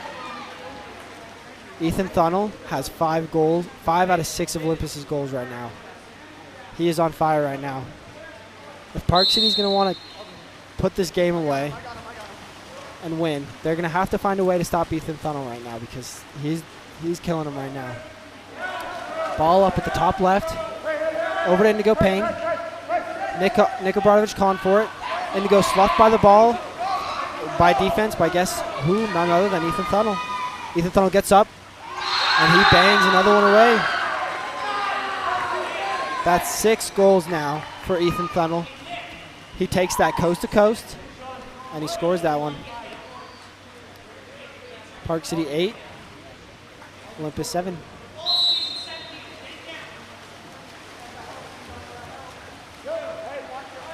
Excuse me, it's 7-7 now. Tyler Peabody puts it into Niko Brodovich. Niko Brodovich tries to put it into Drew, but there's not enough clean water to put it over. Turnover. Olympus coming down the field again. Every time Park City gets two or three goals, Olympus comes right back in. Jaden Courtney takes a shot. Field block there by Indigo Payne. Kai Johnson shoots, and it goes off the top of the cage. Ball tossed in. Coulter looks left, finds somebody. It's Barrett Petty. Barrett Petty. Beat up pretty tight there. Carson Horton looking to drive. Backs out. Barrett Petty trapped in a corner, looking for someone to pass to. Tosses it all the way across there to Tyler Peabody. Tyler Peabody gets it into Niko Brodovich. Niko Brodovich gets it, and he just right off the top bar there.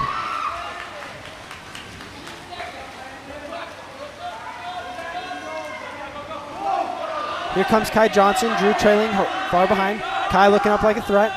Here's Courtney. Far left. 1 second left. Quick shot. Taken. Blocked by Brandon Vance. That is the end of the half. We are tied here 7-7. This is a close one. Stay tuned.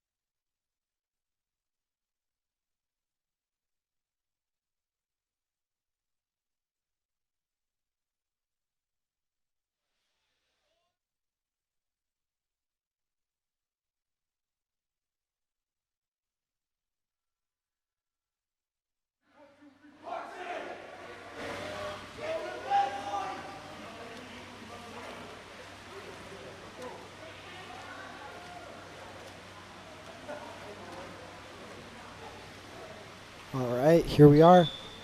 Start of the third quarter, by far the closest game of the day. We're tied here at 7-7.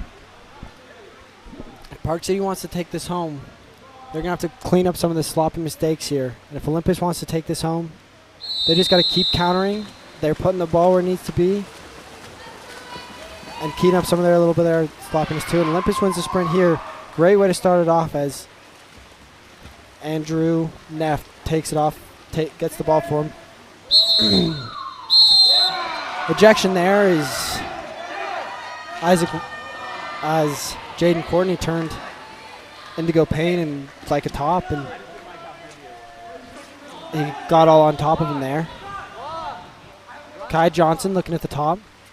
Ethan Thunnell gives it down to, and there it is. Andrew Neff puts it in and gives Olympus a lead at 8-7.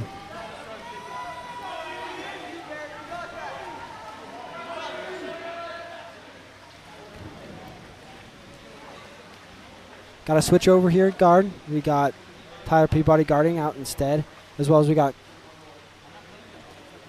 Jaden Courtney guarding instead of Kai Johnson as well. Tyler Peabody looks left to right, gives it up to Carson Horton. Carson Horton gets the ordinary foul. Niko Brodovich open in the middle. Tosses it over to Bear Petty. Niko Brodovich adjusts. He's right in there for him. Niko Brodovich steps out. His backhands straight into the water and had no chance there.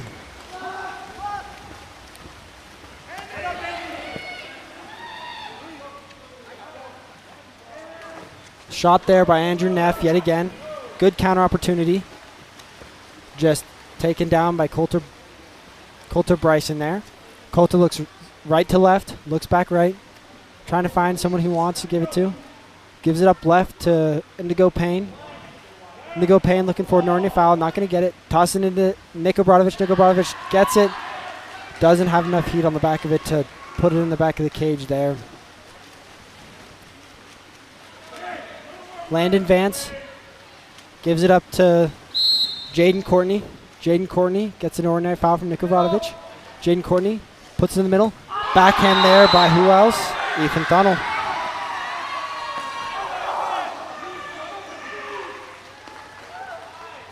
That gives him 7. Olympus up 9-7. Tyler Peabody moves right, looks right. Gives it to Carson Horton. Bad pass there.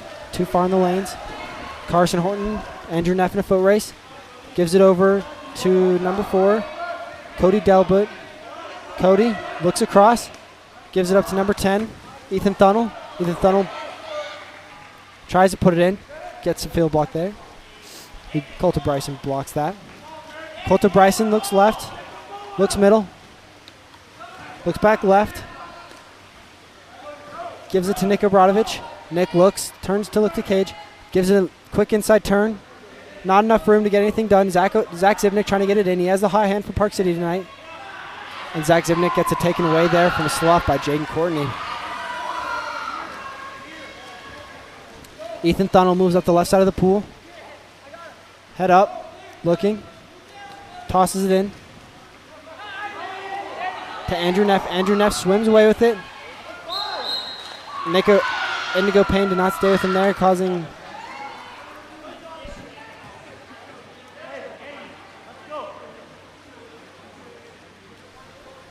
five-meter opportunity here for Jaden Courtney. Takes up. Shot blocked by Coulter Bryson on the bottom left corner. 7-9 Park City, down. Tosses it right. Puts it into Carson. Carson looks to turn. Carson turns. Just riding up and over that right-hand side of the cage.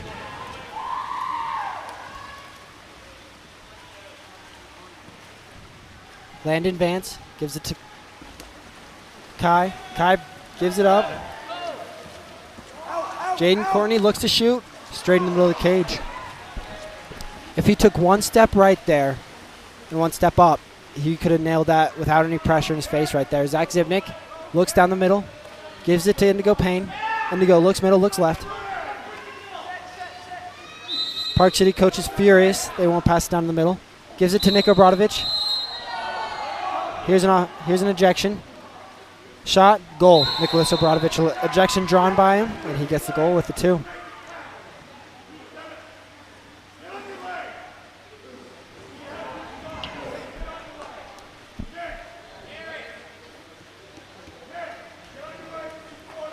Park City 8, Olympus 9.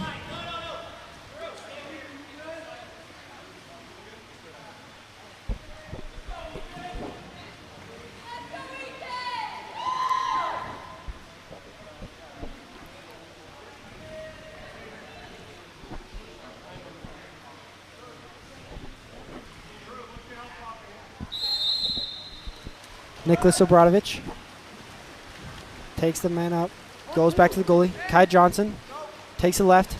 Indigo Payne on Kai Johnson. Turns around. Kai Johnson gets a quick turn move on him. Kai Johnson gets an all ball knocked out. Ordinary foul. Kai looks at the goal, picks it back up. Looks down back center. And there's a quick takeaway by Coulter Bryson. And gets rid of the ball out of the middle. Just protects himself from getting a 5-meter there. Good move.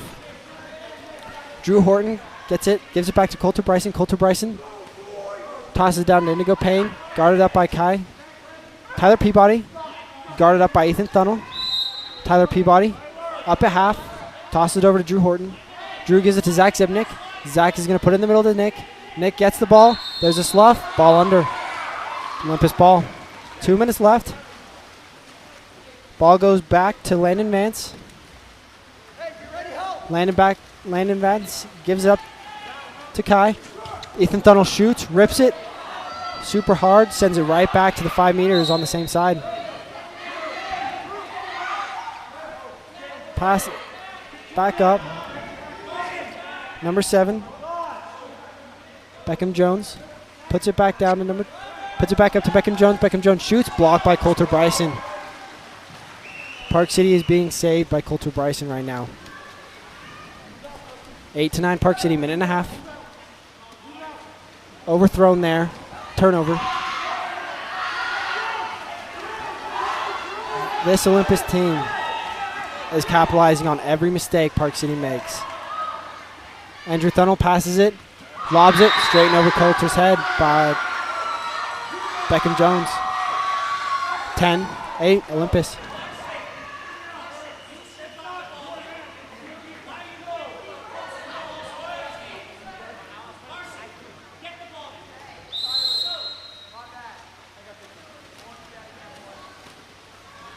Park City coach is furious. Olympus coach is pretty ecstatic right now. Carson gets the ball. Fails to look middle where Nick Obradovic is looking right at him. Carson gets it to him. Drew gets the ball from Zach Zibnick. Ejection. Drew, shot. Carson assist.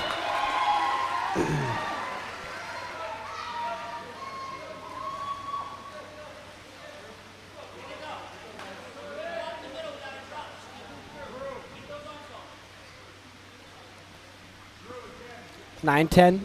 Olympus leads. Minute left.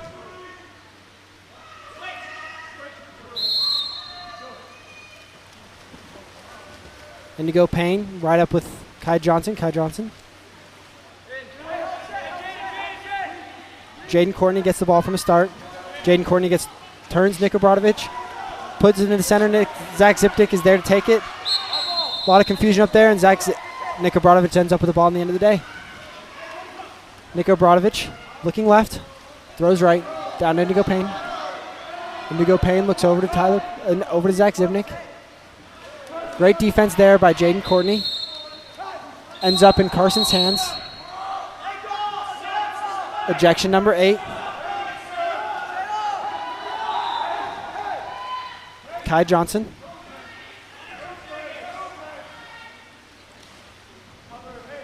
Carson Horton shoots and puts it away. That'll lead us to the game at 10 apiece. This is definitely a higher scoring game here. 15 seconds left in the quarter. Olympus is going to try and push something here. Watch Park City hard press from the get-go.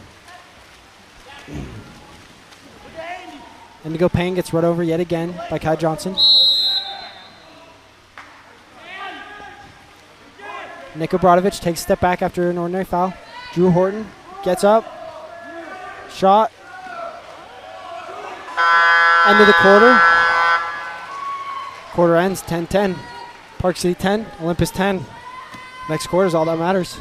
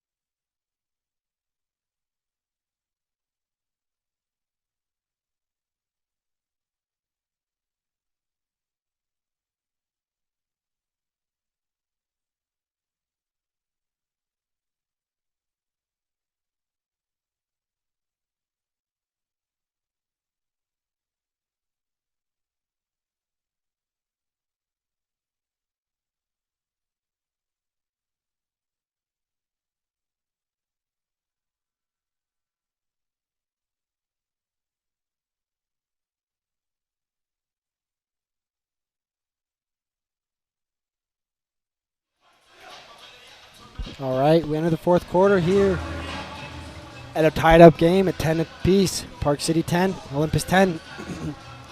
Park City's in dark, Olympus is in white. This is going to go down as a pretty good game. So far, both these teams, if they can fix a few of these crucial mistakes, it'll be interesting to see who comes out in the end here. If Park City can clean up their mistakes, should be good to see.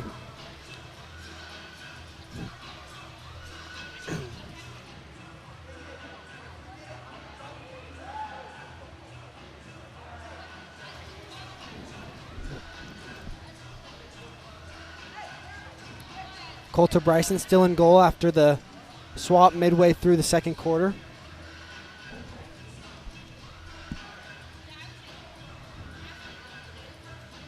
It'll be interesting to see if they decide to stick with him tomorrow as well if they win today.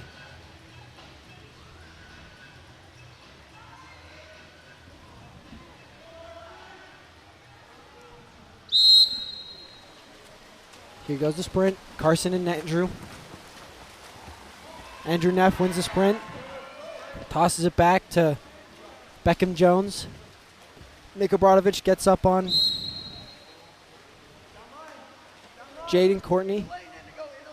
Courtney looks right, gives it to Kai Johnson. Kai Johnson looking middle. Looks right. Can't decide.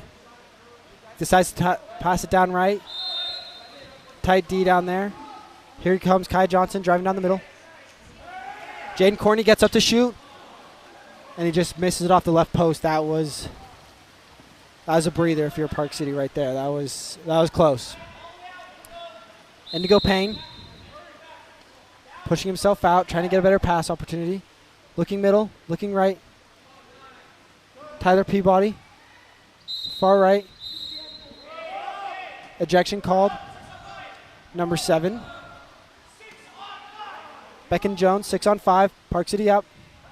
Indigo Payne looks over across it. Tyler Peabody. Tyler Peabody goes down to Carson. Carson gives it to Nick. Nick hits right in the goalie's face. Drew Horton gets it recovered, and Nick recovers the goal, but they're going to call an offensive that he was inside 2 meters.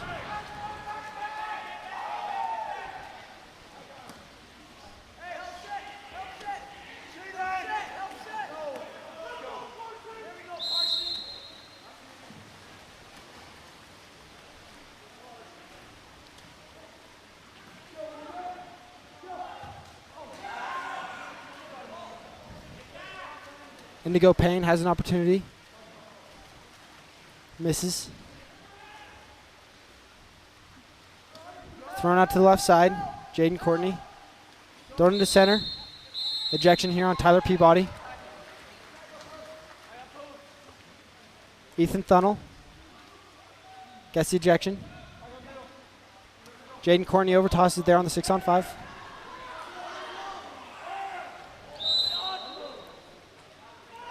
Leandro Pivornio looks back at half court, passing down to Courtney. Courtney looks to shoot, up, looking at ready. Niko Brodovich reads it, takes the ball from him. Whoever can score first here is going to be sweating a little bit less. As ball is thrown down to Indigo Payne. Indigo Payne looks middle, tosses it into Niko Brodovich. To Carson Horton. Carson Horton tosses it to Drew. Drew gets the ball put under. Drew goes after the goalie, causing them to be down 6-on-5 here on the counterattack. Carson Horton going to pick up Drew's guy. Drew goes over to Courtney.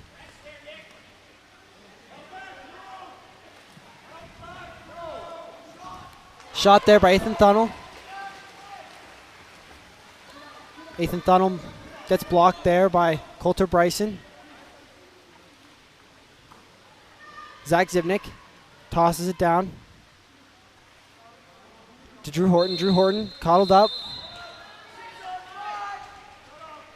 Gets an ejection. Drone by Cody Dalebrock. Down to Carson Horton. Carson tosses it over. Over to Drew. Drew all the way over to Carson. A little too low. And Carson puts it away right there. Park City up 11-10.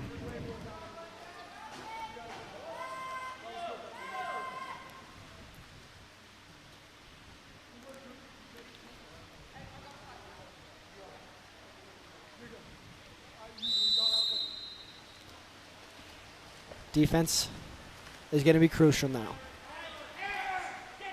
Jaden Courtney. Tyler Peabody, not able to front center right now. Giving a big advantage to Olympus. Tyler gets in front, swims around back. Ethan Thunnell. He's going to be crucial to Olympus wanting to win today. Jaden Courtney up, shoots. Blocked there by Coulter Bryson.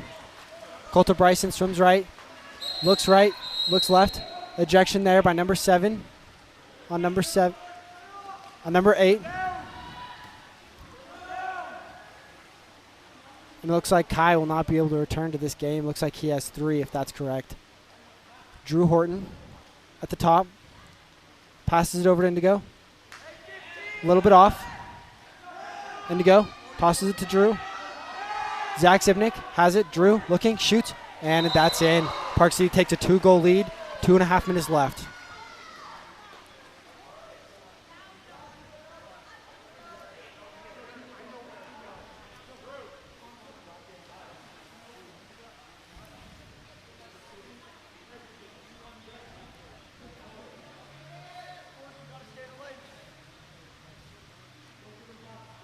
Coaches each counting how many timeouts they have. I do recall Olympus has 2 left. Park City just has 1. Park City up 12-10. Olympus has got to push a little bit here. Down 2 minutes left. If Park City plays their business right, Olympus should only get 2 more opportunities after this, right? Shot, blocked.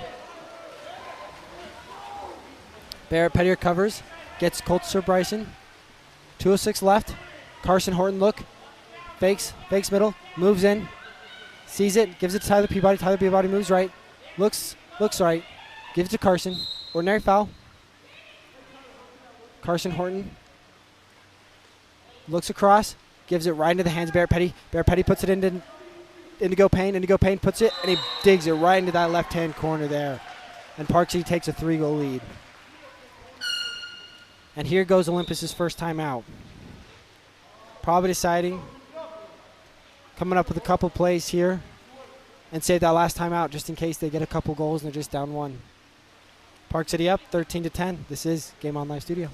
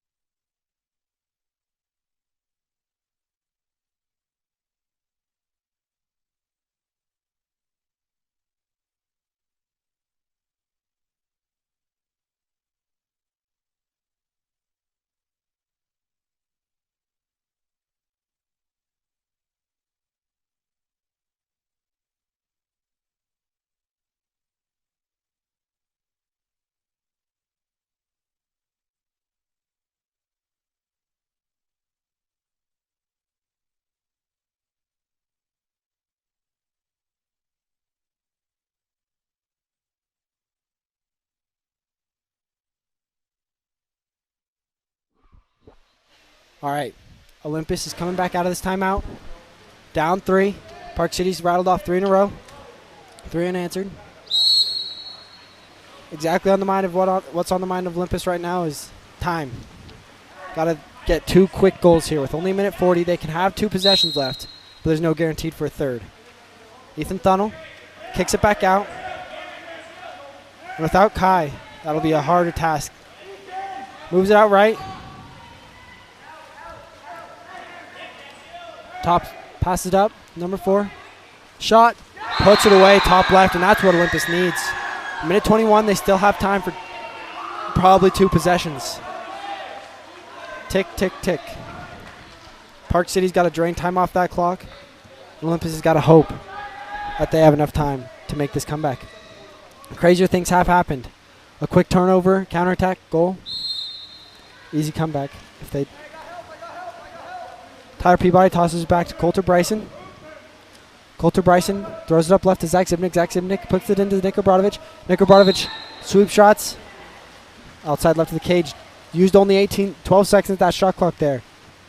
You really need to use all 30 if you're Park City right now. You do not want to give Olympus any extra time. Switches it over to Jaden Courtney. Gives it into Ethan Thunnell. Ethan Thunnell gets a double team. Turnover. 55 seconds left. Tyler Peabody moving up right. Quickly going. He's got Ethan Thunnell on his side. Ethan Thunnell gets moved in front of him. Tyler Peabody looks left, then right. Gives it down to Carson Horton on his right side. Carson Horton sees Nick Obradovic. Nick Obradovic stroke fiddles with the ball. Ordinary foul. 14 seconds left on the shot clock. 30 seconds left. 36 seconds left. 13 seconds left. 10, 9, 30 seconds left in the game. Now is going to come the hard part for Olympus. If they score here, and here comes the timeout. Here's going to come a little bit of strategic part for Olympus. They're going to have to score 2 goals in the next 28 seconds if they want to even tie this up. There's only a 30-second timeout. Park City just telling people where to go on defense.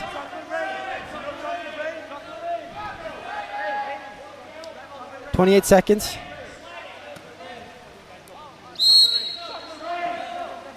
.27 seconds. Tick. Carson Horton gets up in the lanes and takes that ball.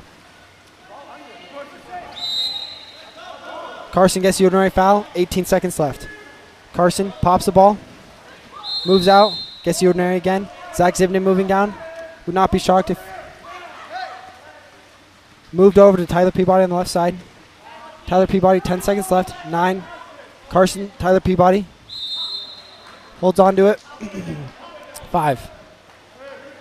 4, 6, 5, 4, 3, 2, 1.